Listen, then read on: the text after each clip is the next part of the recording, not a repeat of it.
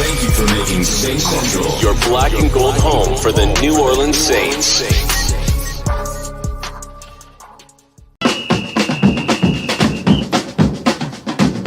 Who that say they gon' beat them Saints? Who that? Who that? Who that say they gon' beat them Saints? Who that? Who that? Who that say they gon' beat them Saints? Who that?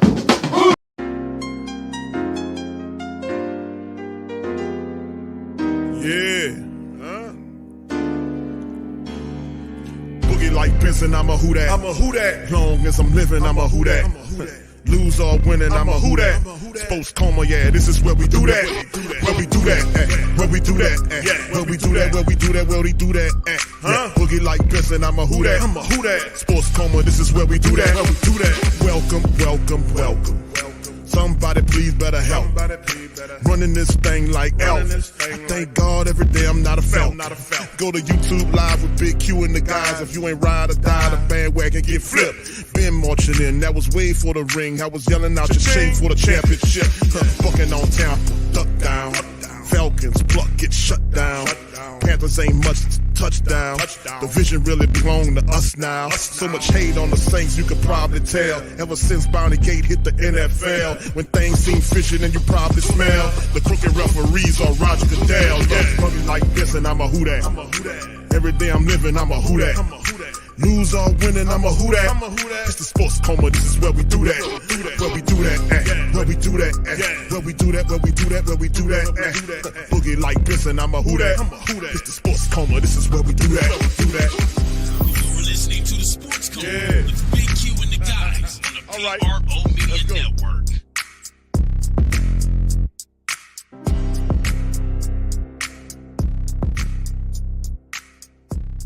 All right, man. Shout out to the Who Dat Nation, man. Much love to the great Saint Think Tank and the entire Who Dat Nation. And like I've been saying for some time now, welcome, welcome, welcome. You're now rocking with the Sports Coma with Big Q and the guys, where we have intense, entertaining, educating, and enlightening sport talk from your favorite sports fam. We up in this thing. Shout out to the fam. It's game day, black and gold against the Texans in Houston. And we got to come up with the dub, man. Let me tell you something. We got to make it pop. So shout out to you guys. Appreciate y'all being in the lives. I appreciate you guys sharing your Sunday here with me and the rest of the faithful, man, as we going to watch some Saint football in this thing. So without further ado, let's get it popping, man. Y'all feel free to hit the like button.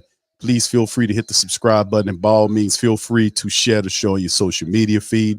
It helps out the stream. Much love to the diehards out there and the great Saint Think Tank in the Who Dat Nation. So we're going to get it popping. We're going to start off with the inactives matchups for the Houston Texans game, courtesy of the WhoDatDaily.com. Y'all, please feel free to tune in and lock that in. All right. So anyway, shout out to my guy, Niles Carpenter on the scoop. The Texans Saints face a few challenges. A couple of names on the inactive list. Safety JT Gray will not be there as well. We know about Lonnie Johnson Jr. will miss another week of football with that calf issue, while the Saints have depth in various positions, navigating through the game without these key players, including safety Lonnie Johnson Jr., quarterback Jake Luton, receiver A.T. Perry, and defensive end Kyle Phillips, along with offensive lineman Landon Young, will be inactive for the game. Now, for the Texans, they'll have their issues too, as quarterback Case Keenum, who's an NFL journeyman, and along with their guard Nick Broker, will be out of this game. The Texans also will be missing phenomenal and explosive wide receiver Tank Dell, who's still dealing with concussions issues. They'll be without Denzel Perryman, one of their better linebackers as well. One of their running backs, and Tavares Thomas will be without them. So anyway, and also outside of that, the Saints had some call-ups for the as well to go over in the game. And a couple of the call-ups the Saints did have to make adjustments for the clash with the Texans. Saints made some moves on Saturday preparing for the matchup with the Texans. The team announced the signing of practice squad running back Jordan Mims to the active roster. And also they placed fumbling-ass fullback Adam Prentice on the IR. And the Saints elevated practice squad tight end J.P. Holtz and safety Daniel Sorensen to the active roster. So, that we'll have to watch out for that. We also are familiar with Daniel Sorensen very smart defensive back, not very fleet of foot. So hopefully we'll have to see him out there chasing down nobody because he ain't gonna catch him. All right. So anyway, let's keep it going, man. Let's go over some the starting lineups for the Saints here. Derek Carr, Elvin Kamara, Chris Olave, Michael Thomas, and Rashid Shaheed is the wide receivers. Of course, Jawan Johnson is also. We'll see Foster Monroe, Jimmy Graham there. You see J.P. Holtz was activated to provide some more spark there for the team. And then of course you see Prentice is out, and I anticipate the Saints will probably be using J.P. Holtz in that role like a Adam Prentice type. We'll see how that works. But the really important thing to look at is the Saints offensive line. Trevor Penning, of course, has been moved back, and they put James Hurst over there, and Hurst is better than Penning at the guard position, tackle. But we got to get that ball out fast. Let me tell you something. Got to get that because that's not his strong skill set, defending that edge like that. But it is what it is. We just got to get the ball out. Carr can't sit on his ass with the ball in his hand, studying for 30 minutes to figure out, he got to get that ball out of there. So Andrews Pete is good to go. We thought, seeing what's going on with that, but you put Penning back for Pete, and Pete is good to go with McCoy, Ruiz, and Ramczyk. We need a solid performance from our offensive line in this game. And let me tell you something. The Saints have the ability to run the ball against this Texan team. I'm going to go over the statistics momentarily before we get into the matchup. Defensively, Cam Jordan and Carl Granderson are the ends. Inside is Shepard and Colin Sanders. Brian Brucey will get an opportunity, him and Malcolm Roach, to get in there and rotate to make things pop. Demario Davis, Pete Werner, and the third linebacker will be Zach Bowen. The cornerbacks, Paulson Adebo, Marshawn Lattimore, and our guy, Alante Taylor, our top three corners. Marcus Mays there with Tyrann Matthew. So we have our secondary fully assembled as Isaac Yiadom gets pushed back to where he belongs, which will be the fourth defensive back in the cornerback room. So we are missing JT Gray, our special teams ace, Lonnie Johnson Jr. So Hugo Amadi, Jordan Howden, some of these guys, if need be, Daniel Sorensen, the veteran, will have to step up and make things pop for the team. All right, so let's move on to the Texans, baby. All right, CJ Stroud will be there, or Stroud will be there. CJ Stroud. I get screwing up the guy name for whatever reason. I don't know. CJ Stroud, who's their fantastic young player. Love him. Damian Pierce was phenomenal running back. Hasn't been able to get going this year, but we don't want to let him get going against us. He's a phenomenal young running back. Remember him from his days of Florida. I was pushing for the Saints to draft him, of course. It's all right. And, of course, their wide receivers. Nico Collins, the big physical wide receivers, is there. Robert Woods is the always reliable veteran guy. Tank Dell, who's explosive, will not be there. So we'll see somebody else, perhaps a John Ameche, Xavier Hutchinson. Maybe he'll fill in. Dalton Schultz is their tight end. And, of course, their fullbacks, Andrew Beck, and their line is complete for the first time in a while. And shout out to my guy, shout out to Harley, who came on the show, man, and was dropping some game about the Texans. Shout out to you, my friend. They got their line together. So Laramie Tunzel, they got Howard, Patterson, Mason, and George Fant there. And this will probably be the first time they had these guys, a collection of this talent together. So they're anticipating a better performance from an offensive line standpoint from the Houston Texans. Have to keep that monitored. And, of course, the defense. The defense is where we need to watch out for. Will Anderson, very explosive guy, former, I think, Crimson Tide guy. You got Grennert, who leads the team in sacks. These are the ends. And inside is Malik Collins and Big Sheldon Rankins. Y'all remember him.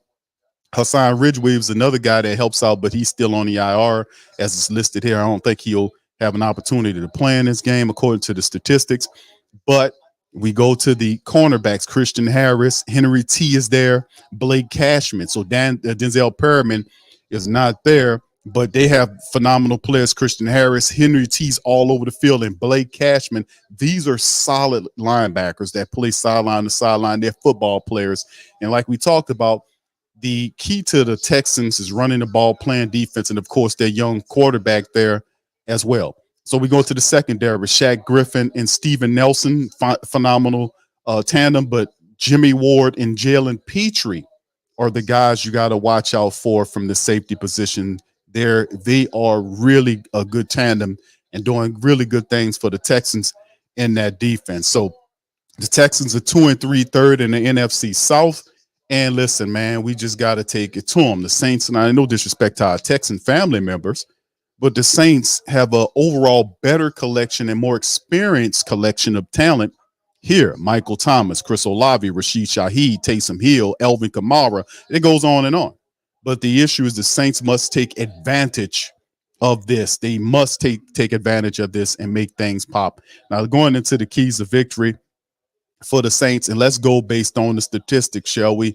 In total yards in the game, the Saints 311 yards total offense, 213.6 throwing the ball and rushing at it 97.2 yards per contest. The Texans 376, 293.4 through the air, and they're only running at it at 82.6, which is less than 83 yards per game with Damian Pierce through 5 games of the NFL season, right?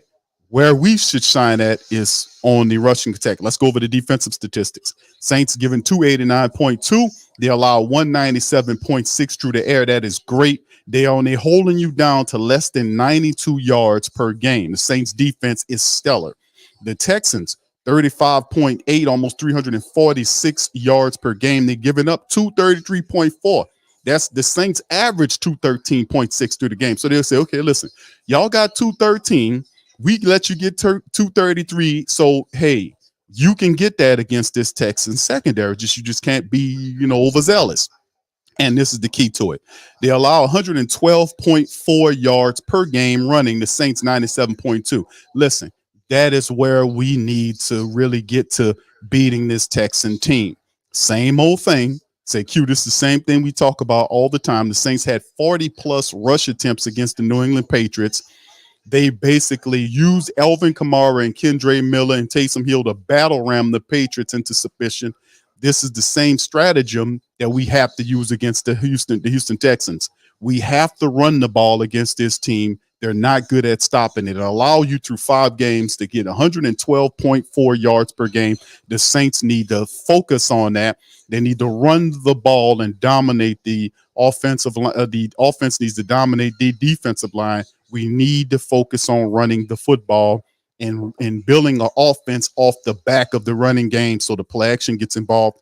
As I've said before, I have not seen anything up to this point that tells me that Derek Carr is ready to guide the Saints, and you put the game on his shoulders to win. No. We need to focus on and put the ball in the hands of guys like Elvin Kamara and Kendre Miller and Taysom Hill to guide us to victory until Derek Carr gets comfortable with that Saints brand of offense. So that's how I see it. And we're going to get ready to get going in a second. So shout out to the family members. Appreciate y'all being in here. Salute to everybody. Good to see you guys. All right, as we up in this thing. So T Mama, good to see you, Ma. Good to see you in the building. Black Preacher Man, shout out to you. OG to the 3rd degree. What's up, fam? Brother Tori in this thing, Yoshi, DJ Philco, all y'all. Boo, what's happening, fam? KB, the queen, is in this thing. Shout out to my queens, man. Appreciate y'all being in this thing. K-Man, what's popping, baby? Elites in this thing. Young City, Night Ward, Shati, what's happening, fam? Appreciate you. Gundam is in the building. Shout out to y'all. All right, Trey, thank you, brother, for being a member for 19 months. Thank you, sir. I want to say thank you very much. Picking me up and bringing me back. All right, so shout out to the fam. Anthony, what's popping, fam? All right, Saints 49-6. As I get to that point of the show when I start asking the family members about score predictions, please feel free to do that. Some of the family members have already put it in the chat. Saints 41, Texans 23. All right, if they block. All right, thank you, fam. Tragic, how you doing, sir? Much love to all y'all, man. Score predictions, if you please. K-Man says 30-10, black and gold. Brother Eric, how you doing, sir? Appreciate you. Much love, 504 Colt, vibing with the Johnsons. Much love, fam. Running Bear says in my area, can't watch the game, so I'm here to join y'all for the game. Thank you, Running Bear. Appreciate you, fam. Much love. Appreciate you for being here. I try to be as interesting and excitable as I possibly can, but that's just regular. That's just my regular energy. All right, Carla, what's popping, baby? Claude, how you doing, sir? Uncle Paulie's in this thing. He said, I'm choosing the Texans because They D line is better than the Saints O line. That's just struggled too much with the pass and run blocking. That's Uncle Paulie, the great Saint think tank historian, speaking from a historical standpoint. All right, Hemisphere, shout out to you, fam. Good to see you in this thing as well. Carla, shout out to you, Queen. I wanna say thank you very much. Picking me up and bringing me back to All right, appreciate you being a member for 23 months. Running Bear says 28-10. Appreciate you, brother Donovan. How you doing, sir? Willie says 31-17. Young City says 35-24. Big Dog Q says, who that Q? And fam 27-10, black and gold. Dog the writer says 24-13, Saints up.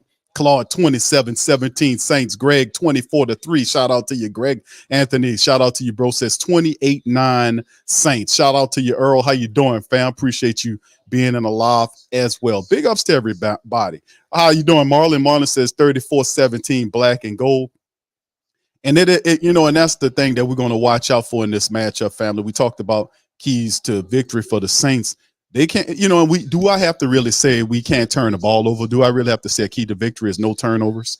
That is applicable through every game that we play. No turnovers and limit the pre-snap penalties. I don't think the Saints are disciplined enough to not have pre-snap penalties.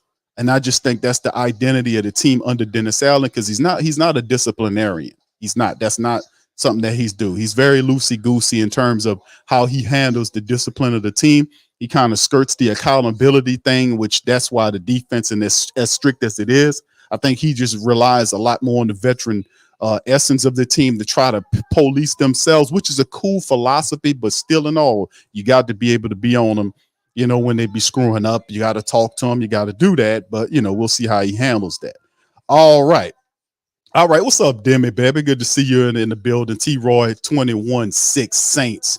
All right, Gage says it's going to be a hell of a game. The score is going to be 30-10. Let me add this too, family, to the caveat. Y'all know we do our Madden simulations every Tuesday, right? Every Tuesday. Do you want to know what the Madden simulation said for this past Tuesday? Who was going to win the game? And let me add this to the family members that don't know. Our simulations that we run on this channel, we've run them from week 1, and every last simulation has chosen correctly. Now the scores, it don't matter. They try to throw you off on the score. The score don't matter, but the simulation, the AI is picking the games correctly. It picked the Saints to win games 1 and 2 and lose games 3 and 4 and win game 5. You want to know what it says this week? It said that the Saints win the game against the Texans this week, and it'll be a close affair. Is that, and I'm rocking with the AI. It said that the Saints gonna win. Is up to this point is 5-0. Could it be right for this matchup? We'll see, man. That Madden, I don't know what's going on, but something going on there. I'm not looking past it. 31-20 Saints, 504 Cole. Earl says 24-14 Saints. Anthony says 380 yards past 200. I hope so. What's up, Carla? Carla says, oh, okay, she's talking. K-Man says, key is to come out and get the lead early. Yeah, and that's a big part of it, man. I want to see the Saints do what they do, man. I really want to see the Saints offense take possession. Remember, Blake Grupe, our rookie kicker, has been phenomenal, man. I got to give them the young kid credit. The special teams have been awesome. Much better than years past. Hell, they done gifted us with a punt return for a touchdown this year. That's the first time we had that done for like 3 or 4 years. We don't get those. We don't see those often. So they gifted us with one early, and probably we'll get another one later on in the year. I'm hoping either a kick return or a punt return. Another one with Rashid Shaheed back there. You never know. But in terms of the defense, you see the statistics. You see the defense is special. Again, now the offense has to get going. The offense has to do a better job. We wait for the offense to arrive, and this is the thing we need to focus on, making it pop. Hemisphere said, man, didn't have the Saints win. It did, and it's 5-0, fam. You know, I ain't gonna take nothing away from it. What's up, Boomin? Shout out to you, brother Terry. How you doing, sir? Appreciate you. Gage says it's going to be a hell of a game. The score is going to be 30-13. All right, appreciate you. All right, people. Coloma, who that to you, fam? Appreciate you, Pepe Coloma. Much love. Who that to you, fam? Dedrick, shout out to you, fam. Good to see you. Carla says 24-17, black and gold. All right, Dr. Drew, how you doing, sir? Says 34-20. Texans. Okay, all right. Oh, no, 34-20 Saints. I'm sorry. Yeah, there you go. Boo says 44 nothing Saints over the Texans. All right. All right, Terry 23-17. Speedy Pro says 23-18 Saints. Shati says 28-14 Saints. All right. Chris says Stroud has thrown 0 picks all season. Let's change that. And this could be the game where the Saints do that. JG, how you doing, fam? Appreciate you. All right, Mr. Who that to you, fam? Says he says last week wasn't a fluke. 17-12 Saints. All right, appreciate you, bro. All right, yes, they did bench Penning, and Hurst is starting there, and Pete is also starting there. So they got the young guy off there. Y'all tell me how you feel about that. Do you think Penning should try a different position? We've talked about this. We talked about this prior. Last year, we talked about left tackle being a tough position for a lineman to start because a lot of pressure is on him to protect the blind side. It should be an established veteran playing that position. Whoever the best tackle is on the team should be playing the blind side of the quarterback. That's what I made the call is Penning. He would have done better, in my opinion, on the right side than the left side. I'm just saying we should have had the best guy over there. But they're going to put Hurst there. They're going to try to keep Ramchick. I don't know what they're protecting Ramchick from. You know, if you're making all that money, I don't give a damn how your feelings is. If I need you at the left side, you're going to have to man up and play it. You got to man up and play it. You're making too much money for me to be protecting you like that. You need to be I don't need to protect the left tackle. He needs to protect the quarterback. What he need a blocker for? We need him to be on the left side handling the business. The Saints protecting him. JG says score prediction 17-13. Thank you. Robert, shout out to you as we about to get ready to get going. In the matchup, the Saints are kicking the ball off from right to left, and there's Group A kicking the ball into the end zone. The Texans, no, he's going to return it from inside the end zone. He gets to the 10-15 down to the 19 or the 18-yard line, the receiver for the Texans, and they'll pick up inside of their own 20-yard line. So we'll see how this all gets going early on. Let me see if I can get our little pre-cast thing. Oh, it'll get going right, pretty soon, fam. So y'all can just chill. All right. So anyway, man, listen, we got a lot of stuff that we got to do. Hemisphere says no, they just giving Penning the time all the time for Penning to take a step back. I don't know if that is a smart philosophy, fam, to give them a timeout during the season like that, fam. You got to fight through the fire. You can't protect these guys from the fire, man. They got to go through it. So Tunzel, Howard, Patterson, the rest of those guys there, they're running back, and their skill set players are Woods, Collins, Mechie, Schultz, and Damian Pierce. For the Texans, they're starting with CJ out there. Their offensive coordinator is Slowick, who is a understudy of Kubiak.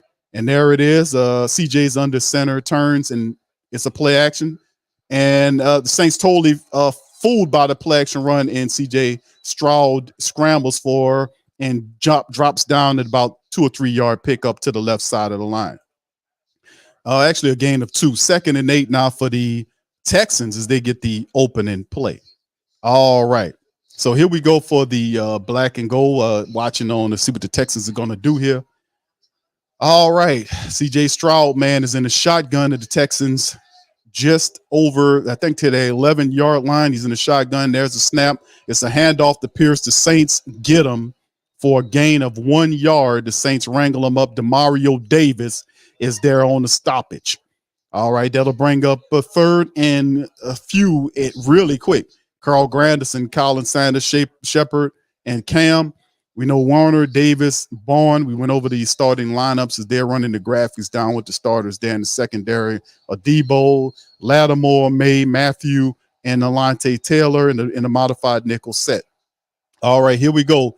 3rd and 6 for the Texans. CJ is under center, and they're showing a 3 or 5 wide receiver set, 2 to the left, 3 to the right. There's a snap. Saints sending 4. Stroud has time to throw. He's going to scramble away, and the Saints got him, ducks it off, and they're going to pick up the first down to the tight end Schultz. And he gets a little extra yardage there, and they have problems bringing him down. Look like Jordan Howden finally brung Schultz down, but he picks up the first down and then some as CJ Stroud was able to create some more time. The pressure came, and he was able to leak out of the pocket, to extend the play, and find the tight end Schultz, and they get the first down. All right, so they're now at the 31, their own 31-yard line. CJ is making some adjustments on the line. He's in the shotgun. They're showing wide receivers to both sides of the formation. There's a snap. Ball is out and thrown poorly toward the tight end to the right sideline. So that'll bring up 2nd down and 10 for the Texans. All right, nothing there for him early on. He checked out of something and into something else and just didn't make a good throw to his tight end who was running toward the right sideline. All right, so let's see what happens here. The Saints defense trying to make sure the young rookie is uncomfortable back there. He's in a shotgun. They're showing 5 wide receiver set. Actually, 5, 3 to the bottom, 2 to the top. And there's another pitch and catch moment for CJ, and he gets the 1st down. Looked like he found his big his big wide receiver, Nico Collins. It looked like it was. It was number 12. Nico Collins gets the catch from CJ in the center of the field, and the Texans move the ball. They get a new set of downs. He picks up about 10 yards on the play. And he was able to, he put it right through a nice window here. The Saints are not getting much pressure on him early on. And if it's going to be anything like that, it's going to be pitch and catch as Alontae Taylor helped wrangle and bring big Nico down to the ground. All right, so there they already at their 42-yard line and marching. They're showing the power wide formation with CJ under center. If fullback moves to the left, they're going to toss the ball, appears to the left. He dances around a little bit, and the Saints get him, but not before him fighting forward. For look like he picked up a gain of 7 yards on the play by Dameon Pierce. We know Dameon Pierce is a hell of a running back. We don't want Dameon to get going against us, man. It's a pickup of 5 by the Texans on the play. So 2nd and 5 right now. They're moving the ball pretty good against the Saints defense. Let's see if the Saints make some adjustments right here to kind of slow what the Texans are doing here. 2nd and 5, Texans, 11:40 and counting down on the clock. CJ in the shotgun, man in motion from left to right. They have 2 on the right, 2 on the left. Defense coming. They almost wrangle him. He scrambles to the left and just throws it out of bounds. Smart play by CJ. It'll bring up 3rd and 5. Saints had a little pressure on him that time. He was able to get outside the pocket toward the left, throw to the left sideline out of bounds. It'll bring up 3rd and 5. All right, so the Saints doing a little something differently that time around to get it done and put a little pressure on him that time. Yeah, we can't allow him to sit back there and gather a rhythm there. We got to do something about that. All right, here it is, 3rd and 5. CJ's in a shotgun now. He got wide receivers to both sides of the formation, man in motion from the left to the right. And there's the snap. Saints send pressure. And CJ almost got him and came through there on the stunt play. And he's just going to backpedal and throw the ball out of bounds. Incomplete. Saints bring the pressure. And it's 4th and 5. And CJ's down on the ground, getting up a little slow there. And that was Demario Davis. He got through there. He shot through there, and no, that was Carl Granderson almost got him, and then Demario chased him down and pushed him down on his ass, and he threw backwards toward the left sideline incompletion. So, yeah, he tried to see if he could fit that ball in there to that wide receiver, and Carl Granderson did a great job of getting pressure. The Saints defense says enough is enough. They forced the Texans to punt, and here is the punter out there to kick the punt to the Saints. Almost blocked on the play. It's away, and he's going to let it bounce into the end zone. Saints will retrieve it at the 25-yard line. Strong defensive stand by the black and gold early. Very good. They said, okay, let me see what you guys are doing. And then the Saints said, you know what? Enough. Let's shut it down. So they shut it down as Granderson got through. All right. So anyway, they make it they go into commercial break right here. So anyway, nice blitz by Carl Granderson doing this thing. All right, so shout out to the fam, man. We in this thing. Appreciate y'all for being in the stream, man. Let's make it pop today, man. Let's make it pop. How y'all feel about that first drive? Talk to me. Let me know how y'all feel about this drive. Let me know. All right, not bad, huh, fam? Running Bear says, thanks so much for the play. Thank you, Running Bear. Appreciate you, fam. All right, Hemisphere says, Q, wait, am I behind today? Am I way behind today? Damn. I thought I was doing all right. Come on. All right, Chris. Chris says Granderson. Yeah, oh yeah, Granderson is good, man. Yeah, I'm so glad that they paid him, Barbara. I am so glad. Dog says I'm not going to cap, family.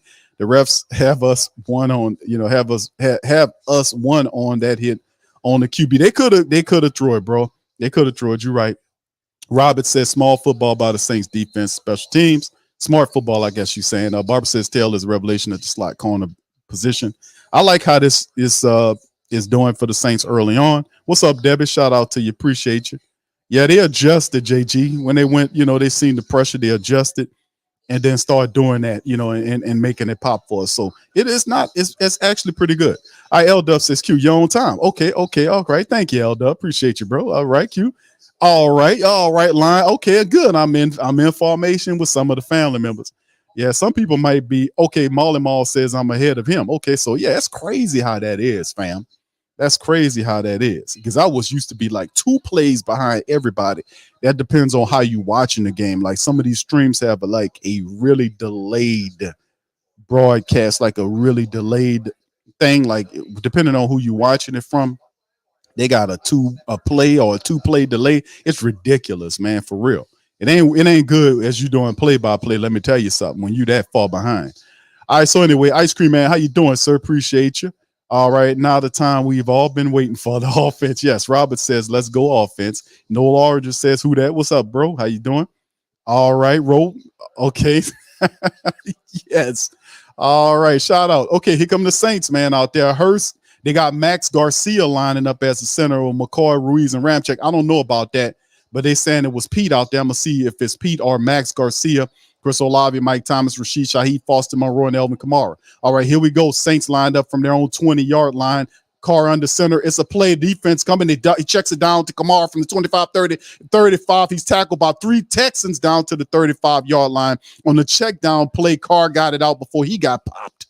So he'll get a good pickup by Elvin Kamara, gets up to the Saints from the 20 to the 35-yard line on the check down from Derek Carr. All right, so let's see. I think Max Garcia is lined up at the left guard position. I haven't seen it yet. Carr under center. They got wide receivers to both sides formation. Kamara back there. It's going to be a handoff to the right side and left side of the line. And 53, who is that? Blake Cashman gains penetration, gets Kamara in the backfield for look like a loss of 3 yards. So the Saints come with it that time, and Blake Cashman got through unabated and was able to get Kamara on the blitz. He shot the gap, made the play, and got to Elvin Kamara really good. Nobody. It was just him wide open on the play. They lose 3 on the yard, bring up 2nd and 13. Saints line up, man in motion from left to right as the tight end. And Kamara's back there. There's going to be, it's a play action. Carr looking. He checks it down to Kamara. It's Kendre Miller who gets 10 yards. Guy tried to trip him up behind the line of scrimmage, and he stayed on his feet to the right side of the field and picked up about 10 yards. They're saying he's 1 yard shy of the first down. So it'll be 3rd and 1 for the Saints. Will Anderson, Collins, and the rest of those guys lined up on the defense. Blake Cashman, Henry T., and Christian Harris. Good linebacker core. Griffin, Steven Nelson, Jimmy Ward, and Jalen Petrie's there. And remember, our fantastic cornerback from LSU is not out there. He's hurt. So that would be a different set of problems anyway. All right, here go the Saints in the shotgun. Wide receivers, 2 to the left, 1 to the right of the formation. There's a snap. And Carr is going to be looking. He's going to throw it short, and Foster Monroe gets it. But it's going to bring up, they gave him the first down. At first they had it 3rd, but on the previous play, but a throw down to Foster Monroe. He was low to Foster, who picked up 5 yards because of the pressure.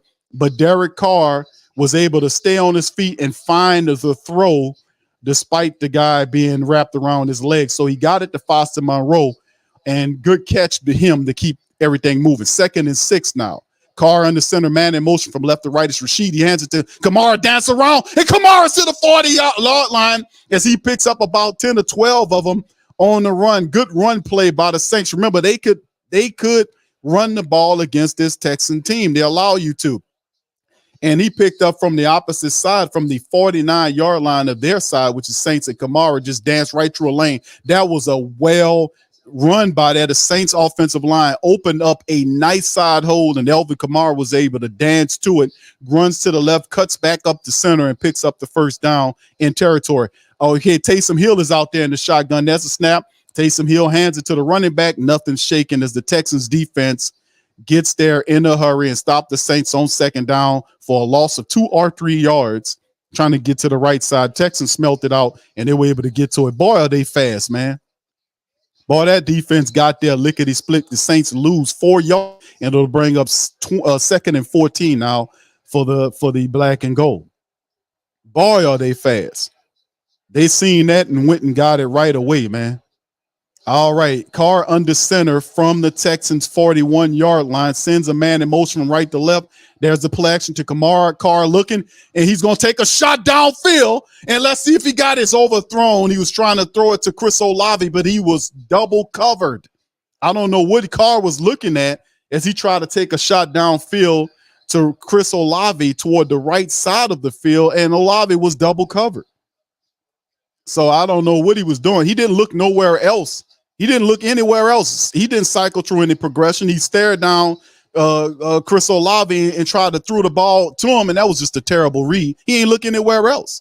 3rd and 14 now for the gunslinger in their car. There's a snap with wide receivers both sides of formation, taking way too long. He finally checks it down to Taysom, and Taysom gets to the 35, maybe the 34-yard line as he's tackled by several Texans defenders. He'll be several yards shy of the first down. They'll bring up 4th down, and perhaps Blake Grupe will come out there and try to kick the Saints into a field goal. 4th and 6 yards shy.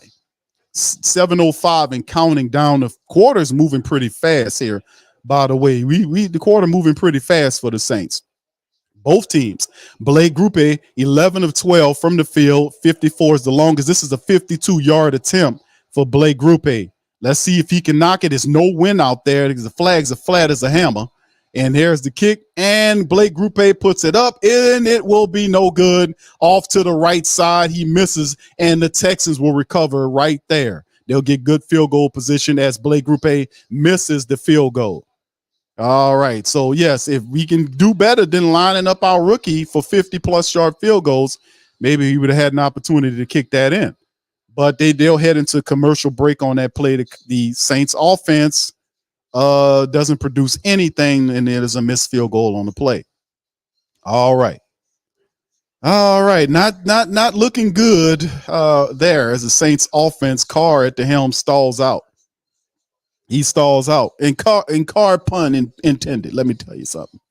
All right, big ups to the fam. Chris says Will Anderson will be a problem. Oh, you better believe it. Mr. Fire D, what's going on, fam? Brother Scoob, how you doing, sir? Shout out to you. Gundam said Hurst is trash. Yes, indeed. Okay. All right. No, Penning is not hurt. Penning is he's been benched in favor of Hurst. So it is what it is. But who that for life? Chris says Harris, Henry T, and Will Anderson. These guys are super active, man. Christian Harris, Henry T, Will Anderson, Blake Cashman. They're fast. They're excellent tacklers. They know that defense. Remember, D'Amico Ryans. The strength of this team right now is the defense. That's why I said they're a capable foe, because they will get after you from a pressure standpoint. And the Saints really need to be more focused on running the ball, not trying to give Derek Carr an opportunity to stare down one wide receiver and not go through any progressions, take the ball out of his hands by running the football. So we have to do a better job about that the next time around, because we can't trust Carr right now. I keep telling the people that the man simply don't operate with a knowingness for the Saints offense right now. He's not showing me that he's capable of guiding the team. Just, okay, you put it on my shoulders and I can get you a victory. I'm not seeing that. And I haven't seen that. And until we do see that, we have to rely on the rushing attack. And in that drive, we did not entirely do it. And we were doing pretty good running the ball when we were running inside. Stop the toss sweep stuff to the left and the right. Power this team up the middle. They're a fast defense. You cannot do that left to right crap on this team. We got to run the ball up the center of this defense. They do give you yardage there. We got to focus on that. All that toss to the left and right crap on a fast defense, man. We got to grow some brains here. All right. Shout out to Levine. How you doing, sir? Appreciate you being here, man. I'm sorry I got a little passionate right there because I want to see some good football. I don't see no crap tonight or today. All right. Big ups to the fam. Appreciate y'all here. Good to see y'all, man. I'm good, man. I'm good. All right. He said the announcer jinxed it. Right.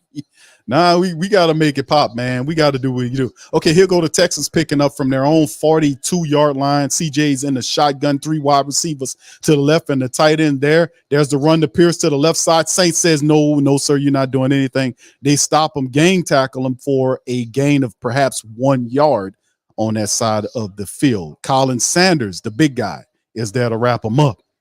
All right. Shout out to your Traders Playbook. Thank you, sir. Says, why Carr don't dink and dunk and carve up the defense cerebrally like Breeze used to do? Bro, he's a gunslinger. His first instinct is to try to force the ball down the field, bro. And that's what it is. Hold on, I'm gonna give you some music behind that. CJ and the shotgun wide receivers, 3 of them to the right, 2 to the left. There's the snap. Saints no pressure balls out. Intercepted by Zach Bond, and he prattles all the way down to the 42-yard line. He fumbles the ball back to the Texans. The Texans saying they recovered it. Is it in the Texans saying they recovered it? Zach Bond intercepted the ball, then turned around and fumbled it back to the Houston Texans, second down Texans. You won't talk about stupidity. I want to say thank you very much. Picking me up. Thank you, Trader Playbook, man. Much love for you on that. Boy, that dude picked off the interception, then fumbled the damn ball back to, I mean, you can't, come on, man. Hey, bro, come on now, dog. Come on, man. Come on, man. Hey, bro, come on now, dog. Come on, man. Sorry. All right, here go the Texans, get the ball back with a fresh new set to down. Damian Pierce runs and picks up about 6 or 7 yards off to the left side for the Texans. So, boy, he did them a huge savings. His dumb ass intercepted the ball, then fumbled it back to him and gave him a new set of downs. So it didn't count. It didn't count. Boy, you won't talk about foolish. Good grief. All right, anyway. CJ under center. They're showing the power eye look. Tight end goes motion from right to left. And look like it's a run to me. He's going to toss it toward the left. Saints look like they're in position with Damian Pierce. Nope, he gets ahead and picks up the first down plus 9 yards as he's pushed out of bounds inside of Saints territory. And they keep it moving as they get to the 40-yard line inside Saint territory on the play. I think that's Singleton. My bad, family. That's not Pierce. That's Singleton with the move to the left side. He picked up some yardage on the play. Man, that was a gut punch to watch that happen like that, man. You got to make sure this dude here. Oh, my goodness. All right, CJ under center, and they're showing another run look. The fullback kind of moves to the left side. It's a pass play, and he has time. He's going to throw it over the outstretched hand of his running back, Singleton. Poor play by CJ trying to throw it to his running back. Just circles around, waited for him, and it just didn't work. So, all right, Saints defense have to do the job of getting them off the field as soon as possible, man, and we'll see what the Saints can do. That would have been the real. I hate to focus on it, but that was so dumb by Zach Bowen. Intercepting, fumbles it back. My goodness, man, that was so dumb. All right, let's keep it moving, man. 2nd and 10 for the Saints. 4:39 on the clock. CJ Stroud is at the 39-yard line under center. It's the play action to the running back. Pressure, the Saints get him back there, but he completes the ball up the field to the running back, and he gets thrown down inside of the 5-yard line. Number 85 makes the catch from CJ upfield, and the tackle is made by Tyrann Mathieu. So the Texans, and the problem is Texans guys getting a lot of time here, and he kind of pushed off Lattimore to get toward that side, a little pushy going on outside of that, but Tyrann Mathieu was able to slam him down on the play inside the 5-yard line. Noah Brown made the play getting upfield. So the Texans inside the Saints territory, deep in the red zone. Now they at the Saints 4. CJ's in the shotgun. He got 2 backs back to each side of him, and it looks like it's a running play. It's a handoff to the number 19 trying to turn, and he sticks it out, and it's not a touchdown. And referee says he was going to be 1 yard shy of the first down. Xavier Hutchinson on the run to the left side of the field. The Saints close in and kind of push him, and he's just shy. Reached the ball out, but he was just shy of the pylon right there, and they'll spot him up right at that 1 yard, right inside that 1 yard, right on the goal line. 2nd and goal for the Texans now. They're marching the score. 3:49 on the clock. Clock stopped. They're showing the power wide formation, man in motion from right to left, and goes back to where he was. And it's going to be a play. Saints no pressure. Checked it down in the back of the end zone. It is caught by the tight end for the touchdown against Tyrann Mathieu. It's Dalton Schultz, the big tight end, makes the easy catch. And Marcus May, was in the coverage. He gets beat. and Schultz, the former Cowboy, comes down with the touchdown, and the Texans are on the board 7-0. And yeah, Tyrann Mathieu, they saying it was Marcus May. It was Tyrann Mathieu back there. And the ball was well thrown, and Tyrann was just beat. And the big tight end just did a good job of keeping the ball away from Tyrann Mathieu. And it turns out for a touchdown for the Texans. And of course, they're going to kick the extra point, and it is good. And the Texans go up 7-0 on the Saints. Really good drive by the Houston Texans offense they got going against the Saints defense, all because they had an opportunity to shut all of it down. But Zach Bond, dumbass, intercepts the ball and then puts the ball on the ground and gives it back to the Texans. The Texans take the momentum down to score the touchdown 7-0. We have to respond with the offense. All right, so that wasn't a good drive in terms of the Saints defense surrendering a touchdown to the Texans. They had an opportunity to get the Texans off the field. You've got to take advantage of things like that. You can't do boneheaded crap like get interceptions and then on the same play fumble the ball to the damn team. You can't do that. This is about season opportunities and doing the things that you're supposed to do. And for whatever life of me, where is the accountability for stuff like this? Because Zach Bond was still on the field after he fumbled the ball away. How and why? If he intercepted the ball and fumbled it away, how was Zach Bond out there for multiple plays after he did that? Shouldn't he been benched or set down for at least a play or two to understand, hey, man, you got to do this. You did something bad. You got to sit your ass down for a play or two. How was he still out there? Where is the accountability for stuff like that? I don't get that, man. I don't understand. Richard says, well, glad we got all the bad playing out the way. Time to do some good stuff. I'm asking the question to you guys. Over 440 plus guys in here and gals in here. Let me ask you that question. Why was Zach Bond out there after he did that? He intercepted it and fumbled it back. He should be sitting on the bench at least 2 plays, if not that drive. Why was he still out there? I don't understand. How was that accountability?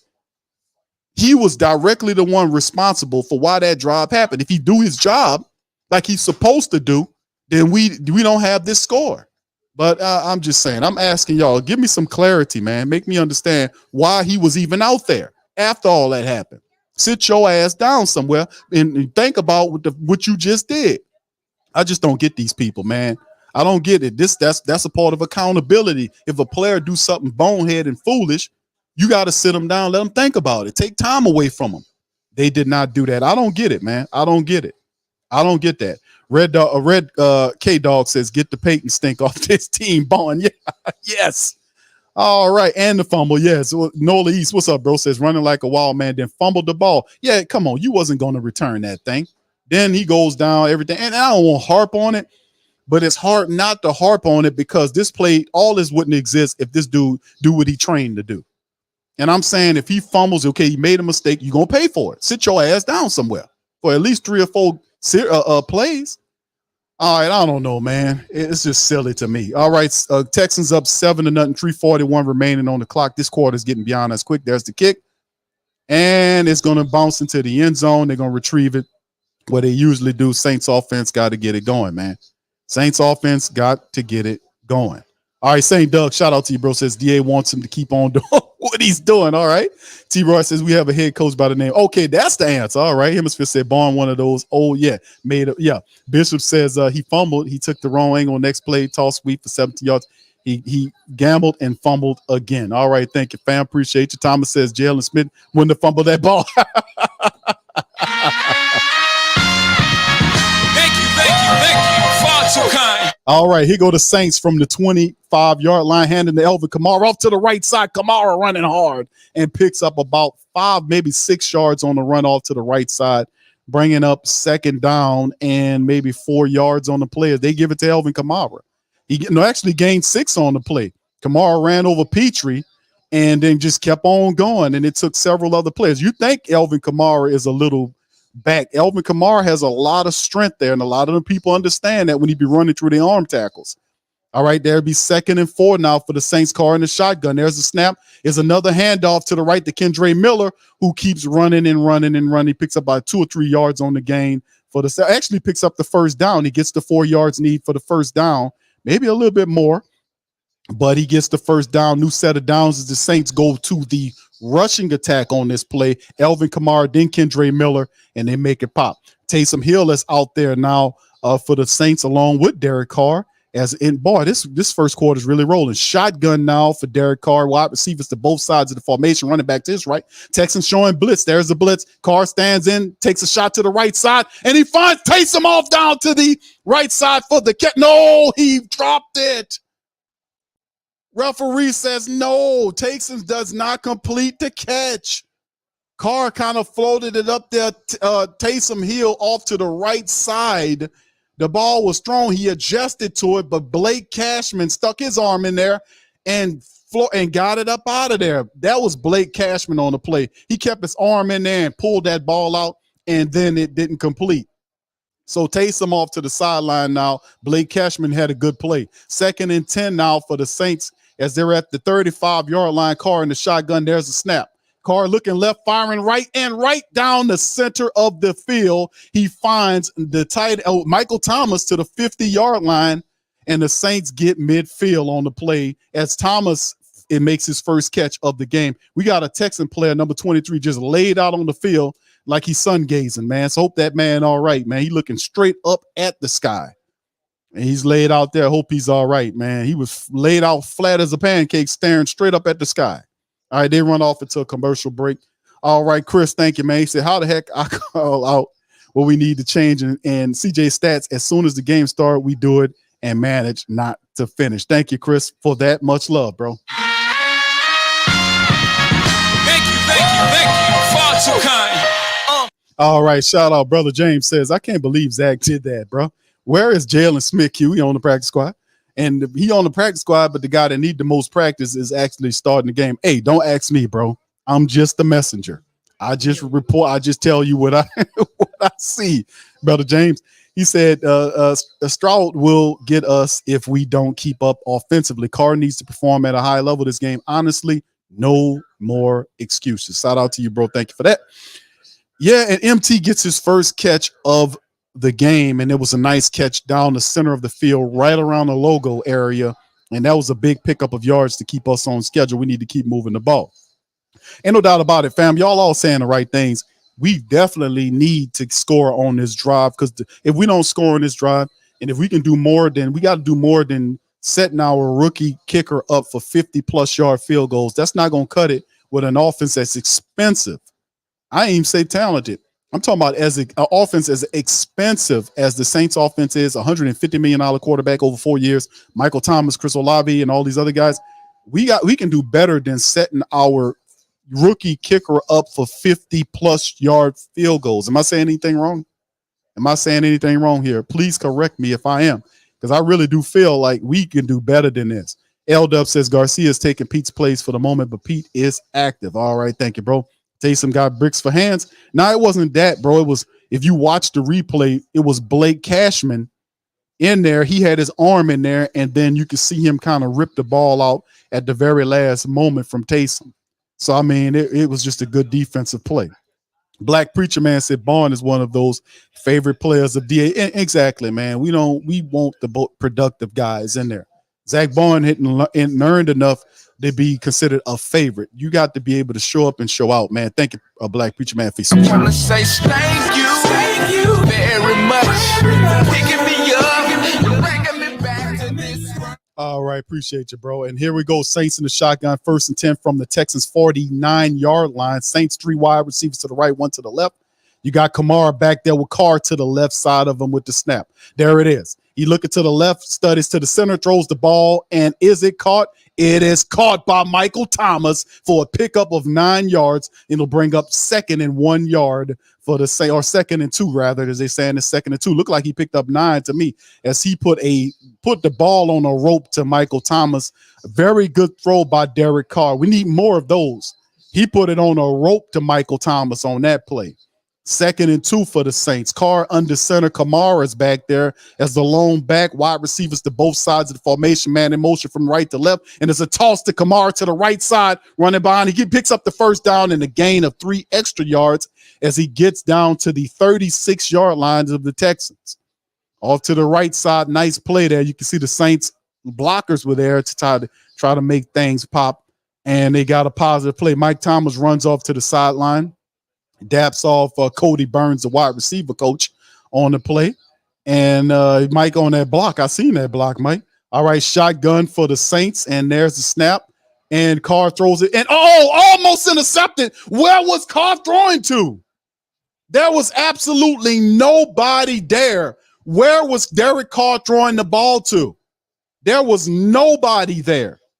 He just looked there and threw the ball to nothing, and the guy almost picked it off. I mean, dude, where were you throwing the ball to? There was nobody there, and Carr just turns and fires the ball, and the Texan defensive back almost picked it off. All right, Carr under center. He's going to just turn and hand the ball to Alvin Kamara to the left. Kamara stopped at the, 35. Well, he didn't get much. Not much going on. Boy, Carr, what are you doing? What the hell? So they run Taysom Hill in there, man. They're like, what the hell is this guy looking at?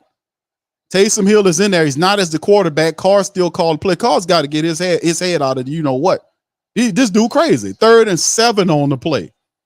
He's in a shotgun once again. Hopefully he can make some throws. Saints have 3 wide receivers to the right, 1 to the left. Kamara back there. Carr looking, got plenty of time taking and firing it down the field. And he finds, and it's a touchdown, black and gold, as he finds Rashid Shaheed in the back of the end zone. The Saints get the score on the touchdown shot out, man.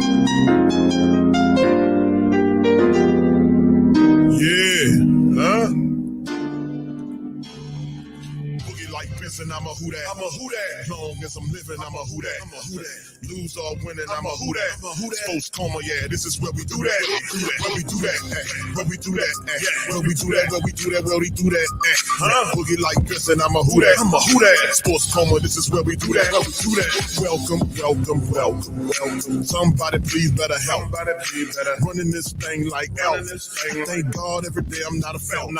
Go to YouTube Live with Big Q and the guys. If you ain't ride or die, the bandwagon get flipped. Been marching in, that was way for the ring. I was yelling out your shame for the championship. Fucking on town, duck down. Falcons, pluck, get shut down. Panthers ain't much touchdown.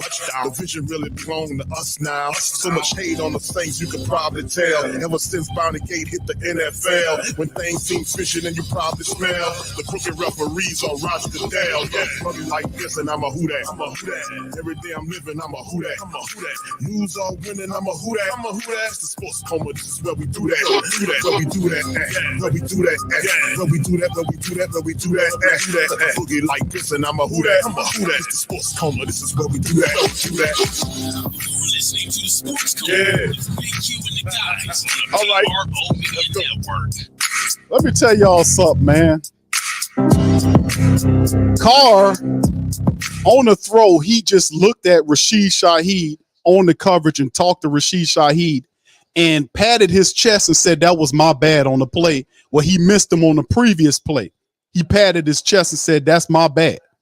So, and the good thing it wasn't picked off, but the reality is, we got you look over there, ain't nobody over there. You just can't, you know what I'm saying? You just can't do that. But he came back with the touchdown. And it was cool. I love what they did because he went back to him on some miscommunication. So I'm loving that. So we just got to get it together, man. That's what we're saying. And that was a big play the Saints were able to execute. And I'm happy, man. That's what I want to see. So Carr got to keep that coming, man. Keep it coming. All right, so big ups to the family members, man. We up in this thing. The Texans get back out there. The Saints strike. And CJ's out there breaking the huddle. Traders playbook. Hold on just a second, fam. Let me run this play. CJ is in the shotgun, wide receivers, 2 of them to the right, 1 to the left, running back next to him in the shotgun to the right. He hands the ball off to Pierce, and Pierce falls for it and gets maybe a gain of 7 yards on the play. Saints, I don't know what was going on in that play. Didn't look like they were prepared, but that's about a 7-yard pickup. It'll be 2nd and 3 now for the Texans on that play. But thank you. Traders playbook says drive should be like this, surgical and methodical. Thank you, brother. I want to say thank you very much. Picking me up, bringing me back to this world. All right, yeah, he is super fat. He is, bro, and that's what I'm saying. And the gunslinger mentality of Carr fits because Rashid Shaheed and Chris Olave, those guys are super fast. They get upfield in front of those guys. And when you have an opportunity to get Rashid Shaheed ahead of his cornerback, and then there's no safety help, that's usually going to be a good thing for the Saints to do. That was a good call on Carr to see it, and not only that, but get the ball to him. So we definitely need more of that, man, going forward. So they tie the game up at 7-7. The defense now had plenty of time to kind of rest in that thing. Let's see what they can do as we are in commercial. All right, William says, man, picked up Group A this week on my fantasy team. Really need a win. Damn. All right. Justin says, hopefully that lit a fire under the defense. Cam need to pin someone. Yes, indeed. All right, Hills Have Eyes says Panthers up 14-0. Good for them, bro. It'll be tough sledding for them to go 0-6, man. Could you imagine them people being 0-6, man, after all the stuff that they've been through, man? I like to see them experience a win, man, for real. Valika, shout out to you, said, let's get another P mess Stroud statty up. LOL and no fumbles. Thank you. All right, Youngbloods, folks, Carr is throwing the ball a whole lot better this week. Yeah, it's early on, man. Let's keep it going, man. Let's just keep this going, please. Let's keep it going, man. You got all these offensive weapons. We got to use these guys. We got to make it pop. Damon says, Q, did I really see a myrtleization? Beautiful throw and catch. Yeah, we need to see more of those. Let's see if they can reproduce those and keep it coming.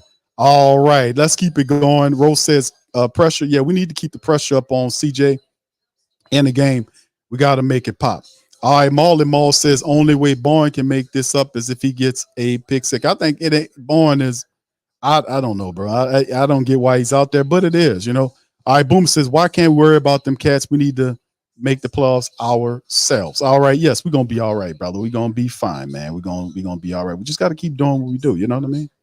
We gotta just keep doing what we're doing. All right, so hit the like button, family. Saints 7-7 right now. Right now, the drive for the Saints are doing a pretty solid job as that's the end of the first quarter.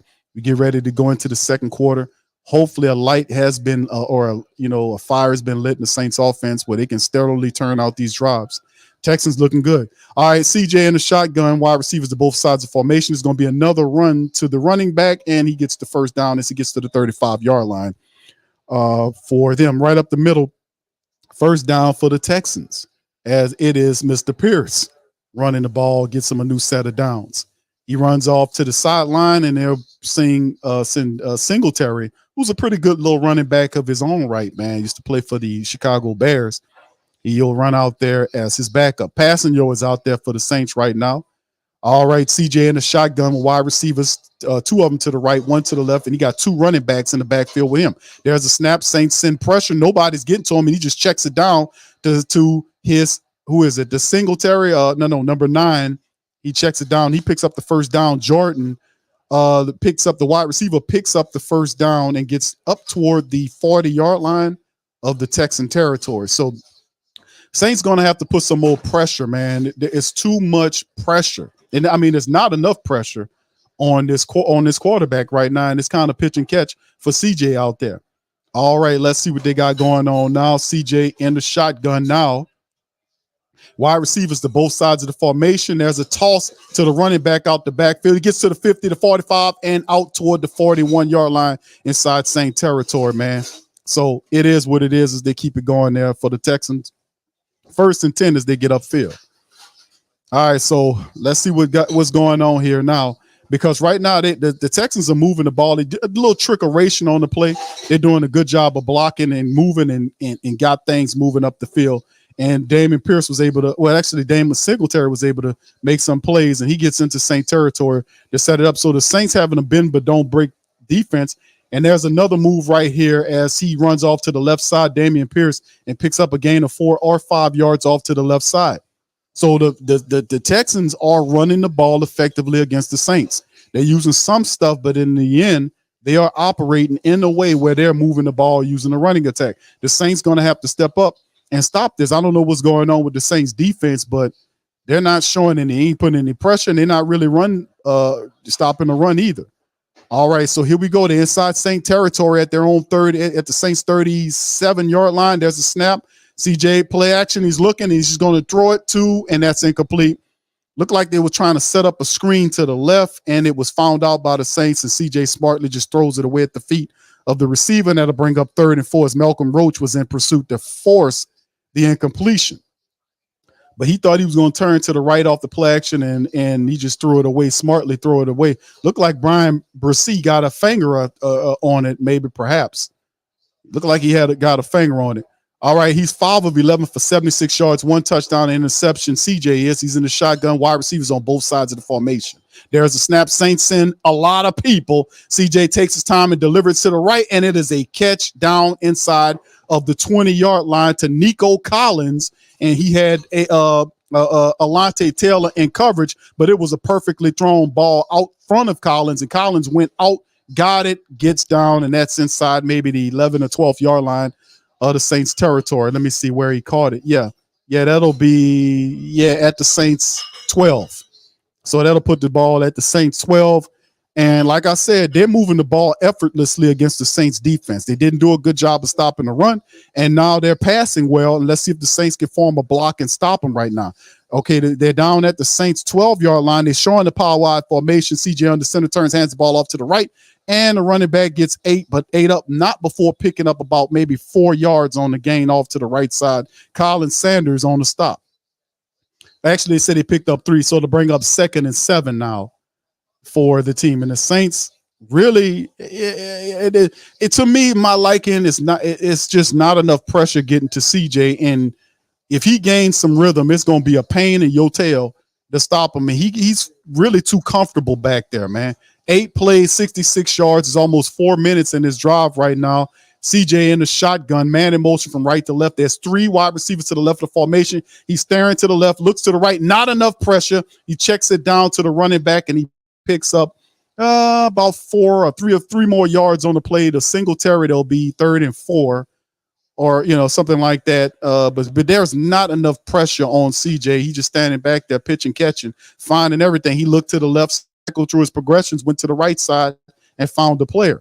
3rd and 4 now. Let's see if the Saints practicing bend but don't break principles on defense, because they damn sure ain't getting pressure on CJ Stroud. He's just standing back there. Okay, they got wide receivers to both sides of the formation. He's back there by himself. Let's see what the Saints do. There's the snap. Saints send 3. Not enough pressure. He just scrolls out to the right. They got him covered. He stops, and he just throws the ball up and knocked away by Tyrann Mathieu. He's trying to fire the ball to number 85. Tyrann says, get that up out of here. And that'll bring up 4th and 4. The Texans will have to kick the field goal. So the Saints defense, bend but don't break. They force them to take the trial for a field goal. But that was good coverage right there by the Saints secondary. Was absolutely nowhere to go with the football, and they contained him because he wanted to run, but the Saints contained him. And then Tyrann Mathieu batted the ball away from the hands of the Texan wide receiver for an incompletion. Fairburn comes in. He's 15 of 16 on the season. This is a 24-yard attempt, and this should be pretty easy for him. And it is, as he kicks it in, and that'll put the Texans up 10-7 with 10:28 on the clock. So the Saints bend but don't break and force the Texans to kick a field goal. So there you go. All right. Shout out to the fam. Appreciate y'all, man. Defense right there. We get all the way down. They force them to kick a field goal. That's positive. Now we're looking to see what our offense can do. It's now time for offense to kind of put this thing up 14-10 and roll on with it.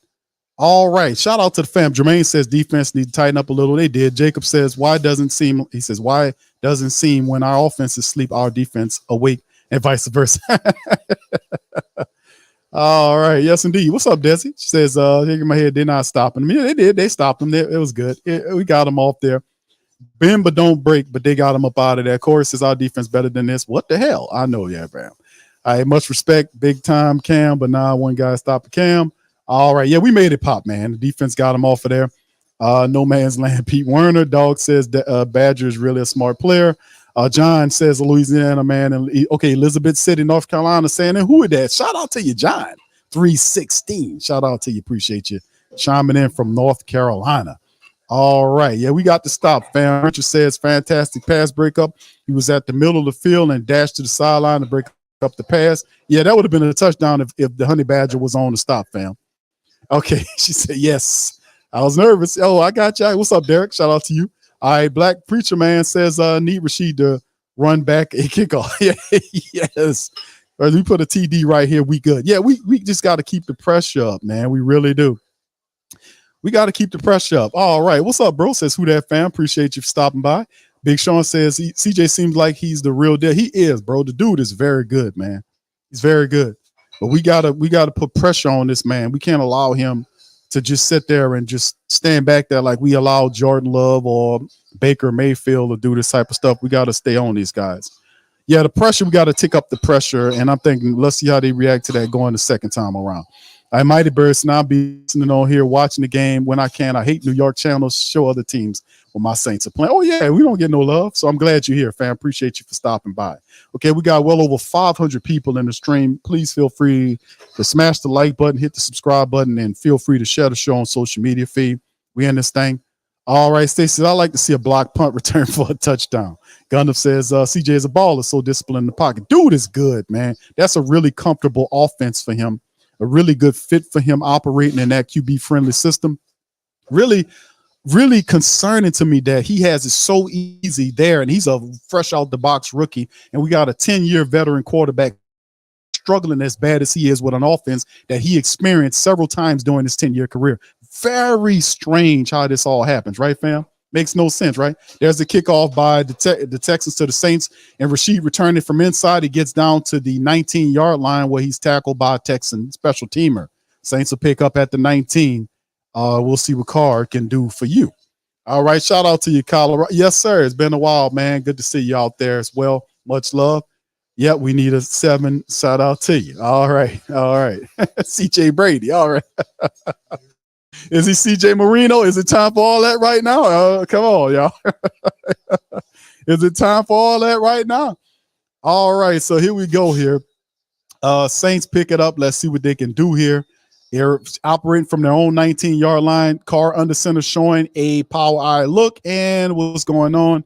He gets up, and we got plenty of time before it is. And he's switching out of something from the play, a running play, perhaps into a passing play. He's under center. There's a snap. Yes, it's going to be a play. Carr stands in the pocket, delivers to the left side, and overthrows Chris Olave. He had him and overthrew him badly toward the left side, bringing up 2nd and 10. So, like I said, that is a pass Carr should make. And I know there's pressure around him. I credit him for standing in there and delivering, but that is a throw that he is supposed to make, and it was just terribly done. And Chris Olave, if he was 7 feet tall, he would have caught that. And we got somebody down for the Saints. I don't know who it is. I can't see who the hell it is. And they're taking a poor angle. Then they just flash back. Could we get a camera on whoever the player is? Y'all seen it? Y'all put in the chat who's on the ground. It's a Saints player on the ground. Look like an offensive lineman. All right. Yeah, he was wide open. That's a throw Carr should be able to make, man. Yeah. All right, brother B15 says, we're not very good family. You can't will these men to wins. Yeah, it's pitch and catch, bro. It's not like something terribly complicated. Like he had enough time in the pocket, you're throwing it, and he's cutting to the sideline, and just the throw just over his head, and that just puzzles me. That's what I'm saying. It puzzles me about him, and it kind of says that this guy just this inaccurate. And I keep thinking about like this dude, that's got to be something with that shoulder. Got to be with that shoulder, because that's a professional. That's a easy throw for a professional quarterback to make, and he didn't get it. So, is it James Hurst? James Hurst is down. It was that Hurst? Okay, good. Thank y'all for filling that in, man. I couldn't see who it was. I knew it was somebody down. All right. They're saying James Hurst is down. Okay, cool. Thank y'all for that, man. I couldn't see who it was. Marlon Moss says, how does Carr overthrow that? Yeah, well, he's saying they got the pressure on him, but he stood in the pocket, and he just overthrew him, man. That's what I'm saying. Misfires. There you go. Terra66 says misfire Carr too easy. Just some of those, that's the kind of the thing that drives you crazy about Carr. An easy misthrow like that, and then he completes the pass for a touchdown to a Rashid Shaheed up the fist, like the madness of the up and down of the man's game. You know what I'm saying? The madness of his up and down, his inconsistencies. Easy throws, he misses. Good, tough throws, sometimes he makes. It's just the madness of being that far apart on his accuracy. I don't know, man. I don't know what to say about it. I just say get the ball out of his damn hands and run it. All right, what's up, Ashley? She says at this point, DA and the other Raiders seem like the ops. Those oppie type players. Yes. How about that? The oppies. Yes. Alpha says Carr. Yeah, okay. No, it ain't Carr on the ground. Yeah, it's Big James Hurts, and he's limping badly. He's walking off, but limping badly. And Max Garcia, they put in Penning. So Penning, they didn't want him. You didn't want him, but you got him. Penning is in there now. Carr once again in a shotgun, 2nd and 10. Saints wide receivers both sides. It's a handoff to Kamara up the middle. He's tripped up for a gain of maybe 3 or 4 yards. It'll bring up 3rd and 6 or 7 for the Saints on the draw play. So the offense kind of stalling out a bit right here, you know, and the Texans defense are not to be played with. Like Harley said, our Texan insider who came on the preview stream and gave us a good game. He talked about the strength of the Texans being their defense. So Carr's in the shotgun. The Saints have 3 wide receivers to the right, 1 to the left, and one of those wide receivers to the right is Alvin Kamara. And there's a throw to Kamara, and they're blocking up field. Carr, and Kamara could not get it because Mike Thomas couldn't get off the block. The guy did a really good job in defense. And the guy, and I'm really surprised by that because Michael Thomas was on the block. He has to block that guy out of there to give Kamara an opportunity to get some room. And that guy made sure that he kept Kamara in his area and made a really good open field play to push him off to the side and force the Saints to punt. Not a good drive at all by the Saints on that one. 4th and 5. Now there's the punt by Hetley. It's away, and let's see how far it's way back there, out of bounds around the 30-yard line. So they'll pick up somewhere around the 30th of the Texan territory. The referee says at the 29, at the 29-yard line. So that's where they'll pick up from there. 9:07 in the second quarter as they go into commercial break. Uncle Paulie says, Q, family, can we finally admit that not drafting a young QB is killing the Saints' future success? And don't count James Winston out. He may very well be in the game before it's said and done. They did draft a young QB. Currently, he's out for taking PEDs. Okay, so, you know, they got a young guy there. But I get what you're saying, Uncle Paulie. You saying that a high draft pick quarterback. I get you on that. All right. Yes, the car has stalled. Indeed, family. All the car puns you can muster, we can throw them in there now because that's what the hell it is. Thank you, Traders Playbook says every week I see Vegas was happy to get rid of Carr. And listen, bro, and thank you for that, by the way. I want to say thank you very much. Picking me up, bringing me back to this world. That's and y'all answer this for me, you know, about this whole situation dealing with the Saints. Do you really think it's Carr as being that inaccurate, or is it the fact that he's still suffering from that shoulder issue? Because I don't understand, you know, some of this stuff that they're attempting to do, like that throw. You can't blame Pete Carmichael for that call. That was a good call for him, for Carr to find Chris Olave cutting off to the left side to the end zone. He has to make that throw. That dude has to make that throw. And not only make the throw, but he has to make the connection. He has to put it within the vicinity where the man can catch the ball. You know, and then, like I said, this offense to me is not good enough to overcome mistakes. Like you had that missed opportunity there where he fired it over Chris Olave's head poorly. They were not able to make that up. So, but you know what the positive is right now? That we're not really facing any penalties. And that's, to be honest with you, no real penalties are happening right now. So we're not experiencing that penalty situation that's happening. So how do you explain the Saints offense is not clicking like they're supposed to, except for that touchdown toss to Rashid Shaheed? It's an offense that's not consistent. They'll have sparks, and that's driven. Why they're not consistent is because the quarterback's not consistent. You can't hit on simple throws like that. I don't know what to tell you. Yeah, lackluster. Thank you for Traders Playbook for that, man. Appreciate you, fam. Much love. Thank you, sir. All right, Rated R says that's not Carr's fault. Oh, he's talking about that overthrow is not Carr's fault. Oh, it's not his fault. It was Chris Olave. He should have been 7 feet tall. All right, so he'll be picking up here for the Texans from their own 34-yard line. No pressure. CJ has all the time in the world and delivers the ball right up the field. Oh man, they get all the way to the 41-yard line. Nico Collins is dusting off Marshawn Lattimore on that play. I mean, the Saints have zero pressure on CJ right now. He's standing back there. This dude went left to right in his progressions.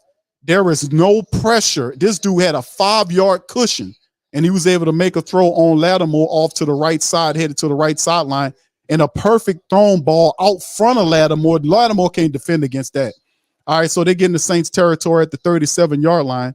There's a play, a run off to the left side, and it's Singletary, and he gets every bit of 11 yards. Now the Saints, they're starting to run on the Saints defense. That's a 10-yard run to the left side, and they're throwing and running on the Saints consistently. What the hell is going on now? What the hell going on now with the Saints defense? Can't say that they tired because they're not. They got plenty of time rested. They look dusty as hell out there. We gotta get pressure to CJ, and they letting him stand back there and make these throws on time. Saints need to turn the pressure up.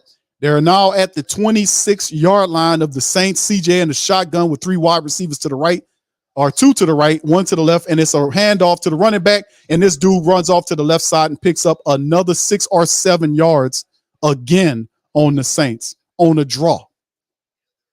So they 7-yard pickup by Singletary, another chunk gain running the ball. And remember, this team ain't no good running team. They're not a good running team coming into this game, and they're running on the Saints. So a 7-yard pickup right now. Pierce has 24 yards rushing. Singletary has 44 yards rushing. They're comboing the Saints up. CJ in the shotgun with 2 wide receivers to the right, 1 to the left. Is running back next to him in the shotgun. There's a handoff to the running back again, and he gets wrestled down by Pete Werner and just shy of the first down. So that'll bring up 3rd and short for the Saints. It's 3rd and 1 now as Pete Werner on the stoppage. All right, 6:55 and counting down here as the Texans hurry up and try to get this stuff going and try to keep it going. Let's see what the Saints can do. Could they have another bend but don't break moment here on 3rd and 1? 6:42 and counting down. As the Texans break huddle, CJ's under center. Pierce is behind him. It looks like it's going to be a run, and he hands the ball off to him. He picks up the first down and falls forward for a gain of 3 or 4 yards off to the left side, and another first down as they get inside the 15-yard line in Saints territory. The Saints, they're just marching on the Saints, marching on the defense. And you won't know how they're doing it. The Texans' offensive line is just dominating the Saints defensive line at the line of scrimmage, and that's how they're getting this rushing tag. If you look at the instant replays on it, you can see what's going on. The Texans O-line is dominating the Saints defensive line. Power I formation, it appears, and CJ's under center. Let's see what the Saints can do is to get a new set of downs. They hand it off to the right side. He runs off to the right side and gets to the 11th-yard line. 2nd down for the Texans on the play. So they're smiling. They're just Mike Tyson punching the Saints defense. Singletary running off, and then they run Pierce out there. 2nd and 6 now for the Houston Texans, and they're just marching on the Saints and eating clock and taking their time while they do it. God damn. All right, so it's at 11-yard line. They lined up in the power I formation again. Stroud under center, turns it, hands it off to the running back. The dude fumbles, trips, gets a goddamn first down, still on his feet all the way down to the Saints 2-yard line. What is going on, Saints defense? The Saints defense getting manhandled by the Texans offense right now. They're marching them backwards. They're missing tackles and everything now. And I don't know, it's just a missed tackle. The guy got down there and the Saints were able to get him for a wrap up. And I don't know how the Saints, I don't know who it was, looked like it was Colin Sanders, fell over the top of the running back, and the guy was able to move past him. How did he fall over him like that? So 4:32, they're at the Saints 2-yard line. He got the power I formation showing. It's another run play, and the Saints stuff him up there and stop him at the 4-yard line. Tyrann Mathieu and Cam Jordan back there that says, let me stop you right here. So they bring up 2nd and goal. They are more the Texans offensive line is doing a really good job, man, to be honest with you, running the ball against the Saints. They're doing a really good job running. And Cam was able to get back there. Him and Tyrann Mathieu met in the backfield. You can see a little angry upsetness by Tyron as he slams him down. Said, man, I'm tired of y'all, man. Tired of y'all doing this to us. Okay, they backed up to the Saints 4-yard line. It'll bring up 2nd and goal. You got like this is a passing play. Nope, they're gonna hand it off to the running back. Saints trip them up for another stoppage, and the Saints have 2 plays where they get the guy and he's wrestled up, and Pierce is cutting up, jumping up and down. I don't understand why they ain't flag him for that, doing all them shenanigans, jumping up and down like that. But the Saints, once again, firing up with the bend but don't break defense back there as they get penetration in the backfield. It'll stop anything that's going on the play. And there should have been a penalty on the Texan offensive lineman because he blocked Carol Granderson in the back. And here they come back out 3rd and goal now. 3:05 and kicking, counting down. Saints showing a little guts now. Man in motion from left to right. Texans. CJ in the shotgun, and it's a timeout because they're getting dangerously close to the play clock, hitting them with a delay of game. D'Amico Ryans astutely calls a timeout with 3 minutes, almost 2:59 on the clock, and they'll talk about it for a few minutes. All right. Defense, bend but don't break. Traders Playbook said Texans seem to have an identity unlike us. Yeah, like I said, it was a really solid preview stream we did a couple of days back. That was really awesome, man, to be honest with you. And Harley, who was the insider for the lead out in Texans, he got the Believe in Texan podcast. He dropped a lot of game and kind of told everybody about this Texan team. The identity is the defense. They play fast and furious. CJ is really phenomenal. They love his game plan. And it's just he kept it true to form and told us everything. And we see it happening. He talked about the offensive line not being together. Laramie Tunzel playing. All that's a part of it because they're mushing out the Saints line up until this point. 3rd and goal now. They got a bunch formation of wide receivers to the right with CJ in the shotgun. He's staring to the right, looks to the left, fires, and it's a touchdown throw to the wide receiver number 2. And the Texans get on the board. Is that Robert Woods? Yes, sir. Robert Woods with the catch for a touchdown for CJ. No pressure there. Touchdown. Texans up 16-7. Texans march down the field on the Saints defense, scored a touchdown, and put more pressure on the Saints offense to stop the dysfunction and start scoring points. So he had all the time in the world to make that throw to Robert Woods in the center of the end zone. There was no Saints was in the zone play, and they got there late, and it's a touchdown. And there's the kick, makes it 17-7. Texans up. Texans up 17-7. Saints defense gets marched on. I don't know what to say about that performance, that defensive performance by the Saints, that last performance. You can't say they were tired. I don't know what was going on there. Actually, I do know what's going on there. I'm going to just be honest with you. That was the Texans offensive line dominating the Saints defensive line. They reset the offensive line. They reset the line of scrimmage against the Saints defensive line. If you go back and watch those replays, you can see they were mushing out the Saints defenders, opening up running lanes for Singletary and Pierce to run on the Saints. And that opened up the passing game. And CJ's already in rhythm. He was able to find targets and make things happen. At times during that last drive for the Saints defense, CJ had at least 4 to 5 yard cushions. He cycled through progressions, one of which he went to left and back to right and then found a target. The Saints have zero pressure going on. Credit to them having to bend but don't break on one of those, but that time they broke. And the Saints can't, and this can't keep going on. This has to stop. Saints, yes, CJ is a bad man because you're not putting any pressure on him. There's no pressure on him. You can't stand back there and let any quarterback do that to you. Jordan Love, Baker Mayfield, it don't matter who it is. Me, Big Q, you can't let nobody stand back there for all that time. They'll tear you up. You got to ratchet up the pressure. We got to turn up the pressure. You can't let that guy stand back there like that. Paul says, man, I don't know any team I know the Saints, same old losing Saints. Uncle Paul has said it early. That's why I keep saying about Carr and the Saints need to focus on running the ball. You cannot trust Derek Carr right now. Derek Carr, I'm not, and miss me with all that believe in Carr crap and the faith in Carr. No, you got to show people something. You got to show them that you know what you're doing and that you know how to handle your business. We're not going to just waste that energy. That's an energy. I'm not going to just surrender and give you that type of energy unless you showing me something, man. You got to be showing. I'm not wasting my energy, my spiritual energy on them people, and they're not showing me nothing on the field. Carr missing on easy throws and all this kind of stuff. We got to. It's too many talented wide receivers and too much talent on the Saints offense for them to be this junky and this stink, stalling out in drives and everything, man. Come on. Too much money, man. It's too much money on that side of the football. Too much money to be losing to a rookie right now, and the rookie better numbers than him. All my football high IQ people from the great Saint Tank and the entire Who That Nation, explain to me how that a quarterback that been in the league for 10 years, seen several varieties of West Coast offense, and then a rookie that comes in here, never seen none of this shit, got better numbers than him. Because somebody explain that and then outplays him in the game that he's playing against him with. Can somebody explain to me how that is even possible? I thought experience supposed to count for something.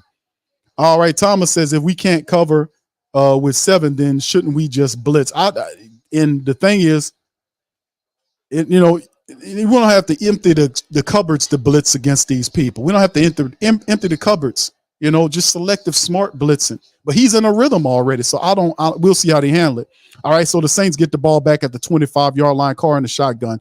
Kamara's next to him to the left. The Saints have wide receivers 2 on each side of the formation. 2:56 on the second quarter clock. Carr pointing, trying to look at protections, pointing out who needs to be blocked, lifts his leg. There's a snap. He looks left, right, fires, and it's caught by Taysom Hill to the 31-yard line. And that's a gain for the Saints right there. It's 2:40. They're going to have to get into this 2-minute offense very soon, man.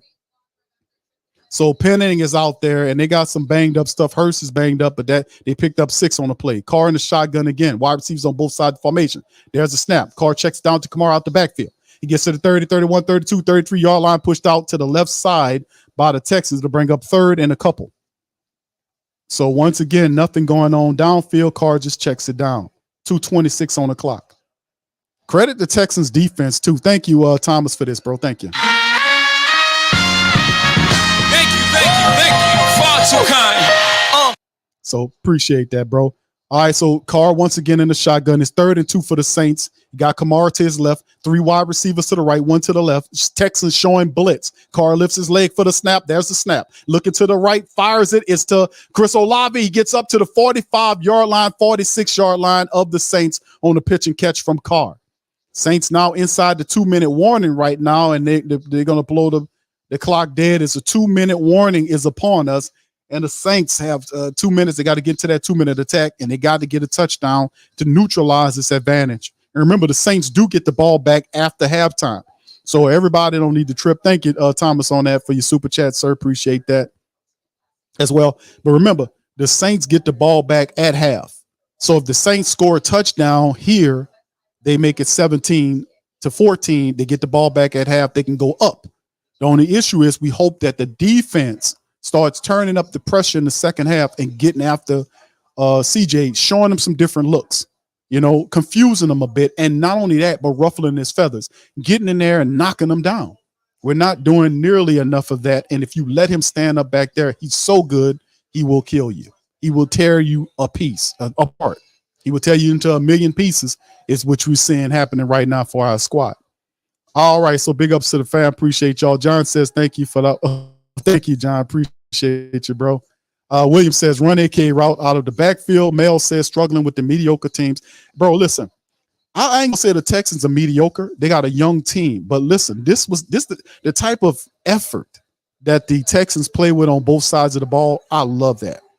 And when they're an upset team because they're not, people look past the Texans because they got a rookie quarterback. They got a lot of rookie players, young players. They got a rookie head coach in DeMeco Ryan, so nobody's expecting nothing out of the Texans to start, from this year, and that's just good enough for them to sneak up and punch you in the face and get a win. So the Saints, the key to the game was let us not forget the keys to victory in this game. The Saints have to run the ball against a sorry run stuff team against the Texans. Texans are not good at stuffing the run.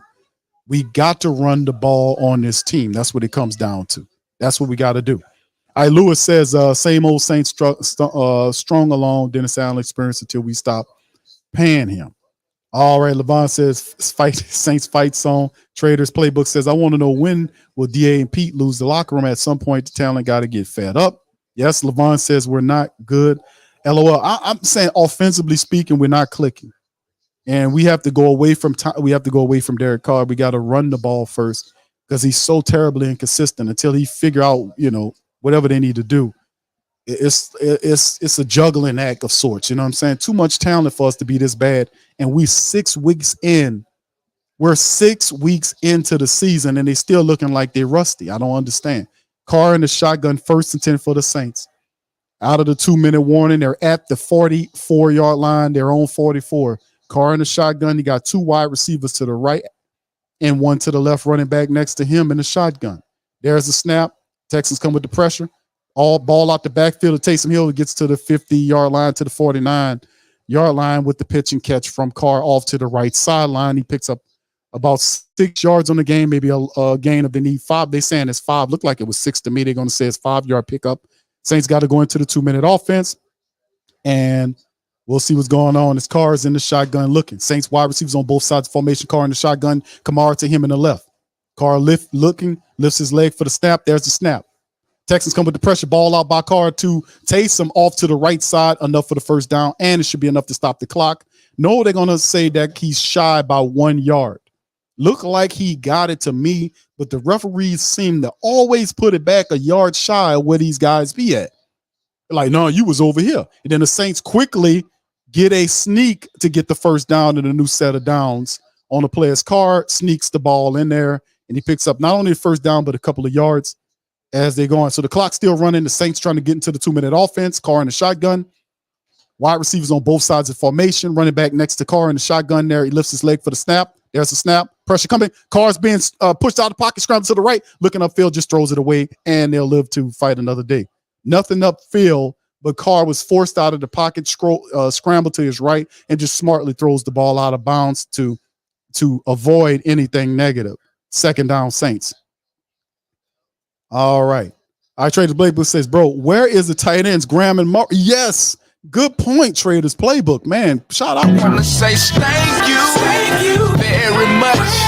Picking me up and bringing me back to this world. Yeah, that's a great call. Where are those guys indeed, man? Thank you for that, man. Yeah, not much going on there, man. That's an interesting point. All right, Saints in the shotgun, wide receivers, both side formation. Kamara back there with Kamara. That's the snap.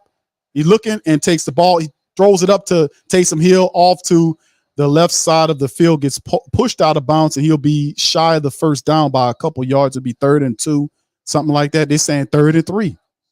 So 115, nothing upfield. And several passes from Carr to Hill. They're not getting upfield, more like east to west type stuff.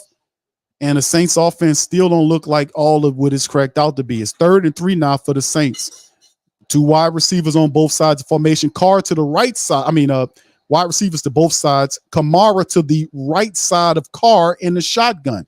Lifts his leg. Looking. There's the snap. Pressure coming. Carr checks it, throws to it out, and he finds Chris Olave to the right side of the field. And he gets down to the 25-yard line. And Carr is hurt. He's holding his stomach area, and he's saying he's all right, but he took a shot from one of the Texans, and the guy, well, he just hit. I don't see. He didn't knock him down, but did the guy punch him in the stomach on a flyby? And Carr is something wrong with Carr, man. He in pain. Did the guy didn't hit him. Did he punch him in his stomach on a flyby? I don't know what that was, but Carr, the guy it wasn't something that happened on a throw, but Carr kind of dipped down like the guy flew by him, and did he punch him in the gut? I don't know what's going on right there, man.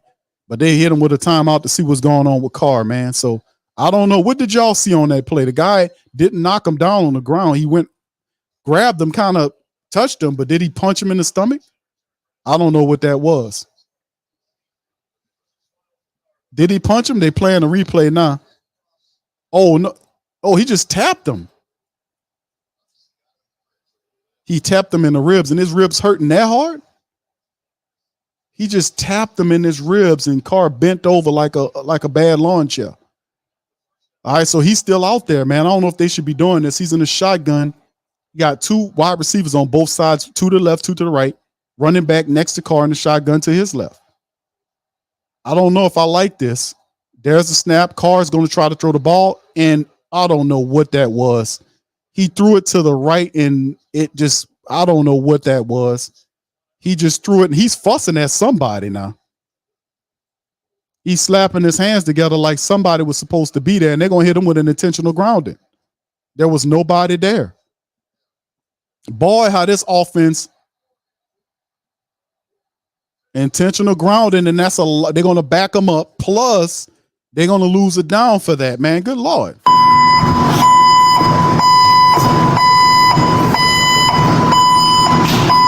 What's going on? What is going on here? This is all imploding, and this all went south after the guy just popped him, just touched him on his rib section. He bent over like a bad launch. I don't know what's going on here. Is Carr that badly hurt? So it's a 10-second runoff on the clock. Carr just threw the ball, nobody was there. And I don't know if he should even be in the game right now.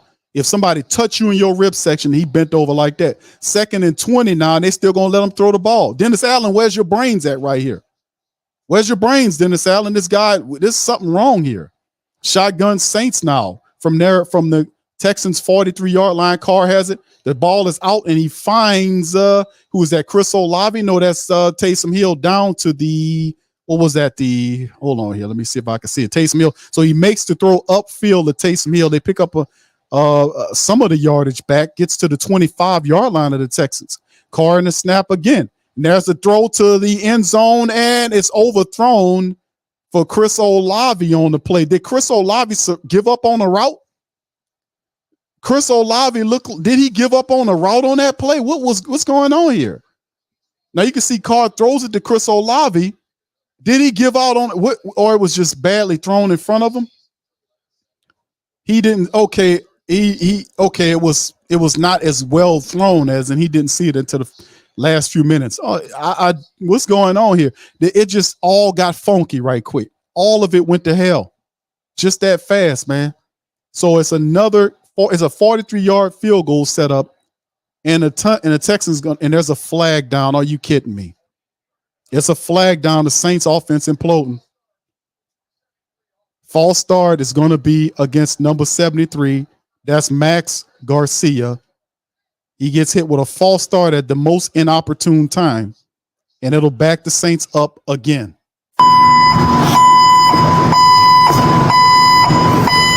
So that gives attacks on more yardage for our rookie kicker to try to kick another field goal. Now it's 48 yards for Blake Grupe. He missed one earlier. Would he get this one? There's the kick, and he lines it up, and it is good.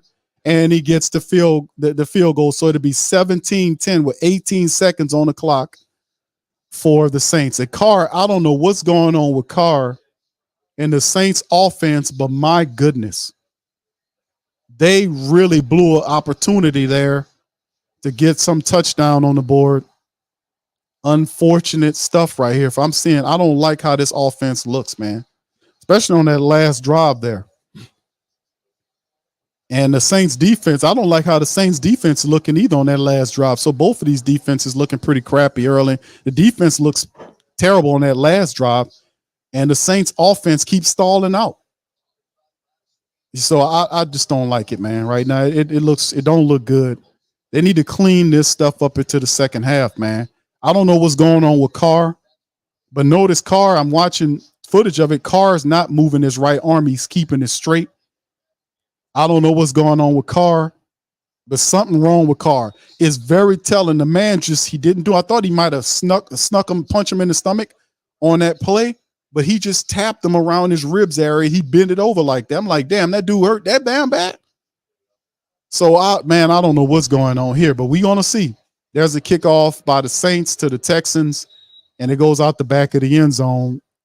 Man, but the Saints do get the ball back at half, but that would have been so much better if they could have got a touchdown out of it.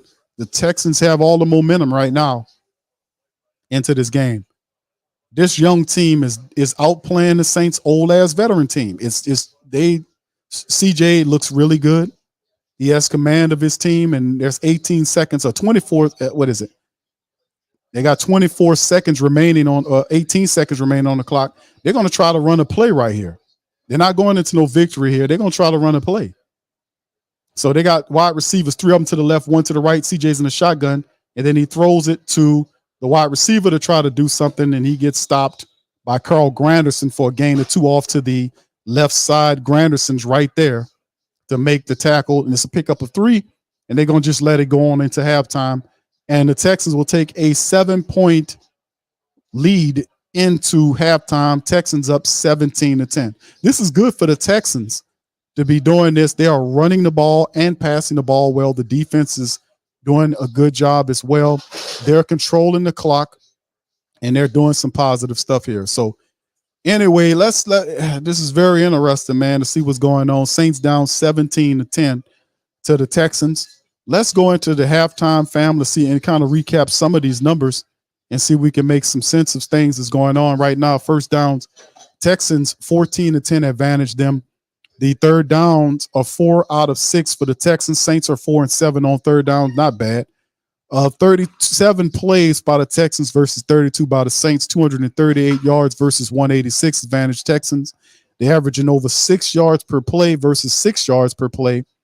The passing 149 versus 157 advantage Saints in the drive. You see the rushing attack by the Saints. 9 rushing attempts, totally different than what we wanted it to be. The pass game. Say, well, what's going on, Q? Why do we look so funky? Because the Saints fell back into their own stinking trifling ways prior to the Patriots game when they're trying to throw the ball more than run the ball when you're supposed to be running the ball against this bad Texan run stuff team. Saints letting them off the hook. They're going to have to reverse the fortunes in the second half. 9 rush attempts for the entire second half for 29 yards against this Texan team versus it's 9 rushing attempts versus 23 passing attempts. And we sit up here thinking, why are we losing to this team by 7? I told you, Carr is not ready to guide this team anywhere but into a loss column. You got to rely on the rushing attack. Saints letting them off the hook in the first half. The Texans, however, saying, no, we're going to run at the Saints. They got almost 100 yards rushing at the Saints right now at halftime. 21 rush attempts. They're averaging 5 yards per rush on the Saints. So you know my old saying about 2 rushes first down. Well, the Texans know it too, obviously. 97 yards of rushing for the Texans. And this is how they're keeping on schedule and keeping the possession of the clock. That's how they're beating the Saints on time of possession because they're running the ball. Red zone, they're 2 and 3 in the red zone. Saints are 0-0. They had the touchdown from outside the red zone. But right now, not one time the Saints have gotten there except for the deep throw. And we've had plenty of possessions during the game. The Texans ain't allowed the Saints to even get in the red zone. 2 penalties for 15 yards. Penalties are non-factors in the game. The turnovers, you know what time it is. Zach Barn had an interception to turn around and gave it right back to him. They literally took that play down there and they scored on that play. So, boneheaded. Time of possession, 18 minutes versus 12 minutes. Advantage for Texans. And they lead in 17-10. Now, the Saints do get the ball back at halftime, but it is what it is. Carr 16 of 23 for 157, averaging 7 yards per throw, 1 touchdown. His rating is 103.0, which is not bad statistically speaking. But if you watch the game and you don't pay attention to the game, you just shouting off stats. You say, my Carr looks good, but you watch the game, it is not the same effect. That's one of the situations where the stats deceive you because you watching how he playing. Even though the statistics look good, it's not showing in the eye test. CJ 10 of 17 for 141, averaging 8.3 yards per throw, a touchdown. You might as well just blank out that interception. That interception mean nothing. 100.4 is the rating. Alvin Kamara only 6 carries at half, 28 yards. And the crazy part about it is Alvin Kamara's averaging almost 5 yards per carry, and the Saints ain't even giving it to him. He's averaging 4.7. You can round that off to 5. 6 carries for Alvin Kamara through the first half of the game. Ridiculous. Stupid. Singletary and the Texans. You can see 9 carries for him for 53 yards, averaging 6 yards per carry. Pierce, 8 carries for 28 yards, 3.5. And you see the numbers there. 20 carries for 97 yards. They're beating the Saints up with the rushing attack. The offense got to get up off their tail and do something, and they're gonna have to switch philosophies. They went right back to their trifling ways of doing stuff prior to the Patriots game, thinking they're gonna pass them way themselves into. I don't understand how these people think, man. I really don't understand how this shit is not hard, man. It is not difficult. This is children level comprehend. It's preschool level stuff. They try to throw all this crap on top of it to make it more complicated than what it is, but it's simple. It is simple. You have to run the ball. That is your clear path to victory against any of your adversaries, especially when one of the teams that you're playing are very bad at stopping the run, and you only have 9 of them during the game, and your running back averaging almost 5 yards a carry. You give them 6 carries? Just dumb. Just dumb, man. Taysom Hill, 6 catches for 41 yards. Everybody else, you see Rashid Shaheed, 1 for 34 in the touchdown. Michael Thomas, 2 for 24. Chris Olave is 2 for 24, despite the fact that they threw at him 5 times. The Texans looking pretty complicated. They're looking pretty complete. Nico, 3 times, 3 targets, 63 yards. Noah Brown has 2 catches for 37 yards. The tight end Schultz, 2 for 20 and a score in a game. And he's sitting back there very comfortable making things happen. From a defensive standpoint, several players for the Saints lead in tackles. Lattimore, Warner, and Demario Davis. No sacks at all by either team. Where's the pressure, New Orleans Saints defense? Where is the pressure indeed? Top tackler for the Texans is Blake Cashman. He has 6 tackles, no sacks by anybody. Of course, we don't even count what Zach Bowen did in terms of him getting that interception because he foolishly fumbled it back to the team. So we don't even count that. And of course, our young kicker, Blake Grupe, is 1 of 2 in the game to help out the squad as we are 10-17 right now. Very outstanding. So adjustments. What do we need to do? Adjustments. Just boneheaded. There is, bro, this is so easy. Thank you, Jim, for becoming a channel member. Thank you, fam. Appreciate you for that. Thank you. Far too kind.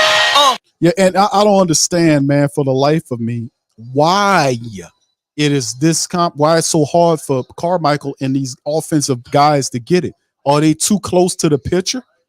Is that what's going on here? I don't understand why. Why would you revert back to a philosophy that didn't win? The only reason you won last week is because you ran the ball 40 plus times. You gave Kamara the rock 40 times. 8 clock in the passing game operated off the running game. Why can't we get that? Why don't these eggheads get that through their brains? I don't understand that. There is no sensible reason why Elvin Kamara, who's averaging almost 5 yards a carry, has only 6 yards against a 6 carries against a team that is very poor in stopping the run. And the Saints are trying to throw the ball up the field with an ineffective, inconsistent Derek Carr, who a guy taps him underneath his ribs and he folds over like a lawn chair. Make it make sense. All right, Cool Sports Poem said, thank you, bro. Says Q, 3rd and 6, and you throw a quick out pass to Kamara where he has to run 6 yards to pick up the first down. More conservative, scary play calling by Pete Carmichael. Can we get a new OC, please? Thank you, bro. I want to say thank you very much. Picking me up, bringing me back to this world. I just don't understand, man. What are they doing, man? Trader's Playbook says, why is MT not getting play calls on 3rd down? Why is Carr forcing deep shots to Olave? Bro, MT does not have 1 touchdown this season. That's wild. He ain't lying. Man, I'm telling you, man, this is insane. And I'm just glad we're only trailing by a touchdown. We get the ball back at half. They got to do something. This is totally ridiculous. And you know what they're going to do in the second half? They're going to come out and run the ball. And they're going to run the ball. The Texans are not good at stopping the run, but the Texans are using the Saints philosophy against the Saints. That's what's going on. They said, let's give CJ a running attack. They have 97 yards at halftime. Family, these people don't do that. These people come into this game averaging less than 90 yards rushing per game. They got 97. They got 80. Y'all correct me in the chat. We did the breakdown early on. They're averaging like 87 yards or something like that rushing on a game or less than that is a very poor stat. They come into this game right now at half. They're rushing and have 97 yards rushing on the Saints at half.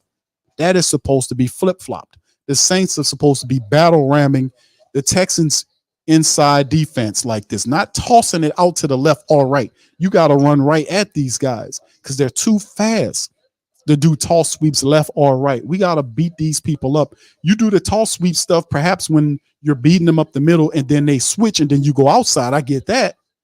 But we have to run at these Texans defenders, and we're not doing that. Watch they come out in the second half to try to run the ball. Watch they try to come out and then instill the run. It is incredible. It is incredible to me that we're seeing this right now, that you're losing to this team and the offense 6 months into the season. I mean, 6 months, 6 games into the season. I feel like 6 months, 6 weeks into the season, and you still seeing a trifling, garbage, inconsistent, out of time, trash ass Derek Carr brand offense. 6 weeks into the season. That's crazy to me.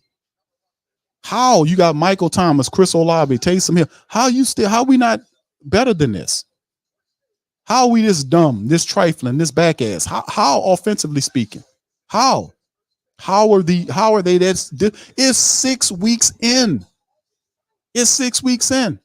That's a month and a half worth of games, a month and a half worth of football with the same dude out there at the quarterback, the same people out there. How are they this poor looking? How? Could somebody explain to me why they look this bad offensively speaking, and we're 6 weeks into the NFL season? How? And you got a rookie over here at Houston, a rookie never seen no NFL action prior to the season, and leading that offense right now, beating Derek Carr's offense. How? It makes zero sense to me that this is even a thing, man. Running back 69% is not someone that is not accurate. All right. Okay. Thank you, running back. Grot one says Robert Woods ain't touchdown the pass. Of course, he gets one against you. A bad omen. Okay, damn. I wasn't aware of that. What's up, Marlo? He says Carr definitely not doing great. He's not being trash, but he's being average right now. I'll give you that, bro. He ain't trash. Man did lead him, but he's not doing enough of nothing, man. You know what I mean? Not enough of nothing going on. Prime says Carr isn't worth 150 million. This is on Allen. Thank you, bro. I wanna say thank you very much.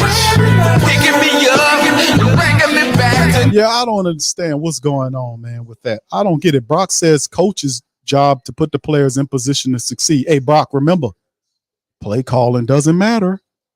Let me tell y'all this. I'm telling y'all right now, play calling doesn't matter. It doesn't matter. It's all about execution. Play calling doesn't matter. It does not matter. You hear me, guys? Play calling does not matter. And before you jump on the messenger, you should hear where that message came from. That's coming from your head coach, who said that during the earlier week, and I covered it on the stream, that he said play calling doesn't matter. It's about these guys executing. So if you disagree with that, you sitting wrong against our fantastic head coach, Dennis Allen. All right, coach's job to put players in position to exceed him. By being him as a player, you can sometimes make up for some crappy calls. Thank you, Brock. Shout out to you, my brother. All right, Gunner says, deal will never adjust, ride or die with Carmichael. Mike says, can't run the ball when you can't block. But the thing is, bro, listen, Mike, they are blocking. Kamara's averaging almost 5 yards per rush. So when he runs, he gets, you know what I'm saying? He's averaging 4.7 yards. You round it off. That's 5 yards a rush on 6 carries from Alvin Kamara. So it ain't a blocking issue, statistically speaking. You give him the ball, you get almost 5 yards a rush. 2 rushes, first down. 5 yards per rush means 2 rushes, first down. 2 rushes, that's the call. So they're not even doing that. It's just crazy, man. It's crazy. And before you guys even worry about that, remember what Dennis Allen. Well, shout out to you, Ken, man. Appreciate you, bro, for the support. Much love, bro. Yeah, I before you get on me about me saying play calling, hashtag play calling don't matter. You'll say, Q, where did you get that dumb shit from? Well, hey, hold on now. Hold on. That didn't come from me. That came from your head coach. He said that, and I had it on the tape. You gonna say that's crazy, Ali, man. Don't shoot the messenger. All right, what's up, Go Maha 23? Yo, damn, make sure to look back. Tyreek Hill TD celebration for day. Holy smokes. Okay, I'm checking out, bro. Rush Hour. What's up, bro? Says Q. Carr wasn't good in LA. Never had faith in Carr. Dennis does, though. Heels of I said the Falcons beat the Texans. Let that sink in. All raw. Damn. All right, Chris says you entertained it, but that's what you did. They didn't entertain things, like just ignored it. Japanese Hercules says, I want Phoenix Jr. That little dude balling, man. That little dude balling. Here go the kick, and we coming out of the halftime. I'm still stuck in halftime mode. I ain't even lying to you, man. I'm still stuck in halftime mode. I'm going to be honest with you. I'm stuck in halftime mode. I don't know what's going on here. What is going on here, man? What's happening? KB says, do you think today's practice has been so watered down the coaches don't put extra emphasis on block fundamentals that's killing us? Also, DA means dumbest. I ain't gonna call him dumb, but we got the dumbest Allen. Damn. All right, so here go the Saints in the shotgun from the 25-yard line. Carr out of shotgun, throws the ball. He finds, what is that, Chris Olave off to the right side for a gain of 6 yards on the play. So that'll bring up, and they're doing a little too much. The Texans doing extra stuff out there. And Chris Olave kind of, like, man, what you doing that for, bro? You being extra for? The referees break it all up. But Chris Olave made a fantastic catch. He wouldn't go down either. They was trying to lift him up and put him down. They said, man, what you doing, man? I'm not going down. They finally tackled him and brought him down. And Chris Olave didn't like it. He shot him. Showing a little heart there. I love it. 2nd and 3, that was a gain of 7. Carr under center, sends a man in motion from left to right. Kamara's back. There's a handoff to Kamara to the left side. Kamara gets up and gets the first down plus a little bit more. So there you go. 1st and 10, Saints give it to Kamara off to the left side. He picks up a gain of 4 or 5 yards on the play as Grenard ran right through Grenard's hand tackle, and Kamara just kept moving forward on the play. Like I said, he's averaging, they only handed the ball off to him like, 6 times in the game or something like that. He averages 4.7 yards per carry. Carr under center now as the Saints get up to their own 37, 38-yard line. Man in motion from left to right, 3 wide receivers to the right, 1 to the left. Kamara's back there in the backfield by himself. Carr under center. They make an adjustment at the line, turns, hand the ball off to the right side. Elvin Kamara gets tackled for maybe a gain of 1 yard, maybe 2, off to right side of the formation. It'll bring up 2nd and 9. They saying there's no gain. That's bullshit because he fell forward and got at least a yard on the play. I don't see why these referees have consistently mismarked the Saints, man. I seen Elvin Kamara fall past the line of scrimmage for a gain. 2nd and 10, according to the referees. Shotgun Carr, wide receivers, 3 of them to the left, 1 to the right. Kamara next to him in the shotgun to the right. There's a snap. Texans come with the pressure, Carr standing, and then gets sacked. And that's looked like it's going to be a flag down on the play because the guy might have grabbed Horse Collar, tackled Carr, and dragged him down. Soon as he went down, the flag came out. It looked like it'll be a penalty against Collins, the big interior lineman. It looked like he reached out and grabbed him. Yeah, it's going to be against it's against the Saints. It's holding against Penning. And there's a Texan player that's badly limping, getting off. They hit Penning with the hole. Looked like they grabbed Carr down funny, but they're going to say Penning gets caught with the hold. Did he? It looked like, no, okay. It looked like he grabbed Carr funny, but they said Penning got hit with the hole. Okay. They get Penning the hole. So they back the Saints up 10 yards, 2nd and 20. So it's a holding play against Penning. Saints showing 3 wide receivers to the left, 1 to the right. Carr is the guy they're going to try to make him throw it. You got Kamara back there. Will it just be a draw? We'll see momentarily. There's a snap. It's going to be a throw. Carr stands in the pocket, checks it down to Elvin Kamara, and Blake Cashman is on him right away, and he picks up not that much, maybe 3 or 4 yards. Ain't nothing shaking with the Saints offense, man. It is now 3rd and 14, 3rd and long, and the Saints come out still stinking. They still stinking. The offense don't have a clue of what it's doing. And Carr was under pressure that time, and he just checked it down. AK-41 Cashman was with him. They're showing pressure now as the Saints in the shotgun on 3rd and 14. They sending everybody now. Carr standing up, and he takes and he gets sacked, thrown a play. And Carr should have seen that like I seen that, but it ain't nothing he can do. Collins, the big interior lineman, goes down. and that will put the Saints at 4th and 10 on the play. They sent everybody, and Carr, I don't understand why he didn't do something about it. I seen they were sending everybody, and Carr didn't. He could have ran and scrambled out of there. Why would he stand up and try to look to throw? Why didn't he just take off and run? He had nothing but green in front of him. He stopped and tried to look like he was going to throw. Just keep running. There was nothing available there. Just take off and keep running. Carr gets sacked there, and the Saints have to punt. Very curious play calling, very curious decision. And there's the punt right there back to the 29. And then Isaac Yiadom was able to get a hit on the return player there. Not much shaking on the play, and they'll pick up from their own territory. So the Texans defense do what they were supposed to do, which is to get the sorry-ass Saints offense off the field. Now the Houston Texans offense march out with an opportunity to add another score on top of said useless Saints offense, who does not have a clue on what it is doing. Absolutely amazing what's going on. Carr had an opportunity to just take off and run. He cleared the pressure, and he could have just took off and started running, but he stopped like he was going to throw the ball, and the dude sacked him. I don't get what's going on here. He could have took off. Just take off and run, bro. Dude, what is wrong here, man? Why would family? Another question. I know I got a lot of questions today. You know, you got 540 plus people in here. Could y'all help me figure this one out? Please enlighten me. Why would he not take off and run in that play? He cleared the pressure and was standing there, and instead of running, because he had all green in front of him, he stops and two guys sacked him. Why would he stop there? I don't understand what's the decision making in this guy here. This guy is not ready. We got to do something else. I don't get what's going on here. This is terrible, man. Players Playbook say, Q, if we lose this game, and I hear DA or Peter, any player say, we got to be better. Or we just have to execute. They owe yes.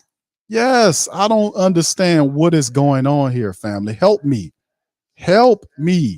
Hills Have Eyes says, we all used to this by now. This is our punishment for hiring and 7-11 head coach. You got a point, bro. Sean says, drive killing penalty on schedule. Chris says, I give up on this offense. Y'all see y'all next offensive pathetic production performance again. All right, Nashville Saints, I'm not even surprised. Gundam says, Penning, Carr, Hurts, get out of New Orleans as soon as possible. Vera says, is it me or does Carr seem to be indecisive about his play calling? No, it's not just you. No, Vera, we with you on that. Kathleen, what's up, Queen says, and Carr is still holding the ball too long. Why didn't he run?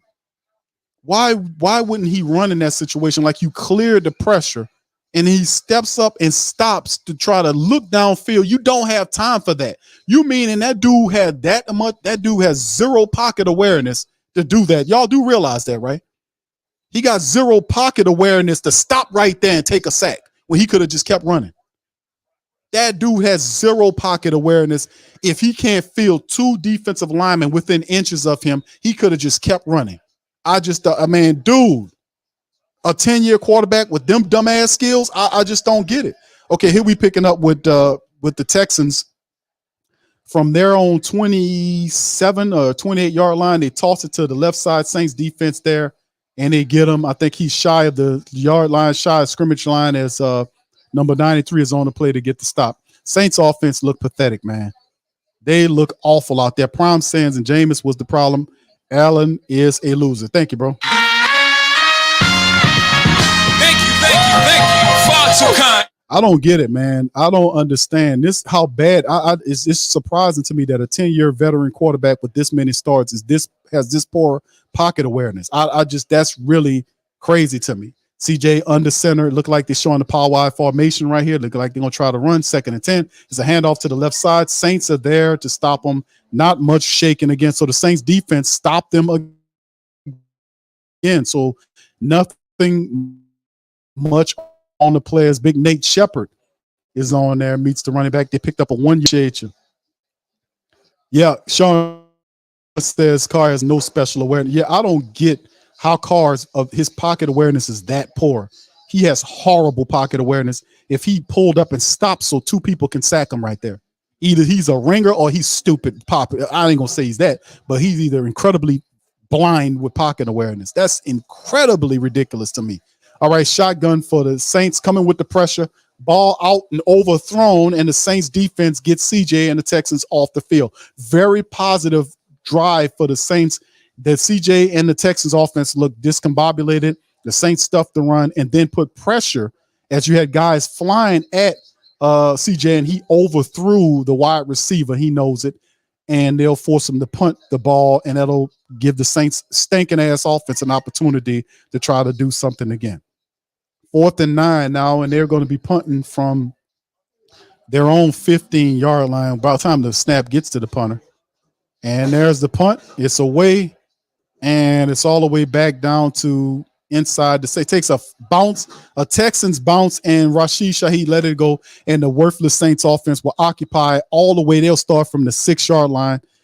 Great punt by the Texan punter, and it took a Texans bounce inside of the 5-yard line.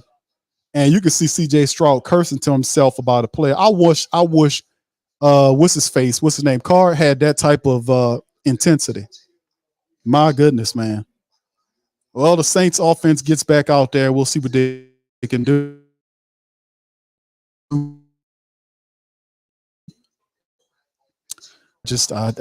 Boy, this is crappy. All right, so Saints offense, defense get the Texans offense off the field. The Saints will pick up from inside their 5-yard line. Let's see what they can do. Hopefully they can put together one of those drives where we can at least tie the game and get back into this thing, man. Hemisphere says, Q, we back to square one with the Saints, poorly coached with $150 million quarterback who holds the ball too long. Need to make a change. I just don't understand how Carr could be 10 years in the NFL with all that starting experience, has terrible pocket awareness like he's exhibiting now. He has no clock in his head. He doesn't have any pocket awareness because a smart quarterback. You think CJ would have stood up there with two and stopped to throw the ball right there when you got all the green in front of you? He would have kept running and picked up something, any and everything. It's just incredibly ridiculous how simple and ridiculous this dude's pocket awareness is, and the fact that he holds the ball too long inside of the pocket, man. This is a timing offense. It's a timing offense, and he has great difficulties getting timing. Like a lot of the routes are timing routes. He has a great difficulty catching the timing, and we're 6 weeks into the NFL season. I mean, this is terribly poor. This is poor. I just don't like what I'm seeing from this guy. Josh, how can a 10-year vet be this ignorant? And this, I get what you're saying, bro. Thank you. All right, brother B15 says, I believe DA. Nah, I don't want to go that far, bro, because he got Joe Woods and several other black coaches here. So I wouldn't say that. All right, Alpha says, hold on. Vera says, where's my lights out defense? Yeah, Alpha says DA would rather lose because he don't want his to be showing up. I don't know about that, bro. I just think Carmichael operates the offense. That's Carmichael's running the offense, and Dennis Allen is not a micromanager, and that's a good thing in part that he's not a micromanaging type of player, but he's putting a lot of faith on Pete Carmichael and Ronald Curry. Let's not forget Ronald Curry is a part of that. Pete Carmichael and Ronald Curry, and this offense looks this bad. So they got to make some adjustments here as soon as possible, and we'll see what they got to do. So the Saints open up from the 6-yard line, hand the ball off, and Elvin Kamara is blown up in the backfield for a loss of 2 yards on the play. I mean, you mean that guy came in there, shot through there unabated, and gets Kamara with no problems at all. He blitzed in there with no issue at all and caught Elvin Kamara in the backfield. 2nd and 11 now, as Carr is trying to orchestrate something. And he's just telling people, you know what? Just forget this. We're about to play like we did in the sandbox. Just go deep. I'm going to throw it to you. Shotgun for Carr from the 6-yard line. And he's standing in his zone, checks it down, and it's to Kendre Miller, and Kendre Miller drops it. Of course he does. 3rd and 11 now. Saints 2 plays, and they're about to put the defense back out there because Derek Carr checks it down to Kendre Miller, and the guy knocks the ball, and Kendre Miller just drops the damn ball. Kendre Miller just drops the ball. Of course he does. 3rd and 11 now for the Saints defense. The crowd's starting to get into it. They're backed up deep in the territory. Carr zero awareness of where he is. Shotgun, Saints wide receivers, 3 to the left, 2 to the right. There's the snap, pressure coming. And it's a poorly operated running back screen that was all busted to hell. This offense is totally discombobulated, man. Totally discombobulated. They try to set up the play to Elvin Kamara, and it was poorly executed. The ball was thrown. I don't know where Carr was throwing it. He thought Kamara was going to be at a spot, and Carr can't even throw screen. I mean, that was a. How does he? Well, whatever. Terrible. Totally awful. Saints punting from deep inside their own territory. Offense has completely stalled out with Carr. Saints don't have any answers because the quarterback can't make passes. Their timing is off. I don't know what's going on, but they stink. There's the punt and fair caught by the Texans at midfield. So they'll pick up at midfield. The defense will get back out there after the 3 and out. And that's usually not a good formula for any people. If your offense stinks and it goes 3 and out, and whatever. All right, Trader's Playbook says, bro, Carr is not cerebral or smart as we thought he'd be. Bro, keep looking for big plays. He playing checkers instead of chess. How did he miss that throw to Elvin Kamara, though? That's another thing. I keep asking these questions. JLJ504 says, where's Johnson, Graham, and Foster Monroe? They ain't even nowhere to be found, bro. They sitting on the, you know where they at, JLJ504 HD? You know where they at? They sitting on the field watching the game like you is. They sitting and watching the game. That's what they're doing. They got a real good seat to watch today's game, and they're getting paid pretty good to watch it. JG says, terrible. Yes, indeed, Charles Barkley, this definitely sucks. Big Smoke says, fire Pete. Chris says, hope you're right. Thomas says, Carr working against us, man, be rushing every pass. Yeah, he is out. The dude has no timing at all. He throwing to places where people aren't. How did he, he tried to set up the screen with Kamara and threw the ball. Where was he throwing the ball at? So they say, well, Kamara wasn't where he's supposed to be. I would definitely talk about that's wrong. Elvin Kamara knows this offense better than Derek Carr, so it'd be more believable for me to think that Carr threw that ball poorly to the wrong spot versus Elvin Kamara knowing where he needed to be to set up a play that's called for him. This was type of stuff we got going on. The dude can't even make simple throws out there, man. The dude, I don't know what's going on with that guy, man. I don't know. I just don't know. Carr threw the ball into the lineman back. He threw it to his back. You ain't catch the ball. I threw it to you. Oh, L-Dub said this game was doomed with Bond fumbled that interception. All right, Levon says 34. Okay, you're changing your prediction, huh, Levon? I see what you're doing, brother. Willie says Carr exactly what we thought he was. Garbage. Man, I tell you, I don't know what to say about this, fam. I'm clueless about this. So Marlo says, how do you miss that bad on the screen? I don't know, bro. How do you? It's a short pass to the running back. He threw it into the guys. I don't know. That's what I'm saying. What do you do at this point?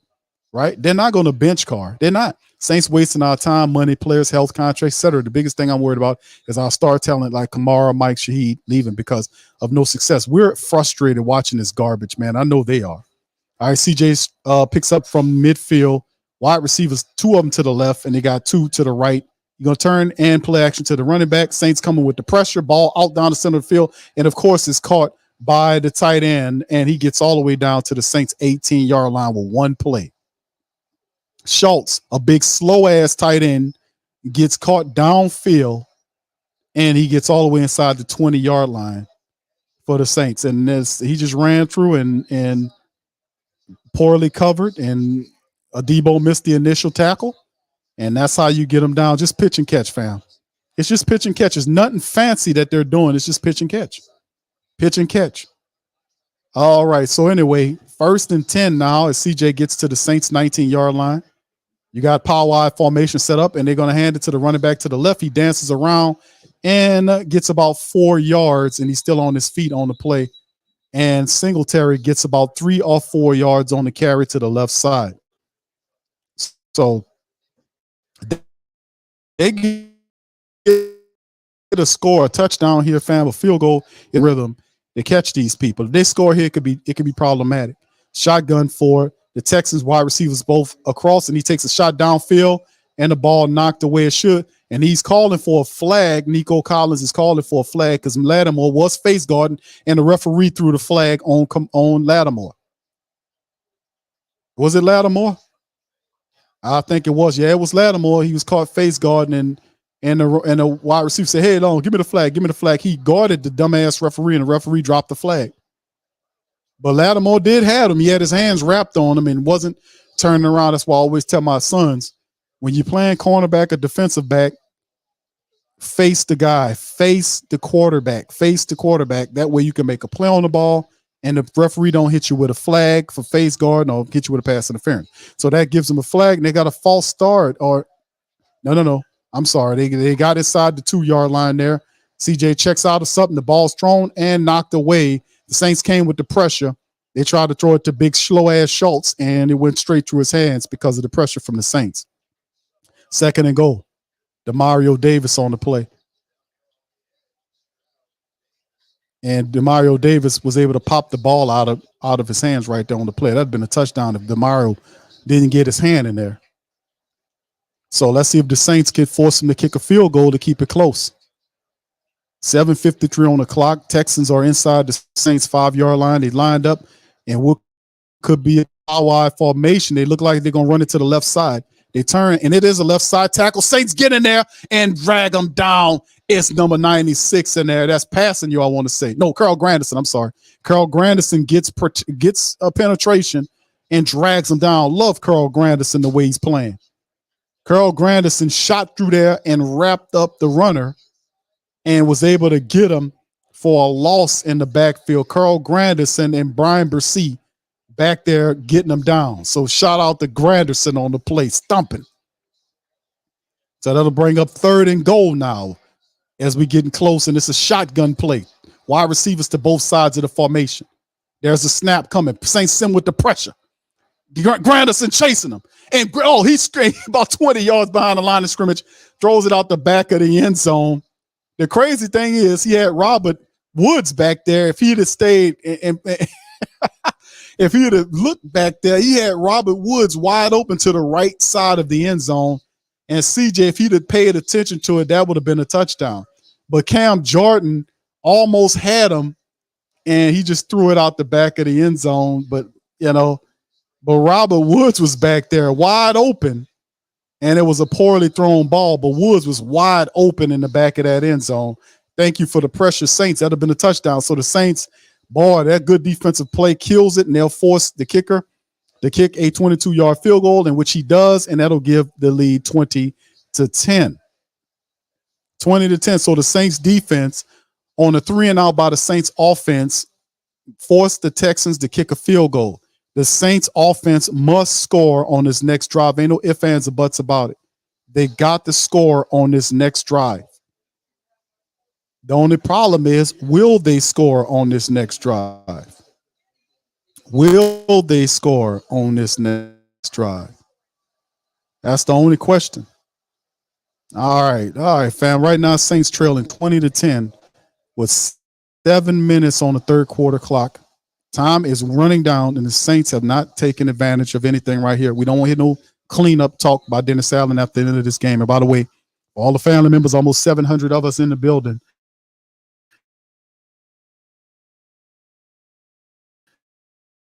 we will be covering the post-game press conference on this channel. You have to switch to check it. All right, Brother Prime, shout out to you, sir. Says that I told y'all that car is Stabler 2.0. Thank you. I want to say thank you very much. Picking me up, bringing me back. All right, thank you, Prime, for that. Appreciate you, bro. Defense held up, man. Credit to them, but we need to do something here. I don't know what we need to do. We need to do something that's positive. The Saints need a touchdown. They don't need a field goal. The Saints need to get touchdowns on their next 2 offensive drives. We losing a lot of time right here. We're blowing a lot of opportunities right here. The Saints need to make something pop. Mike Key 7511 says, offensively, if Taysom can connect with Mike Thomas, Kamara, and Rashid, we will be okay. Thank you. Josh says they won't score. Remember, we have Carmichael and Carr at the head of the offense. AC and Heat Doctor says our offense needs a spark. God damn. Yeah, indeed, bro. You might need to go down there and get to working on them because they damn systems are all messed up. They don't know what they're doing. Dre Day says any game where we need to outscore a team, we will lose. Nola East says I don't think the Saints will win another game this year. Lionel says Granderson's our next big beast from the. Yeah, I love Granderson big time. If we go 3 and out, we have to bench Carr because the team will feel defeated. Yeah, and that's a good point. Do we at some point during this game, while the game still matters, do we bench Carr? And would Jameis be a better option? The way how Jameis will come in there rusty.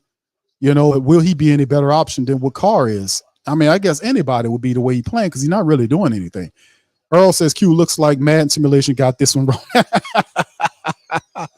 Not so fast, my friend. We still got some time left in the game, man. Something could change. Saints they need to just score a couple of touchdowns. That's all right. That's all they need to do. Score a couple. We only asking for 2 touchdowns. All starts with Gail and Mickey. They are lovers, don't you know? Oh, okay, all right. So, yeah, y'all got a lot of stuff. Here come Carr marching back out. The last 2 possessions, they only went 5 yards in punt. Then the last one was 0 yards in punt. So 2 possessions where the Saints offense have been punting. They can't afford to punt. For people that was asking about Jimmy Graham is now on the field for the Saints. So we'll see what kind of stuff is happening for the Saints. 1st and 10 now for the black and gold. We'll see what's going on. They operate from their own 25. Carr in the center, hands the ball to Kamara, and he gets about 3 yards for AK-41 as he runs off to the right side. So they'll bring up 2nd and 7 for the Saints as they're trying to get the running game into it. And Saints body language right now, it doesn't look pretty good. Perhaps to spark the offense, perhaps the Saints should jump into like a mini 2-minute offense to kind of get a rhythm. Something, man, to jar them going. All right, so 2nd and 7. Carr in the shotgun, pointing out protections. Kamara's back there. They send a man in motion from right to left. It's Olave. And Carr takes and throws the ball down the field. It is to Jimmy Graham. No, Foster Monroe gets up to the Saints 40-yard line. I want to say a 40 or 45-yard line. Let me see in a second. So Foster Monroe gets a catch. It was low. That one was low, and Derek Carr threw it a little low, but credit to Foster going down to get it. The Saints get a new set of downs as we got this going. They got Keith Kirkwood out there now for the Saints. 1st and 10 for the Saints. Less than 6 minutes on the clock. We need something going. They're at their own 45-yard line. Carr under center. Kamara's back there behind them. There's the quick toss, the toss slant play to Michael Thomas. Good call by Carr. Michael calls the quick slant play. The Saints get 9 yards as they get up to the Texans' 45-yard line on the quick slant play. So that's a good call right there on the play. A good slant play by the Saints to get Michael Thomas the ball on that play. And he gets 9 yards dragging the defensive back. So there's the play. It's a handoff to Kamara to the left side of the line. Kamara gets the first down plus a yard as the Saints keep things moving the group and the Texans make the stop, but not before the Saints get the first down. All right, Elvin Kamara runs off to the sideline there, and Kendre Miller comes out onto the field. As they get close to 5 minutes, Carr Saints offense showing some vitality now. It's showing some vitality now. Showing a little vitality. They get up to the Texans' 44-yard line. Carr under center. 3 wide receivers to the right, 1 to the left. Running back is back there. And that's a handoff to the side. It's a trick play going to Rashid Shaheed. He gets upfield to the 40 and tiptoes the sideline and gets maybe to the 37-yard line for the Saints. So a little trickeration. The Saints trying to jump alive with some of these plays. My goodness, they called a slant play to Michael Thomas. How about when the last time y'all seen that? When the last time y'all seen that play? A slant play from Michael Thomas. That's a positive. All right, so Jimmy Graham's in the game. Y'all asked for him. You got him. Both Foster Monroe and Jimmy Graham in the game at the same time. I guarantee you there's got to be a run play, right? 2nd and 4 for the Saints as they're at the 38-yard line of the Texans, a shotgun. There's a shotgun snap. Carr looks to the right, throws. He got time and is underthrown, but it's a great catch by by Chris Olave. Chris Olave had to stop and adjust on the play, but Carr he had to stop and adjust for the throw because it was a poor throw, but Olave was able to stop and bring it down. So he threw it out there, and he had to stop and leap up over the cornerback and made a terrific leaping catch to get inside of the red zone. And he gets down to the Texans 15-yard line. Saints have to score. So here we go. 1st and 10 at the 15. Saints. Shotgun Carr. Wide receivers to the left. They're going to play action to Carr. To Kamar. Carr scrambling to the right, and there's a flag down, man. He just throws it away. It's probably going to be a holding against the Saints.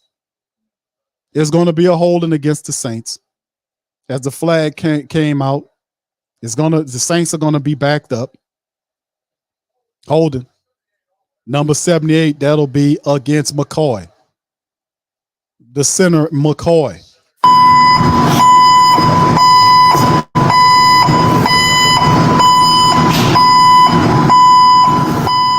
Saints backing up on the play, and McCoy got hold. He was holding Collins on the play, and he let him go put his hands up. That's a guilty thing. He shouldn't have put his damn hands up like that. That shows the sign that you did something wrong. 1st and 10 now. The Saints back up 10 yards after having some positiveness. There's a snap out of the shotgun. Carr scrambling to his right, throwing back to the center of the field. A poorly thrown ball, but looked like it's caught by Taysom Hill. He went down low to get it, and the Saints pick up some yardage on the play. Maybe, 6 or 7 yards, I want to say. Well, Carr threw back across the field, and he threw it low. And Taysom Hill had to go down and get the ball. And he held on to it, so it's going to be a catch, look like it. So a gain of 8 on the play. 2nd and 12 now, as Taysom Hill getting a lot of catches. Shotgun Carr got wide receivers to both sides of the formation. Kamara back there with him. There's a snap. He looking, and he gets ripped down, and that's going to be a flag on the defensive lineman. It looked like he should be a flag on him. Looked like he yanked him down. It's going to be against Rankins. It should be him. They better not be holding against the Saints the way he ripped him down. It is. Oh, it's a personal foul, tripping. It's a tripping foul called up against Penning. Are you kidding me? Penning gets hit with a tripping. He did trip him. But they declined it because Sheldon Rankins pulled Derek Carr down to the ground. So he got him clean. Looked like he grabbed something else, but he got him clean. So it's 3rd and 21. Saints, once again, 2 negative plays, and Carr has to try to see if he can get a touchdown. 3rd and 21. Oh, my goodness, 21 yards for a first down. Carr's in the shotgun. There's the snap. Pressure coming. Carr throws the ball. It's low because of the pressure. No good. Try to throw it to Rashid Shaheed. The Texans get the Saints off the field after 2 dumbass offensive penalties that happened to the Saints. They stall out their drive again, and they are forced to take a field goal again. So, my goodness, man. And then you seen Dre. Who was that on the ground that missed the play? It was Kendre Miller.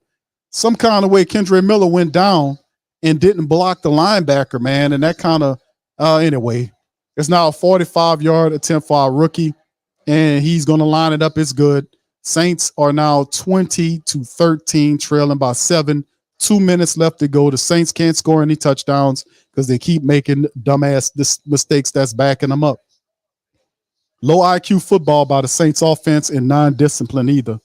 And they end up not making it count. So we just can't seem to get it together. Can't get it done. But credit to the Houston Texans, man. The Texans are cutting loose on the Saints. They're sending the pressure. They're sending the blitz in there on the Saints. And they're making it pop. So I can't take nothing away from the Texans, man. The Texans are getting after the Saints. They're getting after them. Now let's see if our defense can provide a turnover or at least a sack on their quarterback. We hadn't gotten to him all game. And CJ back there, with his chair. He's sitting in his recliner with his feet up. He got a beer.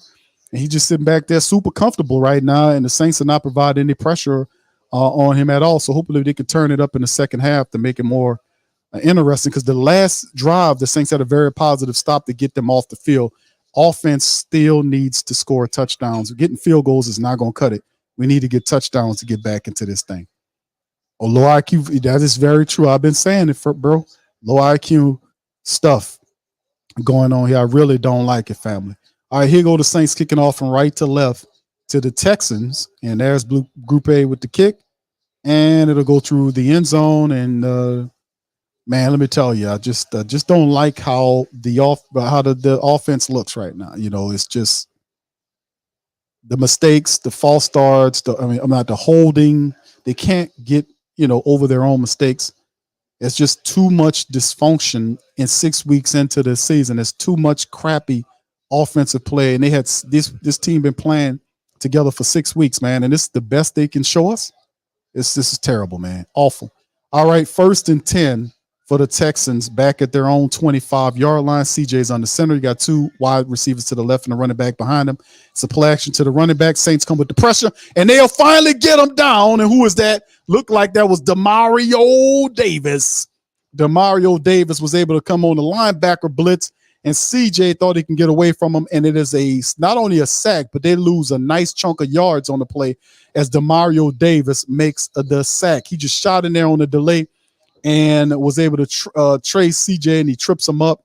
He goes down, and that helps us out big time. So shout out to Mario. The Saints get their first sack. They lose 12 yards. The Texans do on that sack. It's 2nd and 22 now. So the Saints, they can build on this right now. Let's see what they can do. CJ in the shotgun. He got a man in motion from right to left. Saints, can they keep the pressure up? He got time to throw the ball. There's a check down to the tight end, Fant, and the Saints allow him to pick up at least another 7 yards on the play. Can we get this guy down on the ground when we first wrap him up? They're trying to hit him, like run into him and hit him. You got to wrap up and tackle, bro. Stop all that run into him like you're going to knock him off balance. Wrap and tackle. That's how this tight end able to get, when he gets hit, he falls forward, still gets 2 or 3 extra yards. Stop all that hitting him and wrap and tackle. Come on, fundamental. All right, so here we go for the Texans. 3rd and 12. CJ has receivers, 3 of them to the right, 1 to the left. Got the running back next to him in the shotgun. There's a snap. Saints send 5. Pressure coming right up the middle. Ball thrown to the center of the field. It's incomplete thanks to the pressure. The Saints force a 4th and 12 thanks to Carl Granderson with the pressure. With the pressure, and the Saints defense for 2 consecutive drives they were able to get him off the field. Stop him with a field goal, and then you see Carl Granderson pushing CJ, getting up there and forcing him to make the bad throw. And shout out to Carl Granderson for not doing anything extra on that play, because they would have definitely flagged Carl Granderson for hitting him too hard or whatever. 4th and 12, there's the punt situation for the Texans is away, and it'll be returned from it's a fair catch at the 31-yard line by Rashid Shaheed. So the Saints will pick up from the 31 of their own territory. All right. So let's keep it going right here as Carr gets out, rushes, kind of gets back out there to the field. And, man, it's the Texans starting to get to Carr, and they starting to really get to him and rattle him. They're showing the montage sacks that they had of Derek Carr to get to him, and he hasn't really turned in anything since they've been knocking on him. So Derek Carr under center, Saints send a man in motion, which is Taysom from right to left, turns, and it's a play action to the running back, and then he throws to the right side of the field to Chris Olave, who gets from the 31 all the way down to the 50-yard line. Nice throw by Carr to the sideline to Chris Olave. Now that was a good call. That was a good pass. If we can just get this dude to consistently do what the hell he's supposed to do with them type of throws, we can have some success. The problem is he'll give you one of those and then come back with one that make you scratch your head. All right, so here come the Saints. They need to keep it going. 18 seconds left in the 3rd quarter. Carr under center, pointing out protections. He gets up under center, turns, and hands the ball off to Kamara, off to the left side. Kamara running, turns, and gets about maybe 3 or 4 yards off to the left side as he gets pushed out of bounds. And the clock was just run, and this will end the 3rd quarter. So that'll be the end of the 3rd. We got the money quarter is upon us. The 4th quarter is upon us now. And what could the Saints do? We need to score touchdowns on the next 2 possessions to make things happen for our squad. All right, Brother Thomas says, gotta love pressure, especially on the rookies. Thank you, sir. Appreciate it. Thank you. Far too kind. And that's what we talk about. We need to score. Valika says, I don't know, schedule might look easy, but lots of these teams have rebuilt. All right, shout out to you. Josh says Mike Evans' new contract with Tampa Bay Buccaneers has 3 years left. He said 3 years last for Michael Thomas last year as the Saints. Mark says, so Much promise to much failure. Let's go Saints. All right. Williams says, DAU make these kind of defensive calls in the first half, we wouldn't be in this predicament. KTWDN says, Olavi be smoking before games. This is how, just he said, this blank is just now wearing off. All right. Rose says, fourth quarter, bruh, do something. We're in the money down now. We're in the money quarter now. And this is where they're supposed to step up and handle their business. All right. L-Dub say, I just hope Group A's missed kick doesn't come back to haunt us. How about Blake? How about Zach Bowen's interception given to a phone? It's almost as ridiculous. I mean, let me ask y'all something. The two most ridiculous plays of the season so far for the Saints is two of them. I want y'all to vote between both of them. Right? Vote both of them. Number one is this, right? The interception by Isaac Yiadom in the end zone for the Saints, and then the very next offensive play, Adam Prentice he gets the interception right in the end zone from the Buccaneers, and then the very next offensive play when they get the ball back inside of the 5, there's a handoff to the fullback. He fumbles the ball back to the offense. They score, right? That or Zach Bowen getting an interception, running 10 yards or so and fumbling the ball back to the Houston Texans and they score. Which one of those are the stupidest, dumbass plays of the year up to this point? Which one of those plays is the dumbest play up to this point? Y'all vote on that for me.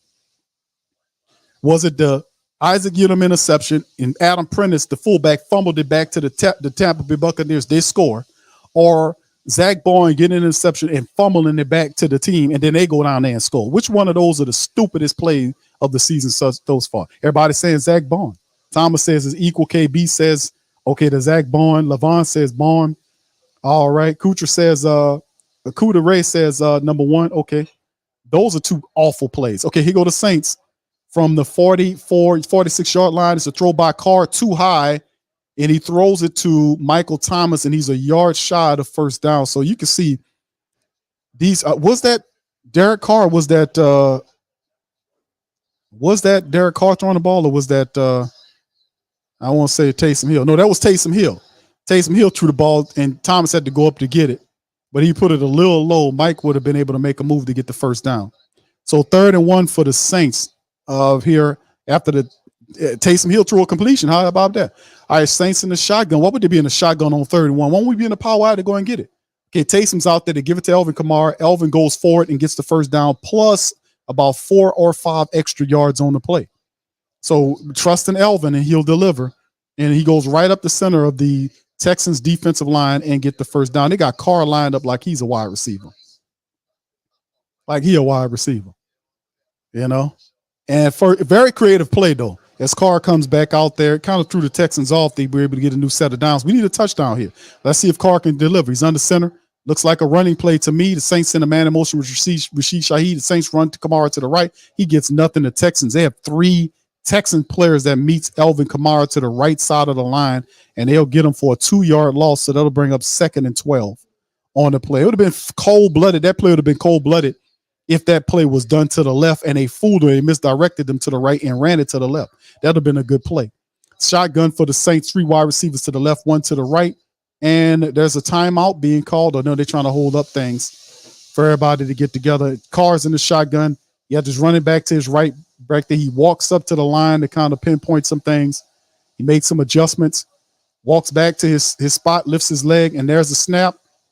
He's standing in the pocket, delivers it on the check down to Chris Olave, who gets it and gets all the way to the 26-yard line. Should be a first down. Should be enough for a first down for Chris Olave.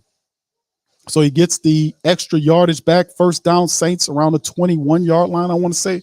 The 20 to 21-yard line, as the Saints offense seems to have a bit of a rhythm with it. It appears to have a rhythm. Lynn Bowden Jr., the speedster, is out there with Rashid Shaheed, Michael Thomas, and Elvin Kamara. Let's see what they got planned for him. The speedster gets out there. All right, they're under center Carr. You got Kamara back there. Let's see what they plan on doing. Man in motion from left to right. It's a handoff to Rashid Shaheed. He gets north into the 15, 14, 13, and they get inside the 15-yard line. The handoff to Rashid Shaheed on the motion play and he gets it all the way up to the 13-yard line. Good calling right now, kind of sneaking the Texans, man. The Saints using a little creativity here, using some motion to kind of throw people off right here. And Rashid Shaheed gets around there, goes north, runs out of real estate, gets down to like 13-yard line for against the Texans. So they're down to the 13-yard line, Saints marching. 12 minutes and counting down. There's Taysom Hill is the quarterback. 3 to the left, 1 to the right, man in motion from left to right. Taysom turns into a running back, goes up the center of the line, and a gain of 3 yards for Taysom Hill. Second down and perhaps 7. So Taysom Hill comes into the game and turns into a running back. As the Saints are trying to create a spark, they're saying it's a gain of 2. Look like more than 2 to me. All right, so Taysom is still in the game. He's coming in as a wide receiver now. Derek Carr's in there, 2nd and 8 for the Saints. Let's see what they got going on. Carr in the shotgun, 3 to the left, 1 to the right. There's the snap. Carr looking left, then back right, and the ball. He throws it towards the end zone and out of bounds toward that, and smartly throws it away, bring up 3rd and 8. Nothing there on the play, and Carr pump faked it. It fooled the cameraman, then threw the ball to the right side line, out of bounds line. There was no, he fooled the hell out the cameraman on the pump fake. And he didn't see anything, and he just astutely just threw it out of the back of the end zone toward Taysom Hill. All right, 3rd and 8 for the Saints here. 9 plays, 58 yards, 4:28 is the time of possession currently. 11:14 clock stop. Carr in the shotgun. There's a snap. Carr fires toward the end zone. Out front, the outstretched hands of Michael Thomas. Poorly thrown ball by Derek Carr. He didn't have a chance at that. That ball was out front of Michael Thomas, and that was tough coverage right there anyway. That wasn't going to be caught. That ball was, if it was a little bit inside, that was just, I don't know what to say about that. Were there any better options that he could have went through? So he misses out. The Saints stall out again. Blake Grupe is out there to kick his third field goal attempt. He's 2 of 3, and Blake just missed. Did he get it? Blake Grupe missed the 29-yard field goal, and that's what the Saints get for trusting all this much in a rookie kicker. And he misses the 29-yard field goal. He hits it, and it goes to the left. Saints go with no points. Can you believe it? Can you believe this? Hey, bro, come on now, dog. Come on, man. Hey, bro, come on now, dog. Come on, man. Unbelievable. Kicker, I can't be mad at my young kicker because he is a young kicker. He's a young kicker. He's going to miss kicks. But this is on our veteran offense that's putting our kicker in a situation. You got to hit a 28-yard field goal if you're a professional NFL kicker. You got to hit a 28, 50-plus yard field goal. I get you on that, but a 28-yard chip shot, you got to hit that, man. You got to hit that. Rookie or no, you got to hit that kick. And for the Saints offense that keeps stinking it up, they selling for field goals as opposed to touchdowns. You will not win this game. Saints can't score. And so far, all they were able to do is put up 1 touchdown. They've literally gone back to what they were prior to the Patriots game. This is the game. This is the one. They can only scoring 1 touchdown a game with all that expensive money. Derek Carr, badly thrown balls. It's just awful. And we count on the defense. We gave the defense enough rest. So we'll just have to see what goes on. That, man, I'll tell you, it is absolutely amazing. It is amazing what I am witnessing here against this team. So it's crazy, man. Insanity.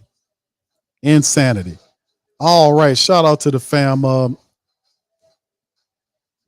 Prime says, okay, Prime, shout out to you, brother. Thank you for this. Says Carr sucks in the red zone, but not Jameis. Fact. I want to say thank you very much. Picking me up, bringing me back. Shout out to you, brother Prime. Thank you for that. Christopher says, man, does this kid have money on the Texans? All right, Black Preacher Man says, all DA favorite players coming up short in this game. Playboy KC says, like, what the, yeah, I got you, bro. All right, Nola's E70. So I'm done with it. Thank you, son. I'm done with it. Enjoy the rest of your days, guys. Not so fast, my friend. It could be a turnaround here, man. You know, the Saints are known to surprise, but I can't take nothing away from the Texans. A lot of this is not just the Texans playing. This is just pathetic play by the Saints offense, man, to be honest with you. But they're just awful. All right, the Texans picks up from their own 20-yard line to hand off to the running back. Saints defense able to stop them for a gain of 2 yards on the draw play. So not much shaking. So the Saints defense can very well get the Texans offense to give the ball back to them, right? And they can, and perhaps the offense can do something positive, man. And we would only hope that this could be the case. We can only hope. All right, so 3-yard pickup right there, according to the referee. 2nd and 7. Looked like he only got 2 to me, but whatever. Shotgun, CJ, wide receivers on both sides. There's a snap. Saints come with the pressure. Ball is out front, the outstretched hands. Pete Werner on the play, and the flag is down. The flag is out again, and the referee said, let's pound on now. Saints didn't have many problems with penalties, but here come the referees. You let it stay close. They're going to call a pass interference against Pete Werner. That'll grant the Texans a new set of downs, man. New set of downs for the Texans. And I would have to question that, fam. I would have to question that. To me, that didn't look like pass interference to me, man. He was on him. That didn't look like pass interference, but hell, when you look and stink like what the Saints is, most of the times they're going to go against you too. All right, so a new set of downs for CJ and offense. They're now at their own 28-yard line. He's under center, turns, and a little trickeration with the handoff in the backfield, shakes the Saint out of his shoe and able to pick up 12 yards on a run to the left on a little handoff route to the wide receiver. And he was able to get 12 yards on the game by Xavier Hutchinson on a similar play the Saints ran against the Texans. So he was able to get outside there and really good blocking on the play. And whoever came, I think that was Alontae Taylor that shot in there and missed the tackle. But Xavier Hutchinson got upfield and got 12 yards. Another new set of downs for the Texans. 9:55, and it's all a clock game now. It's all about the clock right now. All right, so here we go going forward. 5:45, and it's a shotgun. Wide receivers on both sides formation, man in motion from right to left. There's a snap. Play action to the running back. CJ got all the time in the world, throws to the left side of the field, out of bounds. There's nobody over there. Oh, no, the guy's on his backside. So it's not going to be an intentional grounding because the wide receiver fell down by the sideline, left sideline, and it will just simply be 2nd and 10. So, so we'll see. All right, shout out to the fam, man. Appreciate y'all being here. It's good to not just suffer alone. I'm glad I have friends and family members here to suffer with me. Alontae Taylor walks off the field to get some water or Gatorade, whatever's in there. All right, so and CJ 2nd and 10 now for this. Can the Saints defense stiffen to get them off the field? Look like they're going to operate the power I formation. CJ under center. Turns, and it's a play action to the running back. Saints come with the pressure, and they wrap him up. He goes down. It's Carl Granderson. Carl Granderson with the sack of CJ, and the Saints get it, and CJ is hurt. CJ is hurt. He bending over slowly. Carl Granderson got in there, man, and made it pop. Carl Granderson. And Carl Granderson beat all of that and got there and wrapped up CJ, and CJ went down awkwardly, and that is big now for them. He went down funny, and he got up walking kind of stiff, and this could be tough as Carl Granderson didn't do anything dirty. Big play by Granderson, and the big loss of yards. It's 3rd and 20 now for the Saints. And who's the quarterback? Are they putting somebody else in there? We got to see what's going on here. No, CJ's still in there, so he's tough. Shotgun. They got 4 wide receivers to the left, and they're going to just try to set up a screen. And the Saints got to stop it. They got to stop him, and they do. He gets all the way up to the 48-yard line, and he'll be 2 yards shy of the first down, so the Texans will have to punt the ball. So they screened that and got almost all that yardage back. A lot of holding was going on. Them dumbass referees missed a lot of holding on that play, especially off to where the wide receiver was running. Them guys had nothing but hands full of jerseys on that left side.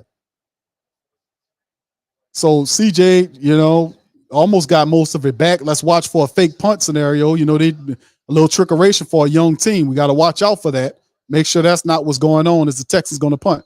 Okay, that's the punt by the Texans. They keep it real. And it's Rashid Shaheed allows the ball, and it bounces out of bounds, and that'll be around the 10-yard line. I don't know where they're going to mark it at. Let's see where the referees put it at, but it's somewhere around the 10. So the Saints have an opportunity, man, to tie this game up with a touchdown. As time is ticking past us, the Saints have to do something on this drive. What's up, Judah? He says, this is what DA gets for making this stupid statement when he said it's not about play calling. He ain't lying. It's about calling. It's the players. Yes, indeed. I want to say thank you very much. Picking me up. Shout out to you, bro. Thank you for that. Appreciate it. Yeah, he said that, man. He said I played it. And I said, man, hold on here. Let me replay that again. People say, Q, you got to be kidding. There ain't no way in the world an NFL head coach or supposed to be one will sit up here and tell you that play calling don't matter. It's all about execution. Yes, he did. So shout out to the fam. Appreciate y'all and this thing. Mike Key 7511 says the NFL sucks. I am Saints in Texas. I cannot see this game on TV because they would rather show me the Niners and the Browns, who are nowhere near Texas instead. That is some BS, bro. But guess what? I'm here with us right now. So shout out to you. Valika says, yes, Q, we saw. Shout out to you, Valika.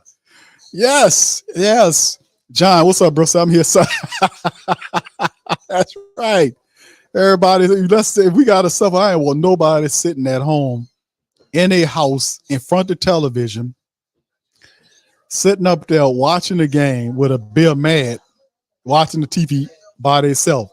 The hell with that. Y'all turn it on, put us on, y'all suffer with us, and let us do what we got to do together, man. So shout out to y'all. Appreciate y'all being in the building for this one. We in this building. A-Camp's Hit House says the offense needs to wake up. Sean says, I have no confidence in the Saints offense. True Louisiana said, and they get the most of it back like that, shaking my head. Jermaine says, where is Cam Jordan? He's invincible. They're doubling Cam Jordan over there. They doubling him down over there. And Carl Granderson is getting light. He's shining. Gundam says, Granderson, wow, crush him.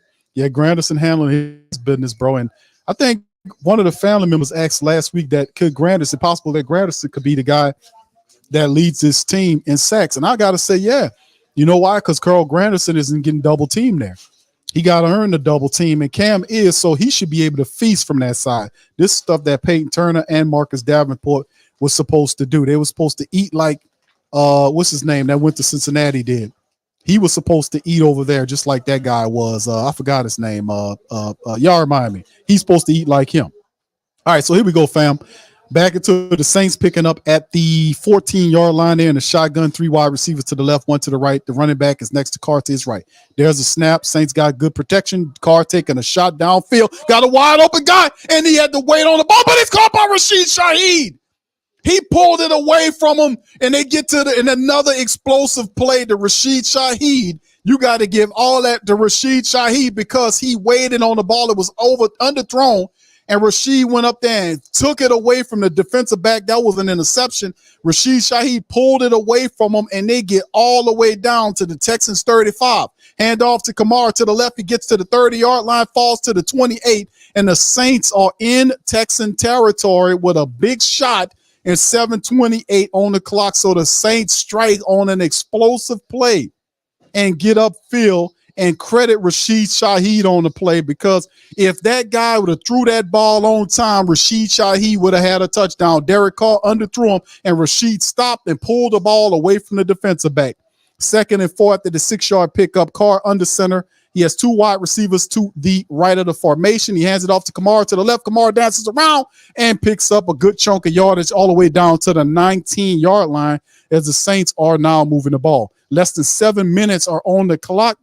Saints offense has some possess. Now as Rashid Shaheed runs off to the sideline there, and the Saints going to move some more personnel in. 1st and 10, 6:44 and counting down.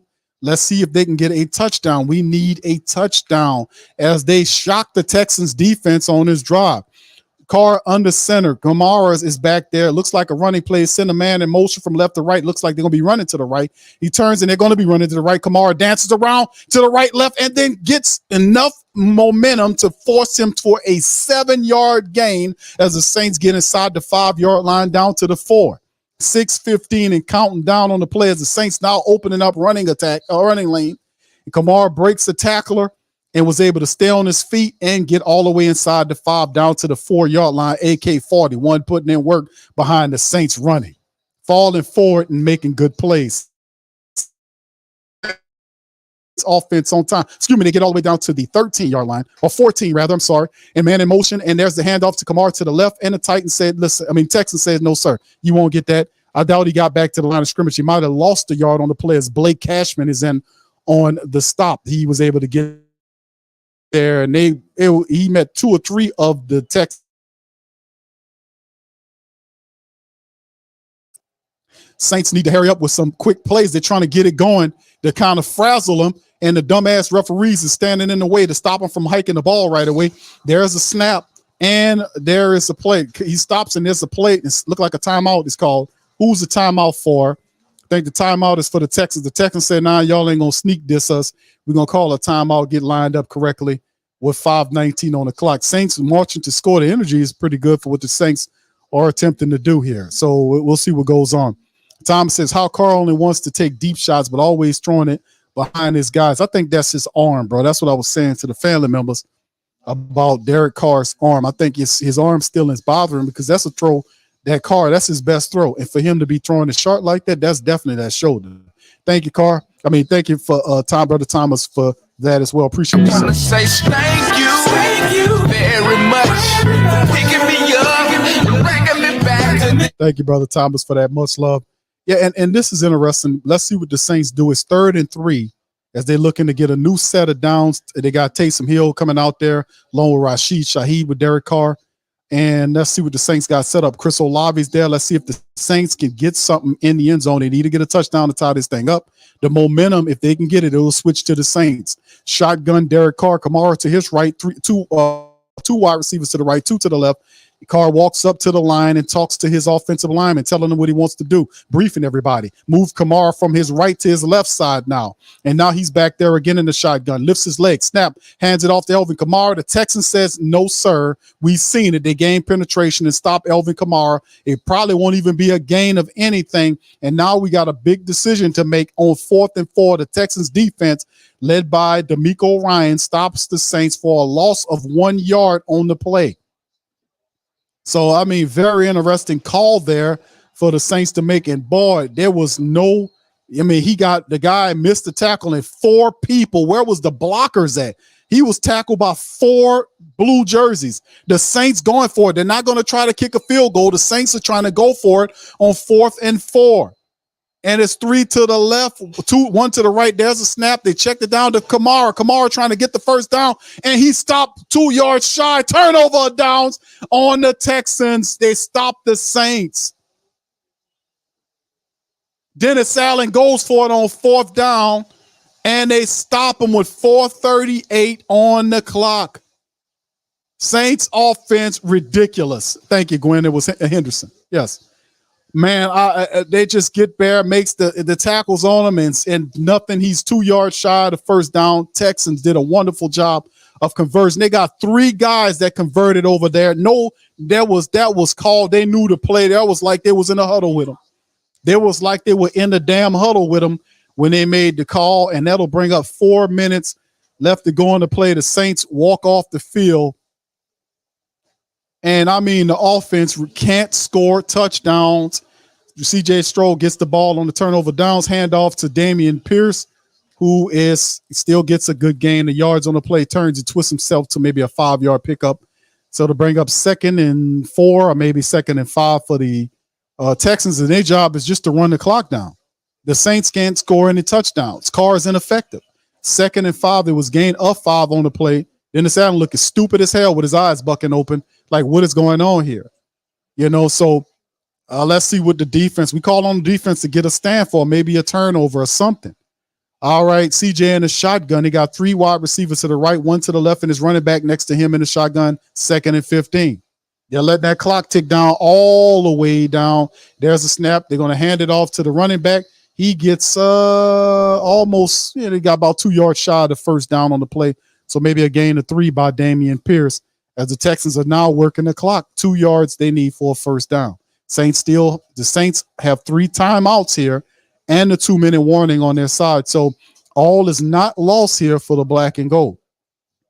But if anything, they should have took the points on that last series. They should have took the points, took the field goal right there, and then the defense should, and went for the defense on the next one. But a lot of pressure on the Saints defense. 3rd and 2 for the Texans from their own 21-yard line. It's a snap. CJ is going to look to throw it. The ball's thrown to the wide receiver, and it's out front, his outstretched hands, and a penalty is down. They're going to call a pass interference against the Saints, and that's a damn lie because Adebo was playing the ball, and the ball was out front, the outstretched hands of the cornerback. I didn't see any pass interference on that play because it maybe right there he did reach and grab onto him right there at the very last end.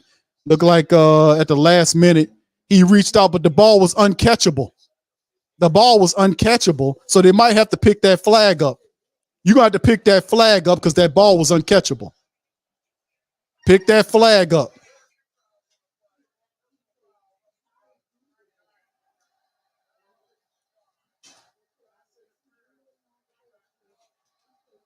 So it's 2 penalties. It's a pass interference call, and it's a roughing the passer call, and they said they're going to accept the pass interference call. The ball was uncatchable. The ball was not catchable for the wide receiver. But anyway, that's what happens. And they pushed him down. They call it roughing the passer, pushing the man. I mean, my goodness. And you can see the ball was not catchable for the wide receiver. But I'll tell you one thing. If they would have got you with one, they would have got you with another. They had you both ways. So had they not hit you with the penalty for pass interference, they would have got you with roughing the pass. So one way or the other, they would have granted the Texans a new set of downs on the play. So they all the way up to midfield now. The Texans going to look to run the ball with 3:01 on the clock. That's a power I formation. They toss it out to single Terry, and he's ate up for about 2 yards behind the line of scrimmage. It'll bring up 2nd and 12 for the Texans. 2:55 and counting down. They're going to try to eat up some of this clock. And it's just the Saints have their plan. They've been messing up opportunities all game long in terms of trying to make things pop. They've been screwing up all game long offensively. And now the time we've gotten down inside of 3 minutes, and the offense, as expensive as the Saints offense is still only able to produce 7 points in this game. Still only able to produce 7 points and 2 field goals. Expensive offense with very cheap results. And it sucks. It stinks. It's terrible. And I don't want to hear no bullshit about we got to clean it up. This offense stink. They're not good, man. They're not good. They can't even score. And I said, a team as expensive as this offense is, so at least give you 21 points a game. They can't even give you 14 points a game. 14 points, you're in the game now.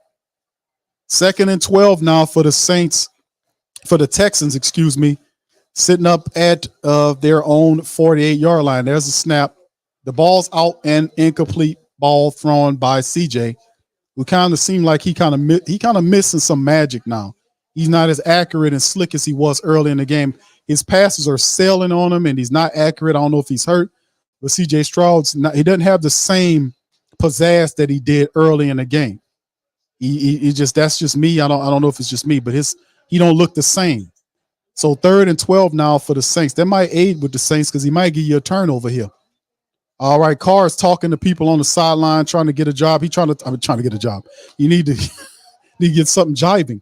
All right, here goes CJ in the shotgun, 3 wide receivers to the left. He stares down to the right, and that should be a pass. That should be a flag against the offensive lineman. That to our Saints defensive line, the referees didn't see anything, but the pressure forces CJ to throw it to the left. It's incomplete, and now the Saints are forced them off the field again. Now, Granderson came on the blitz, and he tripped up Granderson, grabbed his leg from behind, looked like to me, and grabbed him. Referee standing up there, didn't do a damn thing. Let it go. He grabbed and tripped up Granderson going inside on the play. Referee said, I didn't see nothing. It's 4th and 12 now for the punt situation for the Texans. Let's see what they can do here. All right, there's a snap right there. And the punt is away by the Texans. Fair catch called at the 15 by Rashid Shaheed. And the Saints have 2 minutes and 41 seconds with 2 timeouts and a 2-minute warning to march the field and score a touchdown. Saints miss. They're showing the missed field goal by Blake Grupe. They're showing the fact that the Saints missed out on the 4th down. They're showing the dumbness by Zach Bowen, dumbass fumbling the ball back to the team after the interception. And they're showing a Grupe missing another field goal. So 2 missed by a rookie, and the 4th down kerfluffle is all it's just stupid. Bad. And what are you going to say about this one? So the Saints got coming out there. They got wide receivers, 2 of them to the left, 1 to the right in shotgun. Carr scrambling, throws the ball toward is that the tight end Foster Monroe, catches it for about 4 yards. And he falls out of bounds to stop the clock at 2:35. I'm glad they didn't call the Saints with a holding penalty, because the left tackle definitely got beat and grabbed on the play. The referees let that one go. Shotgun from the Saints after the 4-yard pickup or the gain of 6. They go back to Foster Monroe for the first down, and the Saints get the first down. Let's keep it going. 2-minute offense, 20 seconds left to go. He giving the 2 thumbs up mode. Let's keep it rolling. All right, shotgun. He got wide receivers both sides of formation. Carr looking right, looking straight, throws the ball and check down to Kamara to the 35-yard line, and the Saints moving a 2-minute offense. They might not get enough time to run another play, as a 2-minute warning will stop the Saints from executing the drive as Carr's trying to get them lined up. It won't work because the 2-minute warning will stop the Saints, and they still have 2 timeouts remaining in the game. The Saints trying to march and get a touchdown to, at the very least, tie the game and force an overtime period. Very curious decision making by the Saints offense in this one. The lack of performance as they trying to fix it on the back end of the game by getting a touchdown. We'll see how it all fares as they go into the commercial break. Lady T says these refs are horrible. They grabbed Carr's face mask earlier and didn't throw a flag. No, they only work against you, Lady T. You know how that works, baby. Mr. O's Universe says a comedy of errors today. The writing was on the wall. Thank you, Mr. O. Appreciate you, sir. All right. Hoodie says 2 bad teams. Nah, actually, the Texans, they're not playing like a bad team. We actually are looking pretty pathetic. Hometown Girl in Curls says, I came here to give you guys some love, but our offense is not doing the thing. Shout out to your hometown Girl in Curls. Much love to you. Appreciate the love. JG said this is a comedy at this point. All right. Red T says the best thing for us is a loss we need to lose, so they'll fire DA and we can't draft a real QB. We can. I get you. Ellsworth Construction says can't even score 14 points. Shout out to you, bro. You need to build a house for him. Josh says Brady said he wants to play football today against the Lions today. Brady said he can only come back for 2 snaps. Brady said he done with football. Brady said he trying to ask Bill Belichick wants Jimmy G. Hey, that wouldn't be a bad idea for Bill Belichick to go and get Jimmy Garoppolo. That's actually a pretty good idea. That'll definitely help him because Garoppolo knows his system, and you just have to protect him. That might actually be a good idea at this point. Wouldn't be bad. Gundam says Carr's accuracy is so inconsistent. No strength on the deep balls. 150 million, no way. That's that shoulder, fam. The best throw that Carr has is that deep ball throw, and he woefully underthrew Rashid Shaheed on that drive, the last non-scoring drive that they had, and that's because that arm, bro. That's that arm. Smallville says a bad move by CJ. He should have took the sack. Still learning, bro. At least he got that excuse right. Malika says we'll get ready to hear DA cleanup talk. Y'all get ready to hear the cleanup, man. I'm gonna be playing that. Now they're throwing to Foster. Pete, you're over there. We should have been playing from the back. Yeah, Foster Monroe. It's insane how the Saints operate. BP says Saints played well last week. What happened? Yeah, they went away from what they were good at. Mikey 7511 says, and if it does end in a tie, then we still have to score in overtime. We could not even score scoring 4 quarters. Listen, the Saints going to overtime. It's really curious to me that the Saints didn't take the field goal with the points. Did Dennis Allen not believe in his kicker? That's a question to you guys. 2nd and 1 for the Saints after the 2-minute warning. They're sitting up at their own 35-yard line. Man in motion, left to right, then back to where he came from. Carr in the shotgun. Kamar back there, and boy, did whoever on the left side got beaten. The ball is terribly overthrown over the outstretched hands of Rashid Shaheed, and Rashid Shaheed is down, man. He grabbing at his left ankle, and he's going to try to run it off, but Rashid Shaheed has a noticeable limp on the play. Why would they try to do that on a 3rd and 1 situation? And Carr just threw the ball, and Rashid Shaheed stepped kind of funny and went down, and he's off to the sideline. So Rashid Shaheed got some type of left ankle issue, man. 3rd and 1. Why would they try to throw like that on the 3rd and 1? Why would they just not get the downs? Dumb calling. Shotgun again. Why don't they just get the 1 yard for the first down? The ball is out, it's thrown and over the outstretched hands. Michael Thomas on the play calling for a pass interference, and the defensive back standing, and they finally give him the flag because he definitely was waiting for it, and they gave him the flag, and D'Amico Ryans is fussing and complaining. But hell, if it's good enough for them, it's good enough for you. So that's the play. He definitely ran into Michael Thomas on the play. He wasn't even looking. He wasn't even looking until the last minute. So it's definitely a foul. It's good for me. It's good for you, Shaq Griffin. If you could do it to me, you can do it. So the Saints get the pass interference. That gives them a new set of downs, and that bails them out because that was a dumb call by them to do that. Shotgun Carr again. They're trying to lean too much on Carr in the play. Need to mix a little run in that thing. And Carr trying to change up the play now. And let's see the snappers right there. Wide receivers, both sides formation. The ball is to Chris Olave, and he'll be shy of the first down for about 3 yards. No, I'm sorry. Mike Thomas on the catch to the left side of the field. He's shy of the first down by 3 yards. The Saints trying to get everybody lined up. Too much time is being eclipsed. Saints got to get the 2-minute offense running. Shotgun for Carr again. Snap. Looking left, right. Has plenty of time. He checks it down to Kamara. Kamara gets it to the 39-yard line and gets the first down. The Saints get a new set of downs as Kamara's knocked out of bounds. $1:20 on the play clock. Saints still have 2 timeouts, and they stop the clock. 1st and 20. So let's see what there's a flag down, Carr pointing toward the Texans on the play. We'll see momentarily. And it is a flag against the Texans. It's illegal contact against the Texans, number 0. And the Saints will get that tacked on top of what they got there, and that'll help out. Big Nick Saldiveri, the rookie, is in the game for the Saints wearing number 64. He comes in the game. He's playing next to Ruiz, who's now slid out to the right tackle position. Are y'all seeing this? They got Ruiz at the tackle, right tackle. All right, in a shotgun from the 35, Texas 35. The Saints looking. Carr checks it down to AK-41, who's chopped down by number 1, and that was a hard hit as Jimmy Ward chopped down Elvin Kamara. I hope he's all right, man. He chopped him down pretty good on the play, man. I hope AK-41 is all right, man. Shotgun, only a gain of 2 on the play. Carr in the shotgun looking. Plenty of time, taking way too long, and he's just going to throw it out of bounds and stop the clock and bring it up 3rd and 8. Boy, the Saints are not doing a damn thing. They're shuffling the hell out that offensive line, though. We seeing Ruiz lined up at right tackle, and they put Nick Saldiveri in at right guard. Saints having issues at their offensive line, man. 3rd and 8. This is obviously 4-down territory for the black and gold with less than a minute left to go. The Saints have 2 timeouts trying to get it right. Trying to get it right. Carr, shotgun, receivers both sides of the formation. Texans showing blitz.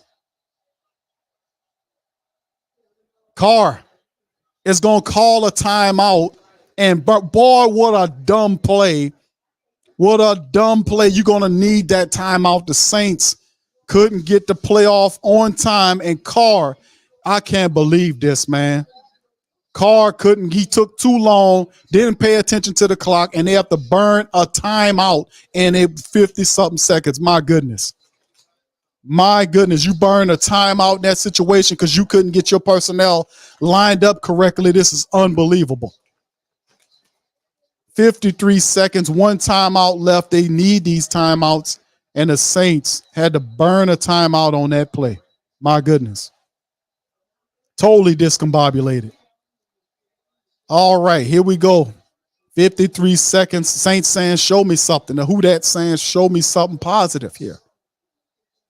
3rd and 8 as the crowd is loud in the building, but the Saints are giving their guys nothing to cheer for. Carr in the shotgun, wide receivers to the left, one to the right of the formation. Kamara is next to him in the right. There's a snap. Pressure coming. Carr to the left side of the field, and he gets the catch to Chris Olave, who makes the catch, who gets the first down plus 2 more yards. 40 seconds, Saints 1 timeout to get to the 19-yard line of the Texans. Shotgun, there it is. Derek Carr again, looking, throwing to the right side of the field, and nobody's there. He just throws it out of bounds and away to stop the clock. Jameis Winston is motioning to Carr on the sideline and telling him something. Carr looks at him, then goes back to the huddle. 30 seconds remaining in the game. Saints need a score. Texans defense playing, they're saying they got their backs up. They refuse to surrender it. Can they get a touchdown to tie the game? 30 seconds remaining. The play clock is down to 12, 10, 11, all this kind of stuff. Shotgun Carr. Wide receivers, 3 of them to the right, 1 to the left. Elvin back there for him in the backfield. There's a snap. Pressure coming. Carr throws it up to the left side of the field, and it should be a pass interference against the Texans on that play, but no call there. How is that not a pass interference? Maybe because they figure it was not catchable. How was that not a pass interference on the play? And it should be something that guy tripped Carr down. How is that not a pass interference to Steven Nelson? How is that he had his hands wrapped around him the whole time? Not a pass interference, says the referee. This is ridiculous. 26 seconds remaining. The play clock is down to 10 seconds. Let's see what the Saints can do. 3rd and 10. They're from the Texans 19. There's a snap. They're coming with the blitz. Ball out to the right side. And he loses. Rashid Shaheed lost sight of the ball.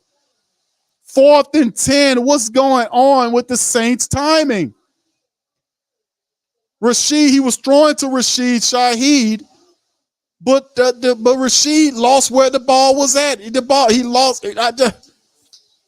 He had him there. They just couldn't connect on it. 4th and 10, the Saints' final play of the game. And this is down to a 4th down play with 21 seconds on the clock. Shotgun Saints, 3 wide receivers to the right, 1 to the left. There's a snap. Texans come with the pressure. Ball out to the left and thrown, and it's intercepted. And the Texans will hold on to the ball. It's out of bounds, so it won't count as an interception. But the Texans secure the victory on the play. The young Texan squad did it. I don't know what kind of calling this was for these dumb referees, but that was not a good play. I don't know what Mike was doing on the play or what Carr was doing on the play. I don't know what was going on, but it just was a mess. And this is what it's been all season long for the Saints. Mistiming offense, over-relying on Derek Carr. I don't know where that ball was supposed to be placed. I don't know what Carr and Thomas was trying to do on a route, but it ended the way it's supposed to do with the Saints scoring 1 offensive touchdown. Ridiculous. Absolutely ridiculous. Ridiculous. Absolutely trash and garbage. Trash. There's a booth review on the play. What could they be challenging here? The interception, it was out of bounds. There's no need to have a booth review here. How about doing a booth review for the previous play when he had a pass on Michael Thomas when the guy was holding him?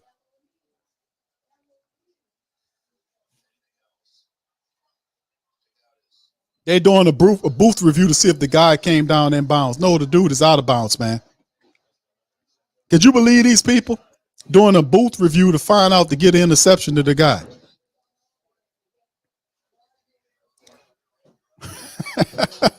It dumb bastards doing a booth review to figure out whether or not it's an interception or not with 15 seconds left to go in the game. These people are worthless, man. They're absolutely worthless. They're absolutely worthless, man. Absolutely worthless, man. Worthless. How you doing a booth review on something like that? Does it even matter? Anyway, It is what it is. Ellsworth said all Saints had to do was just get a first down, then take the shot. Simple door. A simple poor coaching, poor QB thinking. Sad. Dre says running the same plays, sideline. RG, what the hell? Brother, Mr. Mel says the car has absolutely crashed. This is terrible, man. Why not go for the first, then call timeout? Man, what the hell is the play calling thinking? Not the year for the Saints. As long as they're doing this, T-Mama, what's up, baby? Says this is trash. Shout out to you, Queen. KB, shout out to you, Queen. Says demoralized.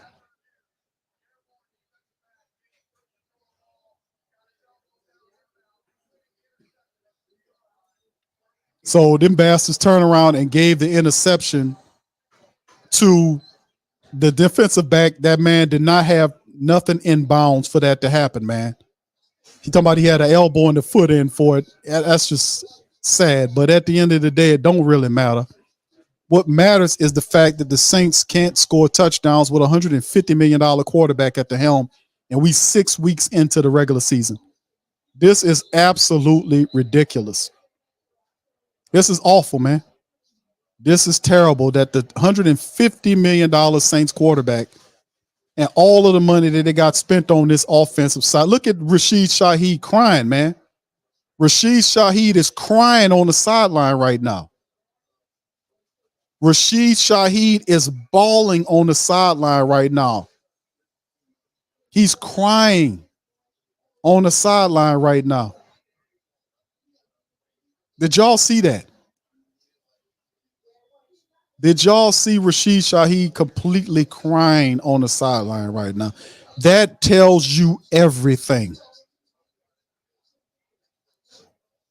That tells you everything, fam. Thank you. I want to say thank you very much.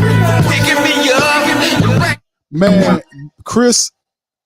Rashid Shaheed was bawling on the sideline, crying, man.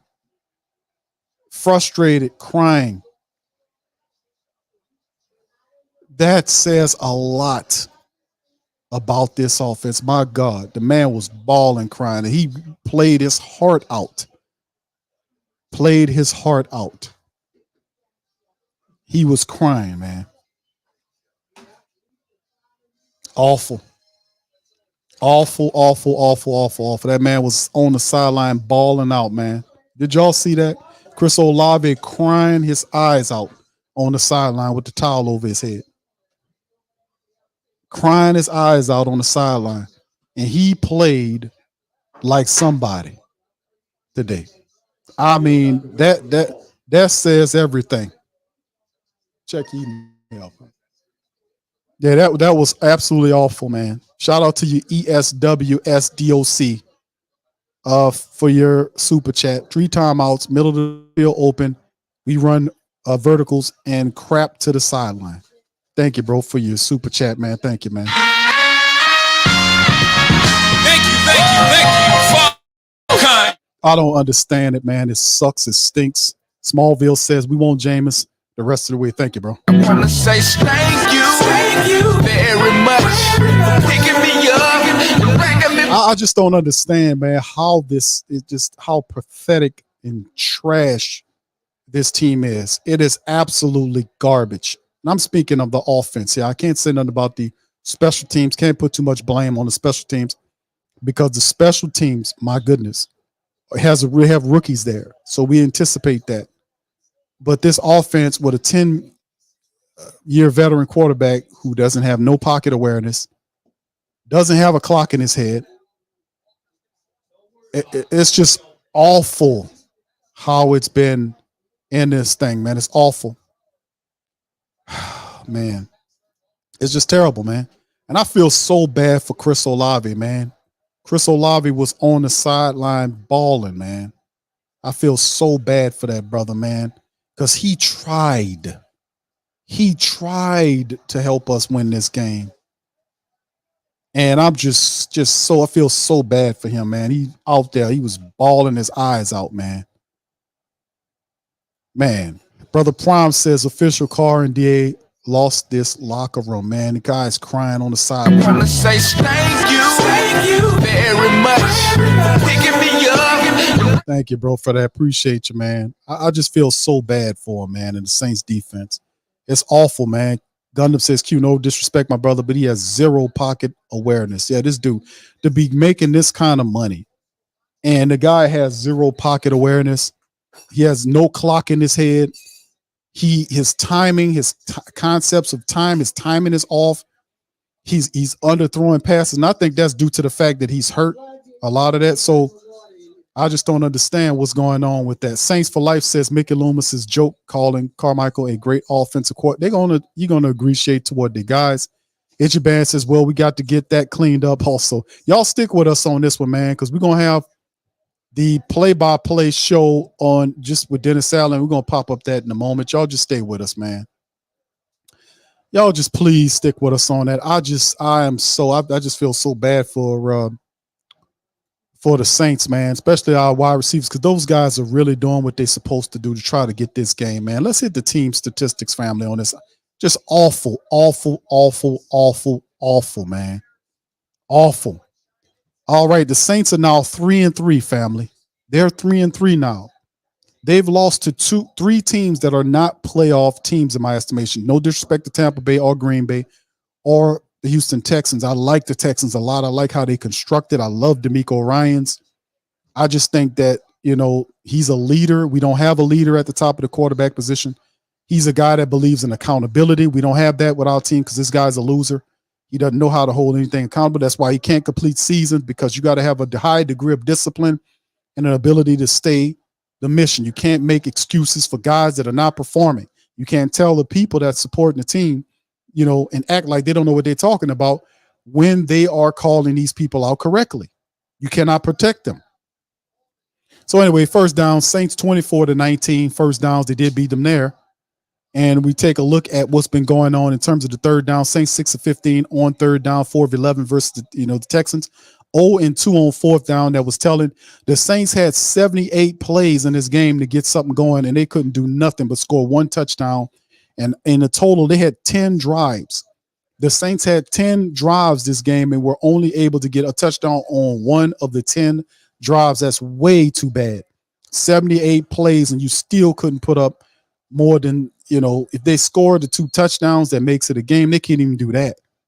78-60, 430 total offensive, output yards versus 297 by the Texans. The total drives 10-12 advantage to Texans. They averaged over 5.5 yards per play, or 5.5 yards per play versus 5 by the Texans. 341 throwing the ball versus 177 by the Texans. The running attack was 120 yards rushing by the Texans against the Saints. They got it going against the Saints. The Saints had 89 yards rushing on 25 carries. Remember, the Saints, what happened with the Saints really in the other game is the fact that early on they had like six carries. That's 6 carries during the halftime. Then they try to pick it up, but it was not nearly enough for the Saints. Red zone, Saints were this is the stat of the night. They were 0-3 in the red zone today. So the Saints go back to what they were when they played against the Tampa Bay Skunkaneers. I can't even call them that, the Buccaneers. And they went back to that, not being able to score anything in the red zone. So how did they not mass produce the strategy from the New England Patriots game? How do they score 34 points in one game and then the very next week score 13? How do you go backwards like that? Because they're not consistent. They don't pay attention to the things that they're supposed to do. They do dumb shit. They go into this game, instead of forcing the run early on, they didn't have a fullback. They run the ball like they wanted to do, but you put J.P. Lossman up there, who acts as a fullback, didn't see him in the game doing fullback type stuff, and just ground and pound this team early on. And then when they adjust, go outside and do what you need to do. The Saints simply just didn't follow that philosophy. They put the ball in the hands of Carr and they lost. Carr is not capable of winning you games right now. I keep telling people that. 7 penalties for 83 yards, 3 for 29 for the Texans, 2 turnovers by the Saints, the interception at the back end of the game. That interception right here by the Texans, that turnover don't even count because that was Zach Barnes stupid getting the interception and fumbling it back to the team. Then time possession, the Saints took it back for what? To do nothing with it because they had 10 drives in the game and only scored on one drive. It is ridiculous. It is ridiculous. All right, let's keep it going, man. Hit some of them individual statistics right now. Derek Carr, 32 of 50. This man had 50 passing attempts today. Are you serious? I did not even realize it was that many of them. Are you kidding me? I did not know this man had 50 attempts, family. This dude had 50 attempts throwing the ball. Are you serious? Are you serious? And look where it got you. 353 yards, 1 touchdown, an interception toward the back end of the game. Sacks wasn't the thing. 83.2 was what he did. Kamara carried the ball 19 times for 68 yards, 3.6 yards per carry. They got Rashid Shaheed going. The Saints, 25 carries for 89 yards. Not nearly as important as what it was in the Patriots game. Chris Olave thrown at 10 times, 7 catches, 96 yards. Rashid was thrown at 6 times, 2 catches for 85 yards. Taysom Hill thrown at 8 times, 7 catches, 49 yards.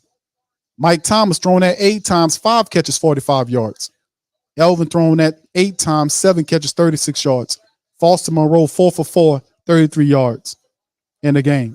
Zach Bowen don't even count. Demario Davis led his team with tackles. Finally, a sack. We got 2 sacks on the day, one for Demario Davis, who came in on a blitz, and the other one for Carl Granderson, who leads the team, I think, in sacks right now. And, of course, we go out to our kicker. Our kicker, Blake Grupe, was 2 of 4. Saints could have took another field goal on that 4th down, which was very curious.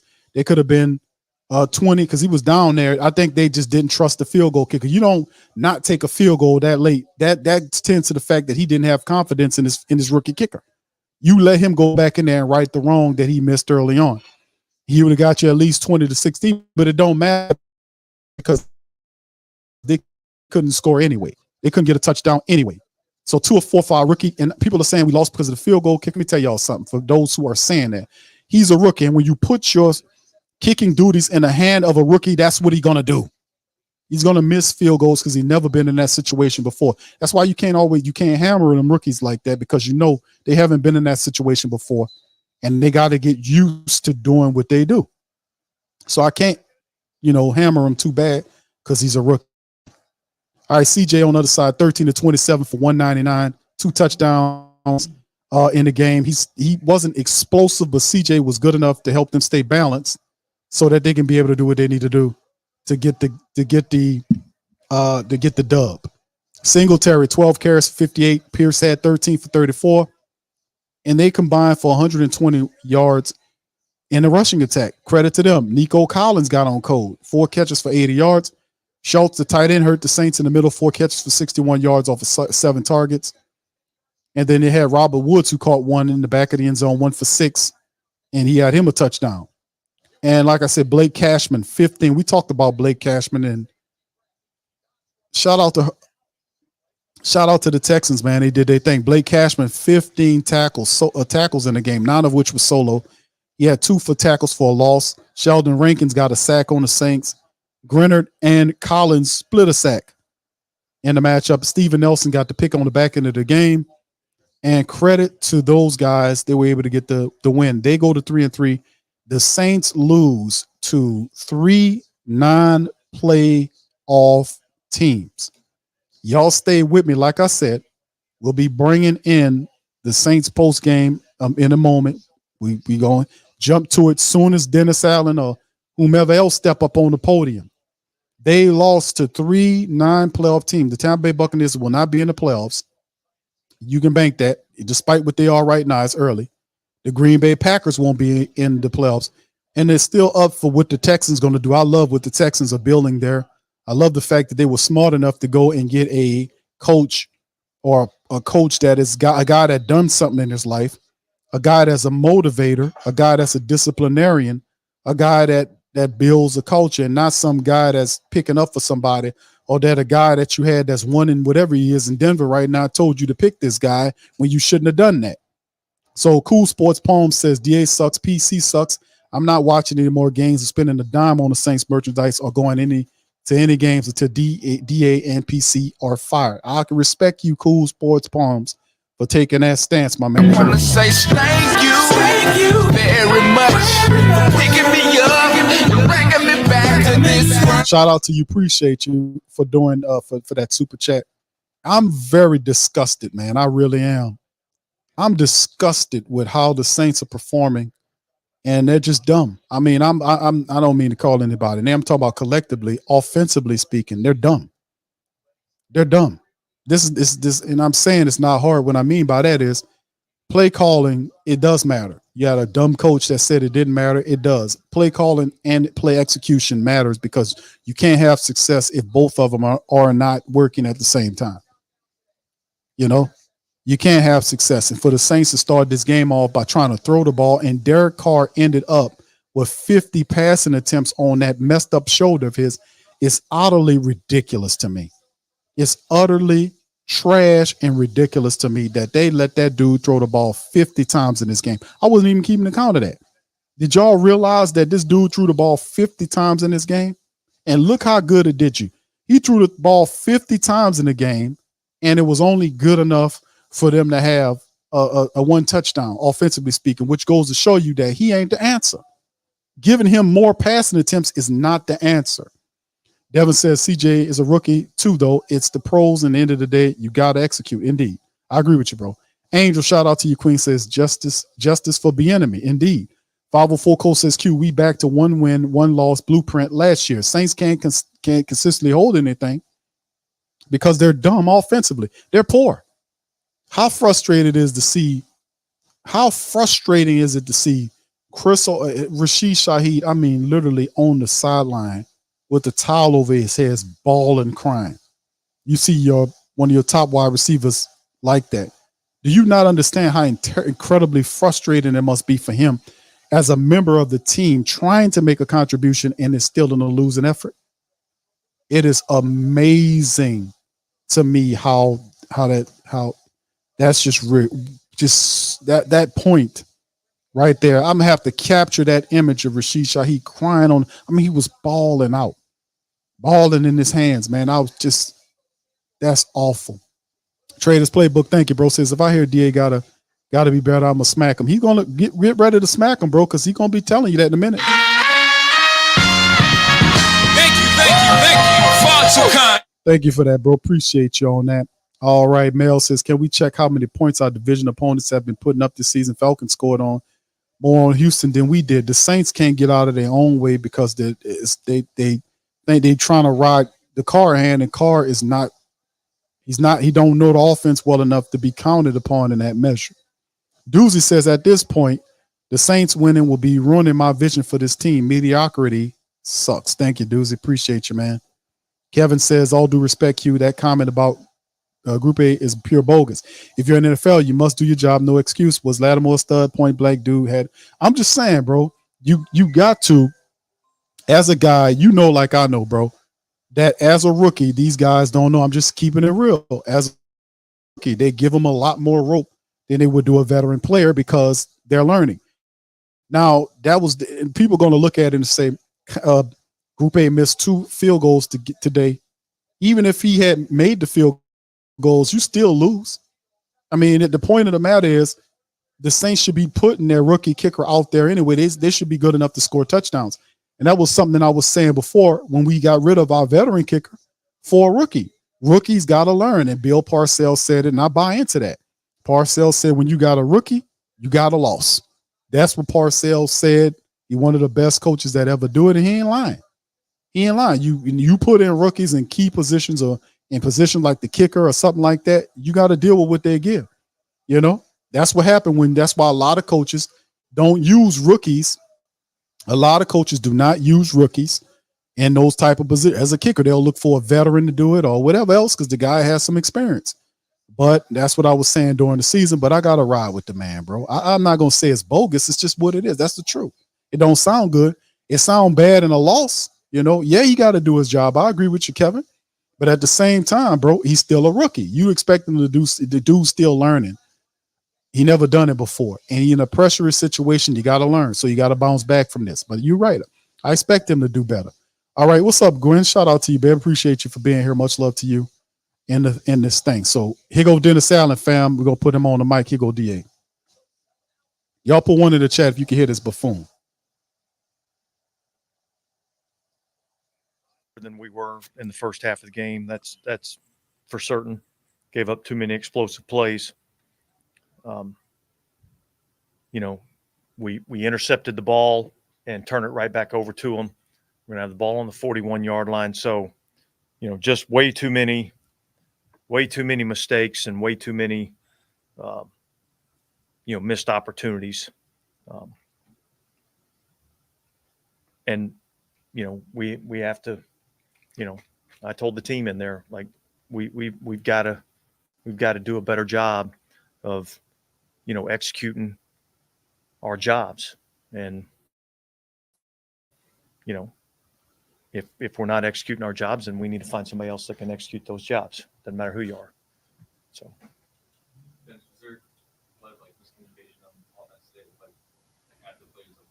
Yeah, there were some, you know, things at the line of scrimmage that, you know, we missed, more from a, you know, route concept than from a protection, you know, standpoint. So. And Anderson was active today, but was he obviously? Yeah, look, he was dealing with the groin, so he was going to be the emergency 8th offensive lineman in the game. Like the last one. Correct.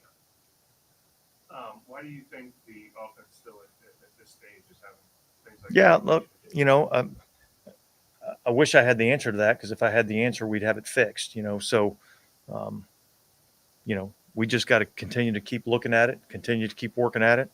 It's an area that has to get better. You know, it was good last week. It wasn't good this week. And, you know, at the end of the day, that ends up costing you games. You know, I felt like we were able to move the ball. I thought we moved the ball efficiently. I still feel like, you know, in that we're moving the ball, and then all of a sudden we'll have some negative plays. I think we had a couple of holding calls down there in the red area, which got us into, you know, 1st and long or 2nd and long situations, and it's hard to overcome that. You know, so I think penalties down there were a big deal. The first drive we end up, you know, getting a, you know, negative play. As we get into kind of scoring position, or at least close to scoring position, we get a negative play, which puts us in 2nd and 14. You know, we end up trying a long field goal there. So, yeah, there's certainly a lot of things that we have to clean up. Look, I think that's a big momentum change in the game.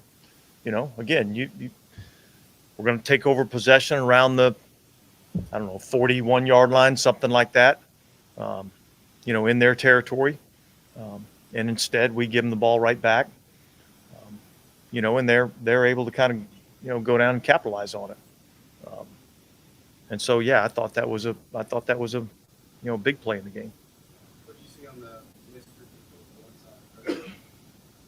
Yeah, I'm not sure exactly what happened. I mean, obviously he pulled it left, so, you know, I think he just missed the kick.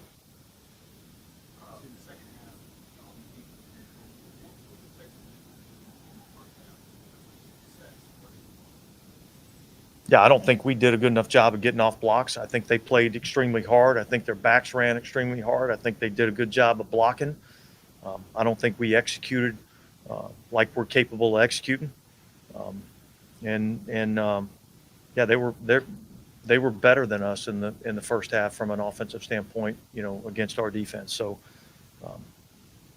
we had to get in at halftime and you know, talk about a couple of things, and thought our guys played better in the second half.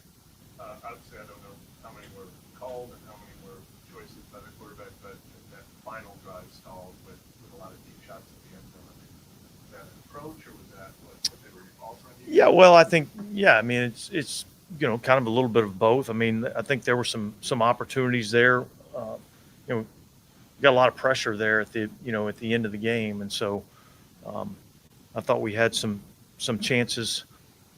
particularly the the ball over to our right, in the back of the end zone over there to Shaheed. I thought we had a chance there. Again, we weren't on the same page in terms of what we were doing there. So yeah, that part of the passing game has to be better in terms of look, there every team in the league goes in and they have certain things that, okay, hey, look, if we're getting this, we want to get to this.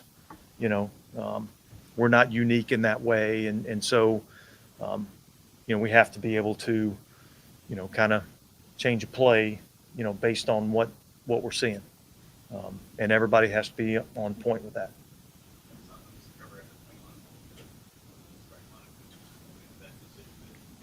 Yeah, look, I think 5 games in, and I saw some improvements from the player, and yet I wanted him to be able to kind of sit back and see the game from a different perspective, and kind of grow that way.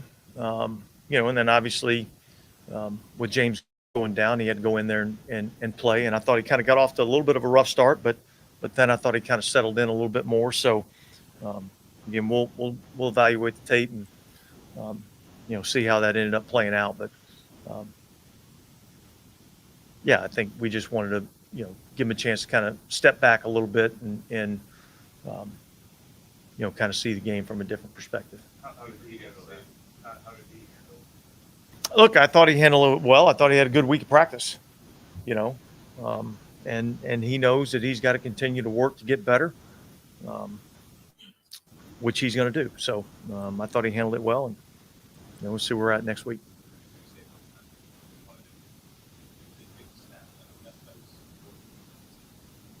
Yeah.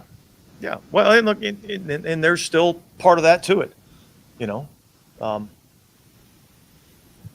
I look at him as still a rookie player. And there's some ups and downs that go along with that. There's different ways to learn. There's trial by fire. And then there's giving a guy an opportunity to kind of step back and take a breath and, again, like I said, evaluate and see the game from a different perspective. So that's what went into the decision. We talked about Garrett trying to get to the right play based on what he's seeing on defense. I know you haven't had time to review this game, but in general, where does his decision-making stand in sort of your overall evaluation? Yeah, look, I mean, overall, I think the decision-making's been fairly good. I mean, I think in every game you look at and you'd say there's probably a few plays that you'd kind of like to have back, and so without really having seen the the tape, I don't want to go get too in depth with that. But look, I thought overall, I thought his decision making's been pretty good.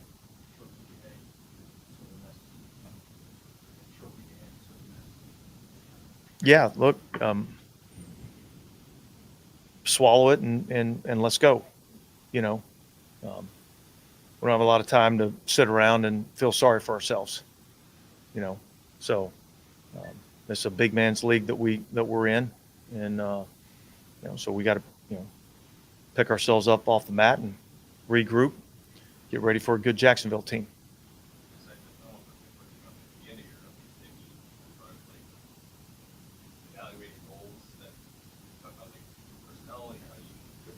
Yeah, look, I think we all have jobs to do. Players, coaches, personnel, everybody has jobs to do. And we have to do a better job collectively, as a group, all of us. So. You mentioned the Texans running backs, which was really well today. Some of the issues you saw. Yeah, I thought they ran hard. I don't think we got off blocks nearly as good as we needed to. I don't think we had enough, violence at the point of attack. So a lot of things we had to address and get better at the second half, and I thought we got better in the second half. All right, guys, thanks. You'll have Derek Carr and Cam Jordan with their shower. All right, shout out to the fam, man. Derek Carr's supposed to be coming up to the podium next. while Carr is taking his time to get up to that podium. Oh, here he come right now. Wanted to give a few shots out, but here go Carr, fam. 50-something attempts in the game. Let's hear from him. First of all, probably a disappointing outcome of the final points compared to all the yards you guys came. What is your assessment coming right out of that? Yeah, very very disappointed. I was livid coming off the field. I was angry coming off the field. I had to calm down a little bit,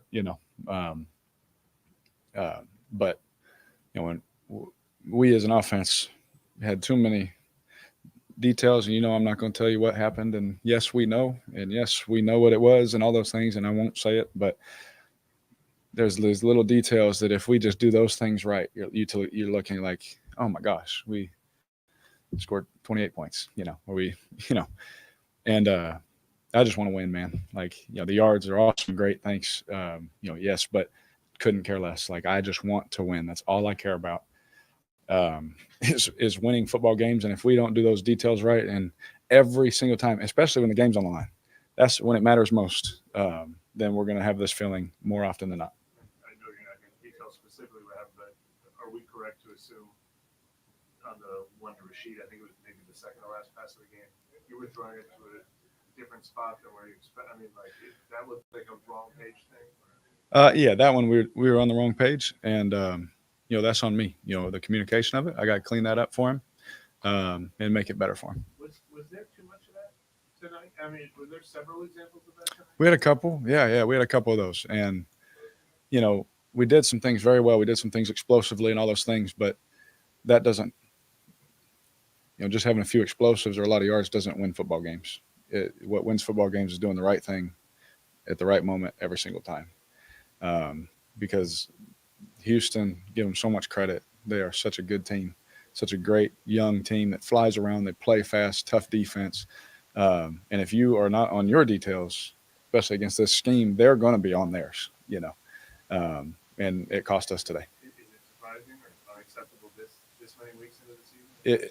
I would say is unacceptable. Today was unacceptable, and that's on us as players to, make sure that we're on our details, when the game is on the line, for sure. There was that fourth down play to Alvin. Was that designed to do anything on that? I was going to try and throw it to Mike, but the backer was pushing, and I didn't want to throw, obviously, a pick. So my option there against that zone is, give Alvin a chance to go make a play at the sticks. Similar to what we did last week against New England. Do you feel like in the zone, there's too many mistakes going on? Like a lack of communication? Yeah, for sure, bro. Yeah, absolutely. There was, like we were talking about, it's the details of our assignments, making sure that we're doing those things right, and we did not do that right today, for sure. How would you evaluate the pace of the offense? Or you kind of out sync? I felt like I didn't feel that. I didn't feel that we were out of sync or anything like that. I felt like everything that we wanted was there in the run game, pass game. Looks. I mean, there was a couple of times they got in there and I had to throw them weights, earlier than I wanted to. But great designs, guys running open, and having to check them down and for certain things and reasons. But I think that was more of the feeling. Them making plays rather than like a bad feeling like, oh, we can't do this or can't do that. We felt like we were doing some good things.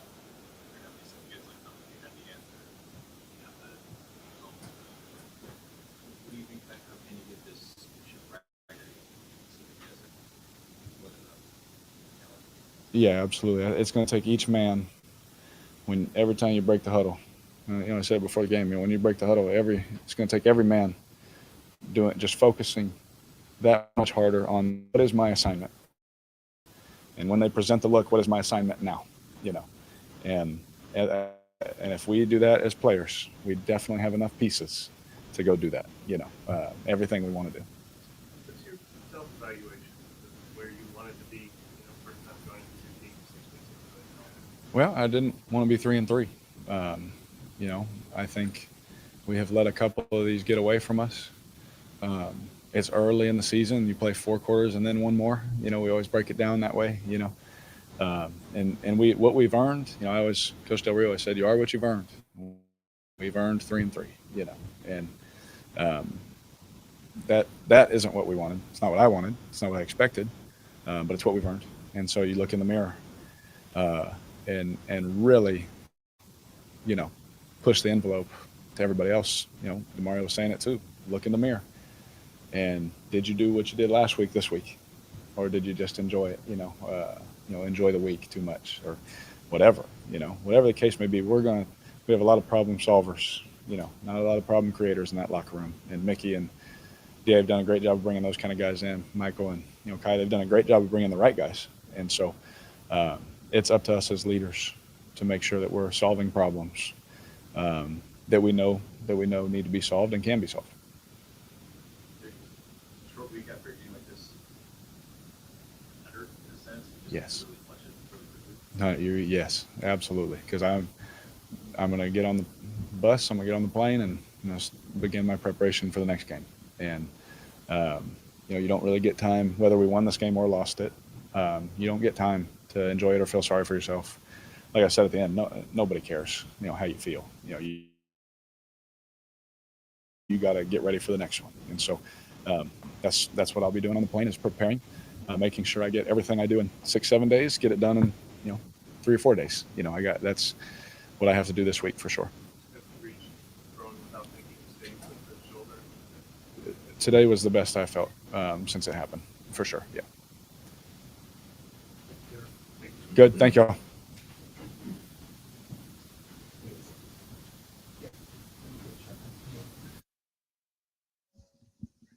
Crazy. That's your starting quarterback. $150 million quarterback.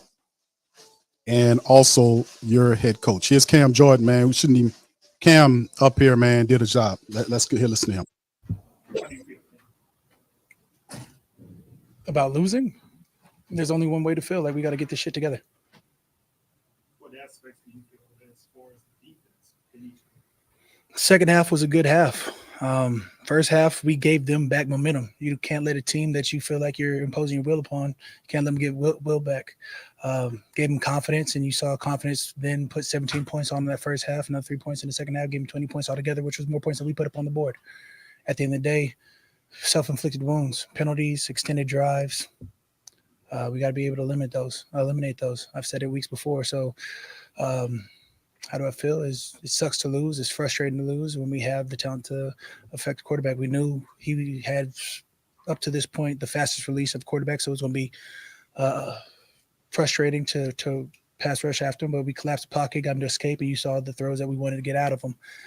At the end of the day, we didn't do enough to get a win.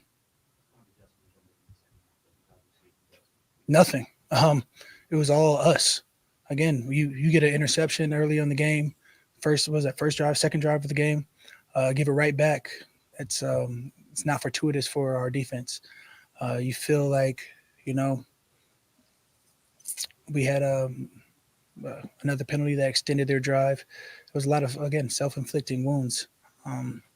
We have to focus on us and how to get better rapidly. We've got a game in 96 hours or whatever that is. Did you have a message for your teammates? We've already talked about it. Yeah, in locker room. Going into halftime, it was a challenge to, we looked up and it was 90 yards on the ground. That's a direct reflection of the D line, interior, exterior, all of us put together. So it was a challenge to step the hell up. And you saw the energy in the second half. So if you want to tell two tales of two tapes, is first half didn't have the energy that we needed because we gave up some momentum back early in the game, and that second half we're back to our defense. With that being said, back to our standards of defense should be what our standards should be from start of the game to the end.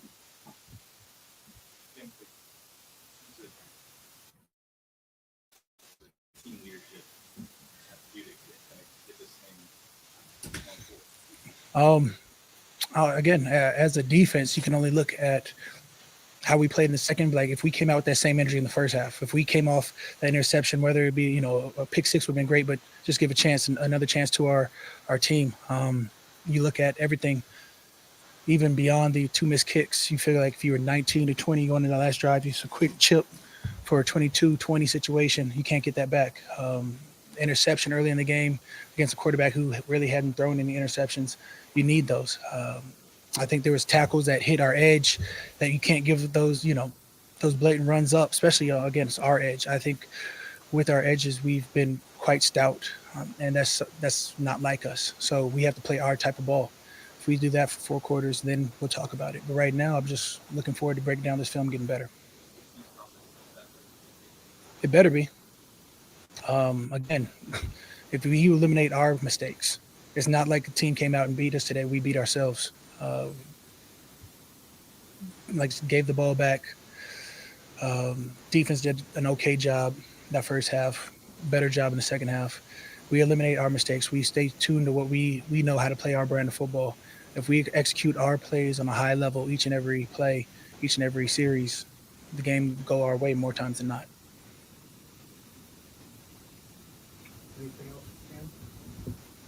Cool.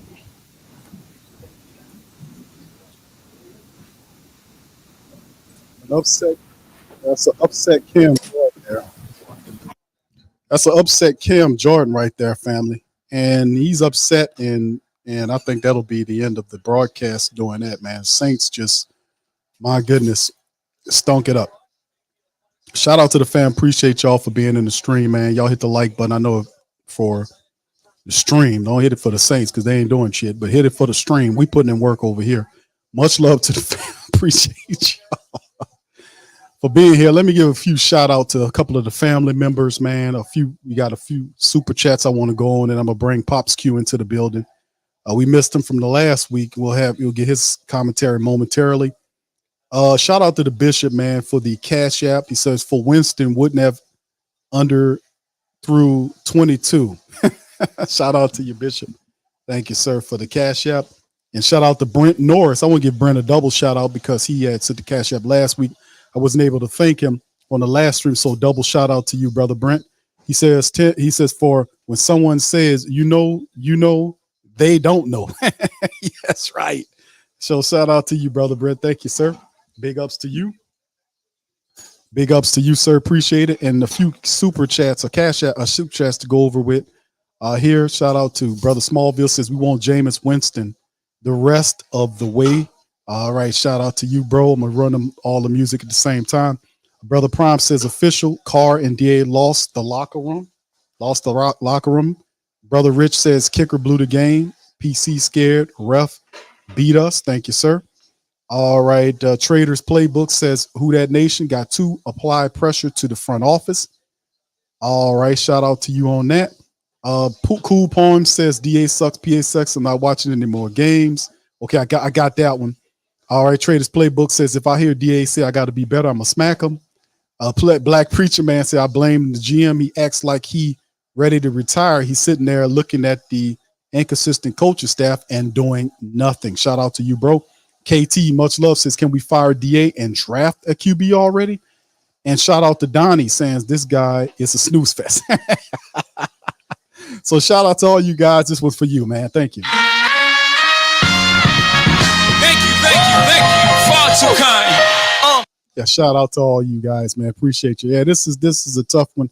Saints go 3-3, losing to my opinion is 3 non-playoff teams. Kind of shows what the Saints are about as the creamsicle Buccaneers are taking on the Detroit Lions right now. And it's very interesting to see some of this stuff goes on. So anyway, I just think it stinks, man. I'm gonna just be honest with you. That absolutely stinks what we got to go through as a Saints organization to watch these people do this. But a couple of scores to go over before we go. Ravens 24-16 over the Titans, right? They beat them. Ravens are 4-2. Commanders got the job done against the Falcons. So every time the Falcons lose, the Saints lose. We can't gain any ground. 24-16. The Vikings were able to beat the Bears 19-13. Bengals get back to 500, beating the Seahawks 17-13. Browns got a victory over the Niners 19-17. They played really tough. Dolphins got a win over the Panthers. The Panthers are now 0-6 now. They were leading, and then all of a sudden they weren't leading anymore. Them people were up 14-0, and then they were down 21-14 at half. And then next thing you know, they allowed the team to score 21 points in the second half to blow them off the map. And they are now 0-6. Jaguars are 4-2 after getting the win over the Colts 37-20, and that's who you play next. You play the Jacksonville Jaguars next, and it's just ridiculous. Right now, games going on. Patriots down to the Raiders 10-0. Cardinals up on the Rams 3-0. Eagles and Jets are scoreless, and the Lions beating the Buccaneers 3-0. So we just need the Lions to help us out there because we can't gain ground for ourselves. We got to rely on somebody else to help us all the time. So it is what it is. So anyway, let's bring in Pops Q to the broadcast. Shout out to you, Pops. Welcome to the stream, man. Hey, listen, you seen the matchup, man. Frustrated watching this craptastic ball being played here. And it stinks. It sucks. It's rotten. Let's see what you had to say about it and your commentary on what you heard from Dennis Allen and what the Saints need to do to right the wrong. Who's at fault? Just have at it, sir. So you got to unmute yourself so we can hear you. All right, son. It's the same old song with Dennis Allen. He has no answers for anything, and he's still running the team with no improvements and no new ideas. He's not showing anything. I see a lot of the defense seem to be trying hard, but the offense is lackluster. We got a few points. Well, we need somebody who can get that. We got speed and Shaheed. I don't know if he injured himself, but I know we got speed there. The Saints receivers have to come back for the football. And that's a major problem that we have. You have to have somebody get that football to them over the top, and they can do their job right. But that long catch that he threw was a lucky one. He jumped up over to the receiver and got over the defender and got the ball. But they didn't do anything with it when they got down to the goal line with it. They didn't do anything. Where is the power runner, power fullback? Somebody who can block and clear holes. I mean, I don't see anything going. They don't use the tight ends. I mean, you got Jimmy Graham, he can go and catch. They can put him in there and throw him the ball. He's big enough and high enough. He can catch the football. I never see him on the field. I have a problem with what they're doing with him. Why didn't they even bring him back? Dennis Allen, I don't know. He just doesn't seem to. After Drew retired, we don't have anybody who can step up and do the things that Drew did. They still got the Drew Brees offense without Drew. And so, and Carr is the type of guy. He seems like he wants to go for home run balls. He doesn't know how to dunk off, dunk the ball, dip and dunk. You can do that. It's much more effective. Offensive line play has been atrocious for one thing, too. That limits you very much, your offensive play. Shuffling guys in back and forth. It really is a frustrating deal to watch them play right now, especially this game today. They didn't prove that they were better than anybody today. And if we're going to get any kind of make any headway, these guys got to step up and play. They've got to go do their job. They got to protect the quarterback to see what he can do. Even when he got protection, he overthrew people or he underthrew. I have yet to see him hit a long pass. I think one he hit last week, I think it was. He threw a long ball and hit the guy behind him. But every time he seems to throw up one, the receiver has to wait on it. And when he has to wait on it, then that gives the defensive back a play on the ball too. And that one catch that he made down from the long pass he threw, if he hadn't had the DB on him, he could have scored a touchdown there. We got to be able to get the ball to these guys in the patterns early, instead of waiting on the ball, having them wait on the ball as it comes to them and they get beat. And that's what accounts to some of his interceptions. He's underthrowing the passes. I believe that it's time to sit him and bring Jameis in and see what he can do. Maybe we can, because one thing, Jameis has got a pretty good arm. So, I mean, we got to see what he can do. If this guy don't start winning, we're wasting our money. He's not helping the team to win.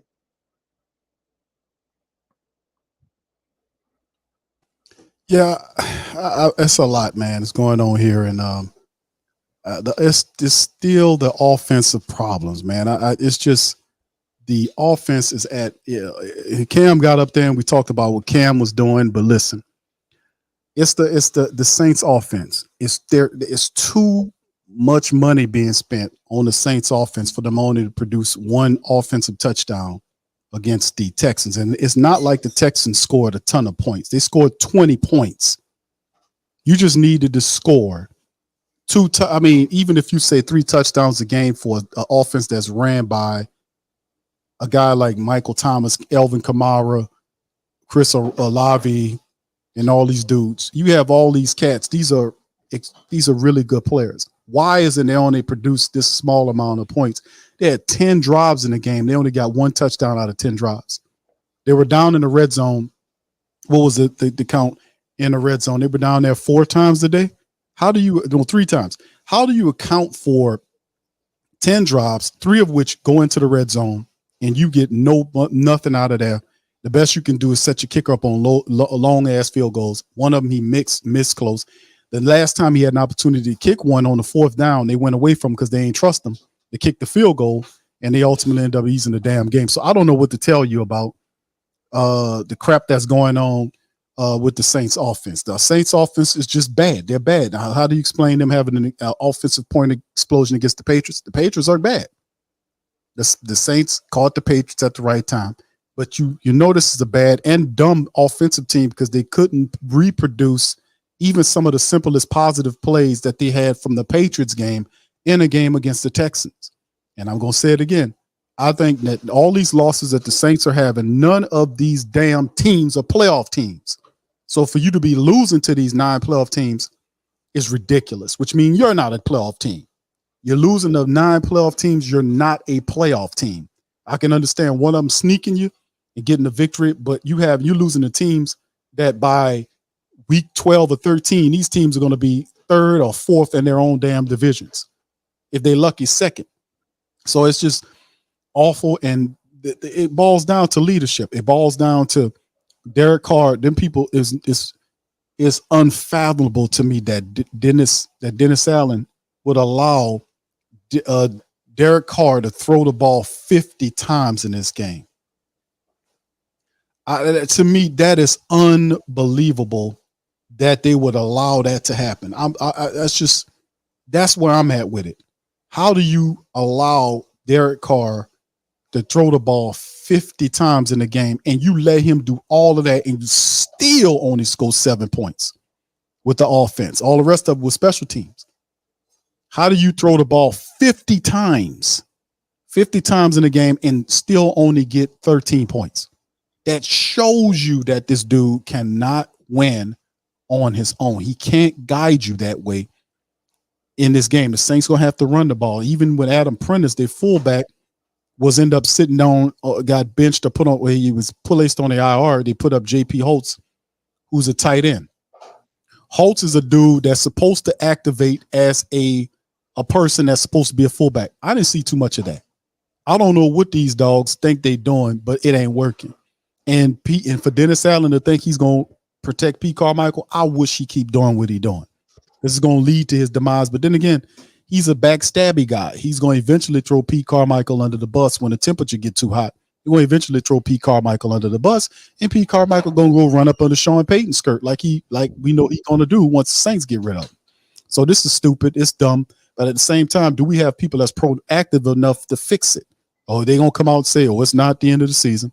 We're just 3-3 on the season. And that's people don't realize that they're sinking slowly, that you are witnessing a team that's not a playoff team. This team is sick. This is not a team that's rusty, like you could say after the first 2 or 3 weeks.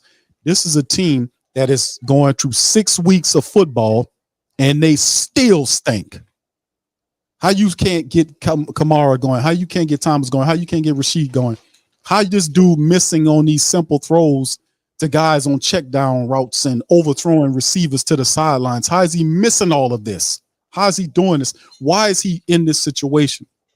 I'm telling y'all that I watched the defensive back go around him, and I thought the dude punched him in the stomach. The dude just tapped his ribs when his arms was up. Did you see the reaction that Carr had when the guy just touched him up under where his ribs at. He folded over like somebody punched him in his stomach. And I looked at it slow. I said, oh, the guy just touched him under his rib area and he balled over, fell over like he was in pain. I was like, hold on, bro. What's going on here? Y'all told me that was a shoulder issue. What's going on with this dude ribs where he reaching for that? Y'all told me it was a shoulder. It was an AC sprain.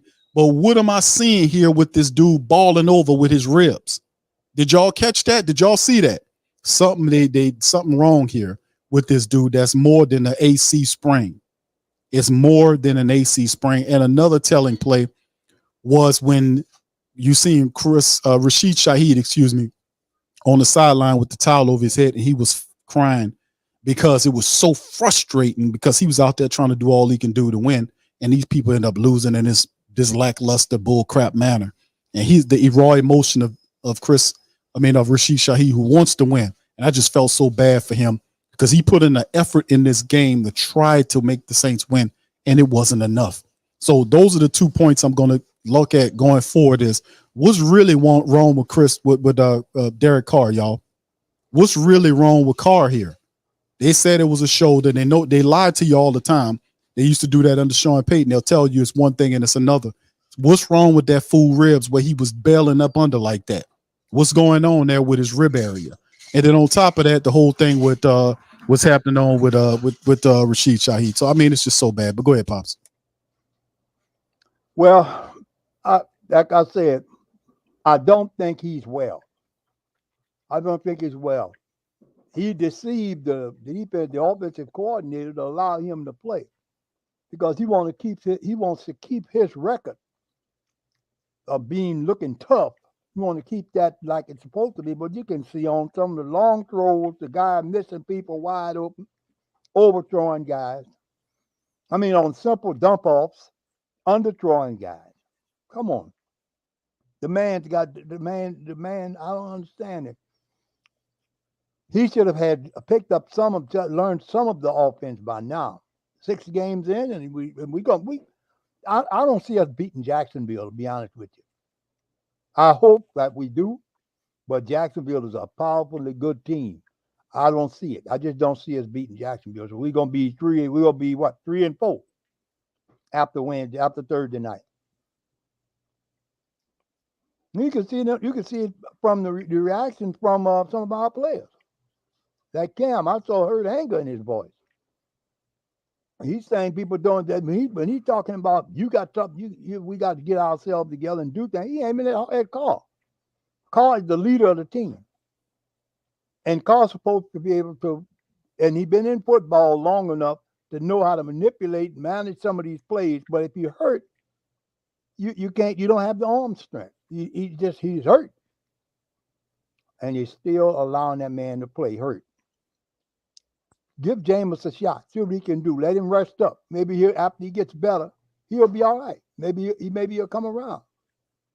But give Jameis a shot, I think. See what he can do. But Derek Carr, the offensive coordinator and Dennis Allen doesn't have faith in Jameis Winston. That's the reason you see Derek Carr still out there. There's no faith there. They don't believe in Winston. They signed him, but they don't believe that he's going to be the one to take them anywhere. They don't believe in him. Yeah, it's sad, man. It's pathetic and sad. The Saints only today scored one offensive touchdown, one stinking offensive touchdown, and a bunch of field goals for an expensive offense that's going into week number 6, going into 7. Remember the matchup. The next matchup that the Saints have is the blasted the Jacksonville Jaguars. That's on Thursday night. So the Saints have a short week. And do you really think that they'll be able to figure this stuff out in a short week, like what's going on? Do we get it figured out by Thursday, Pop? What you think? No, I don't think so. The man's continuously playing hurt. I don't see us beating Jacksonville, to be honest with you.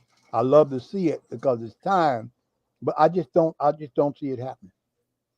Jacksonville got too many good offensive weapons and they got a good defense. I love to see see them play better than they played to even give the team a chance. But all starts from the head. Dennis doesn't seem to motivate these guys. That's the thing I noticed. He don't seem to motivate them. Not giving them a chance, not motivating, firing them up. I don't rah in the huddle like Breeze would come out there, rah the team together, and they go out and play. And I'm looking at this video on Allen. He's scratching his head because he don't know what he's doing. Oh man, I got to figure out what's my next play. Every time I'm trying to do the right thing, but it looks like it's not working. Son, it's possible that they might have lost the team.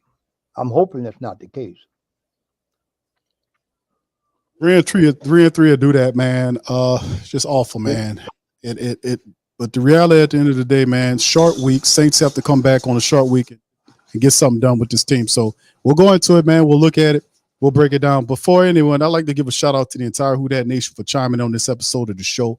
We appreciate y'all guys for being here for this watch party, man. Listen, I'm sorry that it was not under a winning situation. The Saints are a bad team offensively. They stink. They have no freaking idea what they're doing offensively speaking. There is no accountability from the decision makers.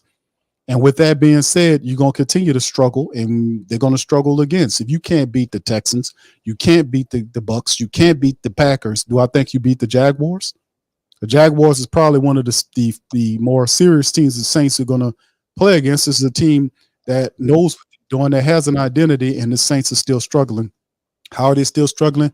Because Dennis Allen is the head coach. I'm just going to keep it real. The guy he's not big on accountability. He's not big on discipline. He's not a disciplinarian. He's not a tactician in terms of a complete game. A complete guy is a guy that knows both offense and defense. He's just a coordinator. He got the job. Nobody would have hired him as a head coach except for the dumb Saints because Sean Payton told him to. I kept telling everybody that he wasn't more qualified than anybody else. Now we trying to sit up here and figure out, last year we didn't have a quarterback. Now he has the quarterback that he himself picked to run the team. This dude has zero pocket awareness. He makes terrible bad decisions all the time. He's banged up to the point where the best pass that he has is the deep ball that he's underthrowing the ball. And then they telling you it's his arm. It's more than just his arm. We seen him in the game struggle with ribs. We seen him take hits in the game by his own volition. He doesn't get rid of the ball. He doesn't scramble when he's supposed to, and the dude ends up having issues. So, I mean, this is 6 weeks into the season. The team shouldn't look this bad, man. They should know what they're doing. You win against New England, you do not reproduce that, and in the end, this is what you get. So anyway, I'm gonna get ready to get out on that. Listen, I appreciate all y'all for chiming in. Shout out to all the super chat and the cash apps and the family members. I appreciate y'all being in the stream. We'll return Monday, and we'll come back and look at this thing again because we got a short week. The Saints play on Thursday, so we'll get a podcast to come in for the Jaguars to try to break down the game with the Jags. Saints 3-3. They give it away again. They can't. The offense, an expensive Saints offense, don't even have timing through 6 weeks. Quarterback Carr banged up, make him throw the ball 50 times. Totally stupid. Totally back ass. No accountability. Head coach scratching his head. And it's easy to tell. Take that other guy, that guy with them glasses that look like Mickey Mouse, take him off of the job and put somebody else up there to see if you can get something better. Simple as that. Take that Mickey Mouse musketeer looking something bit down there and put somebody.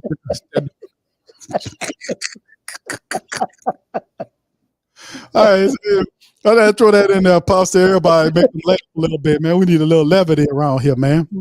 Oh man, that's anyway. With that being said, I'm gonna holler at y'all on the Monday stream. I love y'all. Y'all keep y'all heads up, and man, we gotta get through to this together. But just be happy that you ain't suffering like this watching these damn games by yourself. So with that being said, I'm gonna get all of that. Much love to the fan. Appreciate you and who that to you. Yeah. Boogie like Benson, I'm a who that. I'm a who that. Long as I'm living, I'm a who that. Lose or winning, I'm a who that. Sports coma, yeah, this is where we do that. Where we do that, where we do that, where we do that, where we do that, where we do that. Boogie like Benson, I'm a who that. I'm a who that. Sports coma, this is where we do that. Where we do that. Welcome, welcome, welcome. Somebody please better help. Running this thing like elf. I thank God every day I'm not a felt. Go to YouTube Live with Big Q and the guys. If you ain't ride or die, the bandwagon get flipped. Been marching in, that was way for the ring. I was yelling out your chain for the championship. Bucking on town, duck down. Falcons pluck, get shut down. Panthers ain't much touchdown. The vision really belong to us now. So much hate on the Saints, you could probably tell. Ever since Bounty Gate hit the NFL, when things seem fishy and you probably smell the crooked referees on Roger Goodell. Yeah, fucking like this and I'm a who that. Every day I'm living, I'm a who that. Lose or winning, I'm a who that. It's the sports coma, this is where we do that. Where we do that at. Where we do that at. Where we do that, where we do that, where we do that at. Boogie like Benson, I'm a who that. It's the sports coma, this is where we do that. You're listening to the Sports Coma with Big Q and the guys on the PRO Media Network.